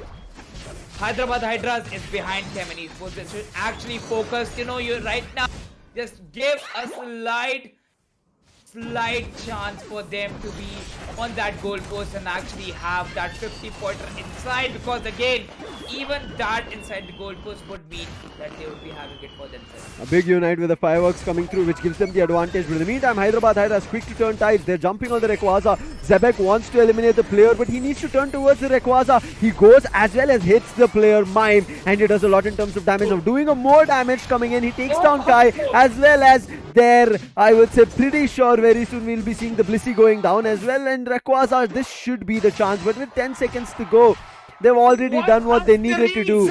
Doesn't even need a Rayquaza, and CHEMIN Esports back into the game. Oh, whoa. Zebek with that KO streak just stopped each and every Pokemon from Hyderabad Hydras. Every player was stopped to arrive at that given moment. Yes, it was the man himself, Zebek, getting that victory for sure. He might not be the MVP because he has done it for the team again. Yes, the points were not added, but the damage that we saw on the screen in the last 2 minutes, Zebek, surrender to you, kid, throughout the whole game. You know, the Unite moves always coming in from Serena, always present in the situations. It was a whole throughout by the side of Kid. Again, Infi could have been, the MVP, but then lacked those MVP points because of, not having much amount of goals. Again, great moves, great game where Hyderabad Hydras were actually, leading against CHEMIN Esports till the 4th minute. And then, at the 6th minute, they were really far. They actually matched Team CHEMIN Esports at the 8th minute. And then the graph took over. There was no Rayquaza conquering. But actually, in the end, when, CHEMIN Esports had those 40 pointers and 30 pointers, they were the actual successful ones to get those into the goalpost. Great decision making coming in from Kid. Brilliant. If he would have decided in that bottom lane fight where Zebek was being chased, if Kid would have followed the same path, it would have been a KO on both of them. What does he do? He runs around and goes behind the players of Hyderabad Hydras, isolates the players one after another, and as soon as Zebek goes, players start pushing towards to their jungle, and that's where CHEMIN Esports, who had got knocked out, were able to get back. With the battle data showing, you can see Kyle has done so much damage. Same goes for Strix, did not stop. Kid as well, 68,000 coming in. Brilliant play coming in, and Kid in terms of goals, MVP, knockouts as well, 9 is just too good coming in. Anywhere close to double digits in terms of knockout tells us what you have done. But again, Infi as well, with so many assists that he had, as you rightly said, he could have also been the MVP, but lacked a little bit in the goal points. But that does tell us that CHEMIN Esports played better here and made sure that even if they were losing players, they kept a couple of players in the couple of nearby legendary area positions, and which was able to make them survive and later fight it out. CHEMIN get back into the game, but it's still the second point. Now they have one more round to close it off. But Hyderabad Hydras, they like comebacks. Are we going to see one? We are going to wait for the 4th round when it starts off. But this was a very chaotic, intense, but CHEMIN controlled battle. Yeah, exactly. A come-in controlled battle. Well, well put and well said, Lucifer. When we talk about how a CHEMIN controlled battle did happen by their side, it was yet looking like a lead for Hyderabad Hydras. And even if they were far from CHEMIN, I always had a hope how they made a comeback in the game number 2. That could have happened at any given moment because Hyderabad Hydras can make that possible. But then, Mewtwo did start the fight against that, Rayquaza, but was not executed till the very end. So yeah, everything landing right for CHEMIN Esports, but then they have to continue the streak. And as I said, at 1-all, you have to win 2 games at par and, in a continuous streak. Because even, if you win 1 game and lose another, then you are at 2-2. So another way you still have to win 2 games back to back to actually get to that 3. Best of 5 it is, but the first 1 to 3 to win. 2 games for CHEMIN, 1 game for Hyderabad Hydras. Can CHEMIN actually just close it down in the 4th game, or are we actually looking for a 5th one to come? In a couple of minutes, we'll get an answer to it. But credits go to Zebek, as you rightly said in that last fight, to take down Yeah. Mime first with that Mammoth Mash coming through, then the Kai, as well as the last player trying to lurk around over there. That just gave them a big advantage, making sure that if anybody was there close by to steal, they were immediately put down, and that's the reason we say every player needs to step up. It certain times happens that they would have to come in and show their individual play style. That is okay. And if they don't, it would have been tough, because just imagine if Trooper survived on that Blissey, he has egg Yeah, bombs. But yeah. again, making sure that Zebek, while he's also going down, he's being taken down, he's being chased, he's using his moves, doing damage, and that is the reason, even after him using his Mammoth Mash, as soon as Rayquaza was spawned, his Mammoth Mash again came and was recharged because of the amount of damage he was doing. And that tells you that Zebek was never away from his team and always look forward to the betterment for the team. And that's the reason at all times, whenever you become level 9 and 8, when your unite is unlocked, you need to keep getting your unite back and forth, making sure that you keep doing damage to the opponent. Jumping into the maybe one of the last rounds here for the battle between Hyderabad Hydras and CHEMIN Esports, the draft pick. Banface, this time do you think Hyderabad Hydras are like, wait, Zebek, he's good on Mamoswine as well, I think we should ban Mamoswine for now? What do you think, Mridul? Again, yes, it should be a Mama Swine ban, but then again, depends on the team. Or Kids Arena Tyranitar, ban? yeah, a Serena ban could be there, but then a Mama Swine ban What? is there. Lucifer, Lucifer, Lucifer. Surrender to the god, man. Oh man, a great prediction, and Hyderabad Hydras know that it could have been a table turning situation if Mamoswine was not Yeah. near the Rayquaza. I said it, you predicted it. Wonderful, man. A great coordination. Let's see how it works out now. They've lost yeah, Mamoswine. But Zebek, he's like, okay, he doesn't pick up the Snorlax. He's like, it's okay. I'll take about that Eldegoss, which Infi was playing, and give Infi a role where he can run around and do damage, and we end up seeing a mime. Double supporter setup coming in from CHEMIN Esports. On the other end, Hyderabad Hydras getting back to double attacker, ranged attackers, especially Venusaur and Mew coming out with Snorlax. Let's see if that Snorlax will be put to good use. Otherwise, CHEMIN, they are the one on the lead. Kyle will still be going in, none other than the Delphox, and Strix this time, he is going to be jumping on the Serena, whereas Kid, I think he will be going on the Mew. Or Yes, definitely. And on the other side, you are seeing that it's a Venusaur pick by Blaziken. Trooper is still waiting for its pick, and Snorlax by Mewtwo. So definitely, it could be a great, side. But on the other way, you have a Delphox Serena, and there you go, Kemin coming up with the combo that can actually cause the defeat to Hyderabad Hydras. You know it, oh, Lucifer, Gardevoir, and Serena. Plus Eldigos too. Whoa! Strix was playing the Residue. I thought that was so deadly, and they changed it up. Strix takes Arena, and then Kid. He's like, okay, no wait, it's actually still Kid. It was just the pick initially that you were saying, and as this in the final preparations is going to be exchanging hands. I'm seeing if Yeah, Zebek and Infi still exchange hands. No, it's going to be the case. Strix, he was already doing great with Decidueye, but I yeah. think they understood what they were doing, especially when they got Decidueye knocked out. I think Strix is like, they have a feeling of how I like to play on this Decidueye, so let me switch it up.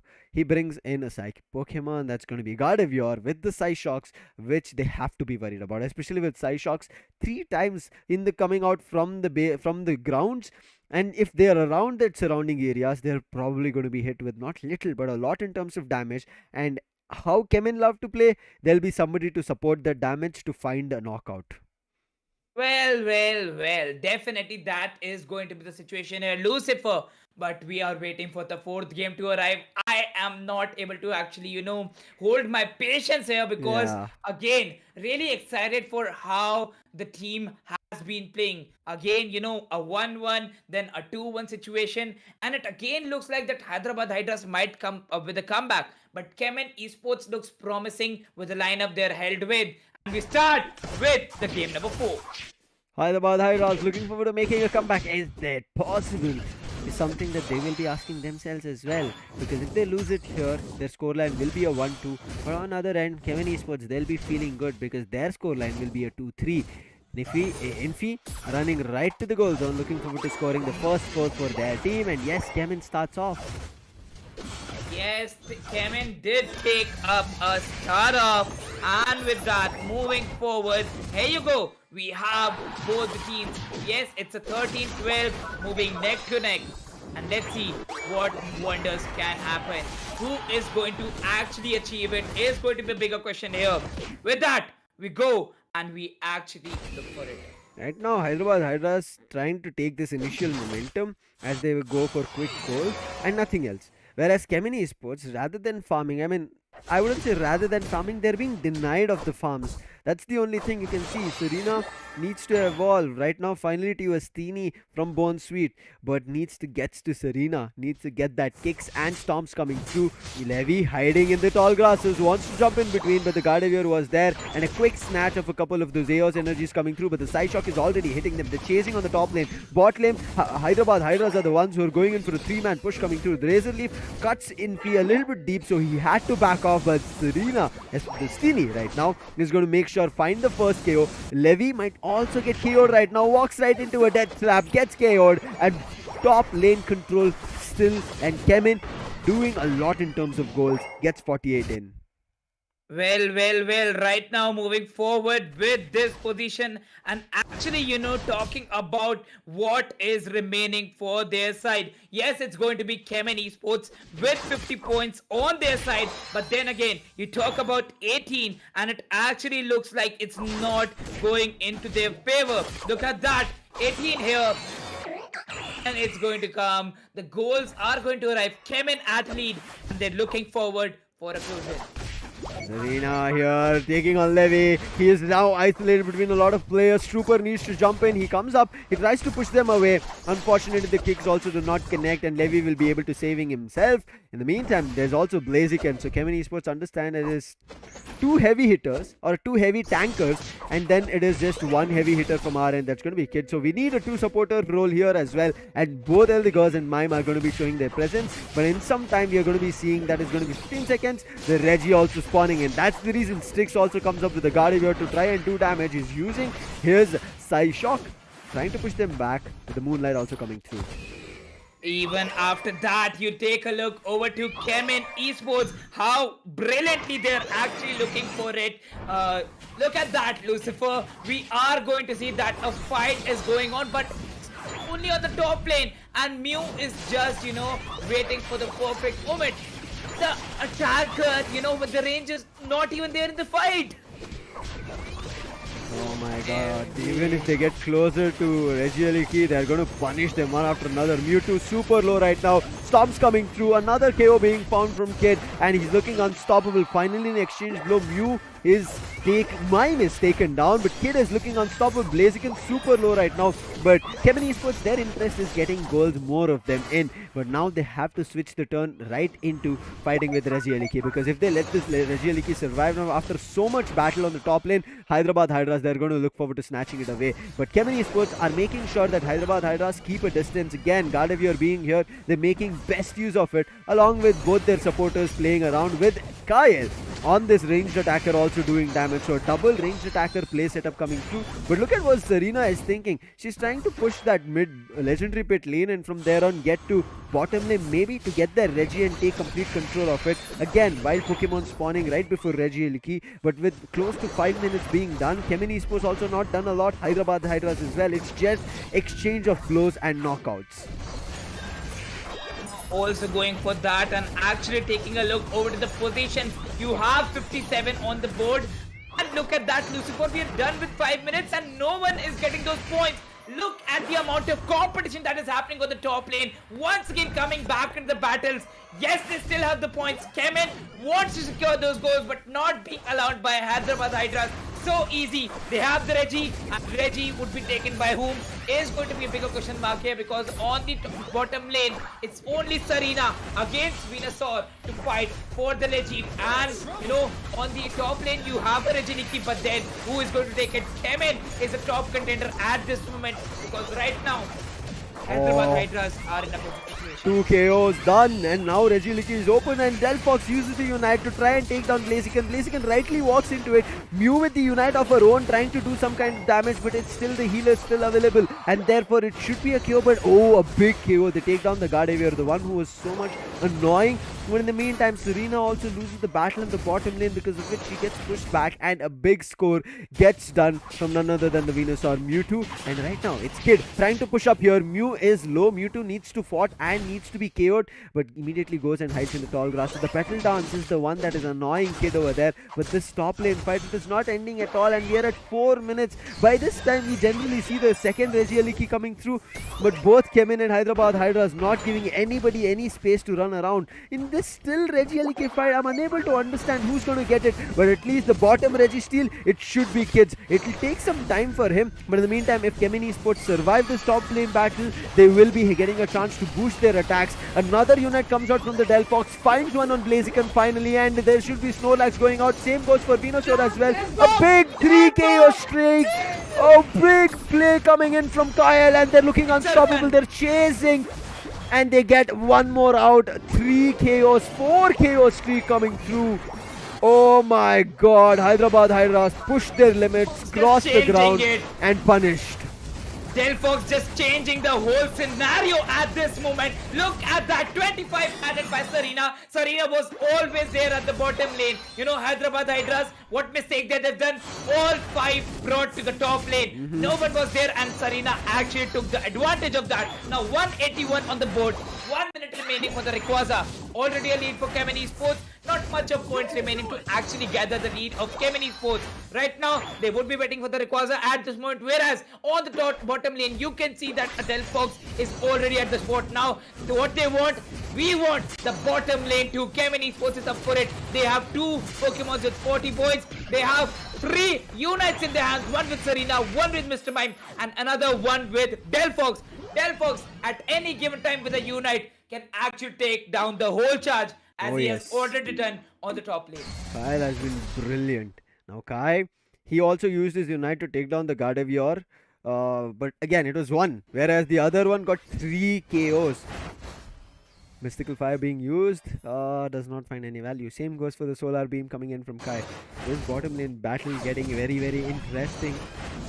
Nobody's still taking charge of it, but CHEMIN Esports, if they do a 5-man push, it might just work out. But in the meantime, look at what Serena is doing on the top lane. Serena and Levi, which is going to be Kid and Levi, might fight against each other. But CHEMIN Esports, are they going to be quick to take a fight on Rayquaza? I have that question. But in the meantime, Hyderabad Hydras slowly but steadily pushing up one step another. So first starts off, it's going to be Venusaur on the Petal Dance. I'm looking forward to who starts off with their Unite. Still nobody starting it off. They're just exchanging the moves that they have in hand. But Kid, he comes up with a big 100 score here on the top lane. Gets the goal zone destroyed. In the meantime, Mime starts off in with the Unite move, and Gardevoir along with Delphox.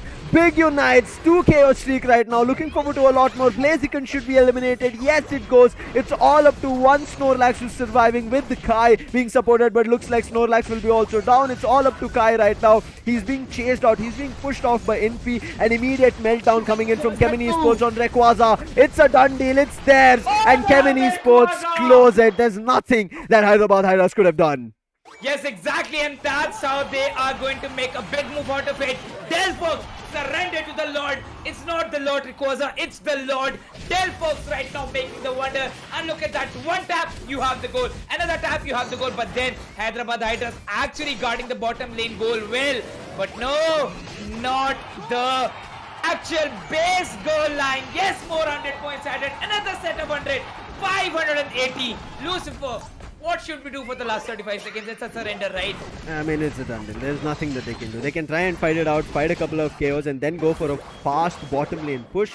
But that bottom lane push will at least take them 5 to 10 seconds. And where Zebek is already holding guard. Top lane is not being held guard, but doesn't matter. CHEMIN are not stopping in terms of goaling in their home goal zone, in their base goal zone itself, which keeps Hyderabad Hydras' attention in that position. Now Zebek finally being pushed out. They're still trying to annoy, and Zebek is able to stop both them. But now 3 players being there, goaling will get a little bit tough. But he stopped at least 2 players. One only goal zone will be destroyed with 50. Delphox again win the Unite. Stop it already. Both Delphox and Gardevoir use their Unites, which starts from the ground itself, creates a big circle, and both the circles coinciding together did so much damage on the players of Hyderabad Hydras. Otherwise, Hyderabad Hydras, they would have had a chance, at least one chance for that last fight. Yeah, again Zebek with that bully move of always and always not wanting to score the goals and just troubling your opponents. They were here for like 20 points, 30 points. You have already made like a 500 plus points of lead. You could have made them do that, but no, they are not going to allow it. 641 to 119. What a way to close it, Lucifer. We were looking like neck to neck battles, and when CHEMIN Esports actually won the third game, that's how they're going to close it for Sec- themselves. the second game was also in their control. They just slipped and they got punished for Hmm. it. So Yeah, no it problem got on that. slipped. Zebek 17 assists, 10 on Strix as well on the Gardevoir and 6 on Kayel as well. And Strix needs to be the MVP. His side Yeah, shock he is the annoying MVP. immediately coming with the Moonblast as well. They were Yeah. constantly being hit with one or the other move, and especially Strix using that range in such brilliance. Once Kai did target that Gardevoir and went with a Unite, directly hit it, Mm-hmm. got that KO Mm-hmm. done, but the other players were surviving. Such a brilliant play coming in from CHEMIN Esports that they played together. And you could see until 6 minutes the battle was so close. And why was it so close? Because the top lane battle was there, going back and forth, back and forth, back and forth. Only one Regieliki, Brudul. Can you Yeah. even imagine? Only one Regieliki spawned, and that was alive till 7 minutes of the game. And then is when Yeah. the tide turned, when that huge Unite move coming in from Delphox, the fireworks took three players down, and from there got a 4 KO streak. If that battle didn't go in the favor of CHEMIN Esports, Mm-hmm. Hyderabad Hydras could have actually pushed.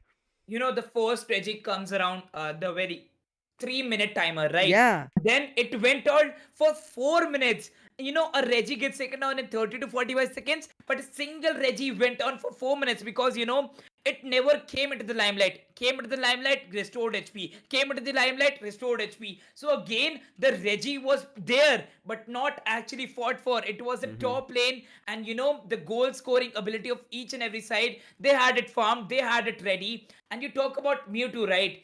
Yes, Strix is the MVP for the side of Team Kevin Esports, but if you talk about Mewtwo here, Mewtwo actually with the Venusaur and even with the Zorark, throughout these games, he was, always the aggressive one Yeah. and, making those decisions, but the team did not land correct with him. Again, could have landed correct with him.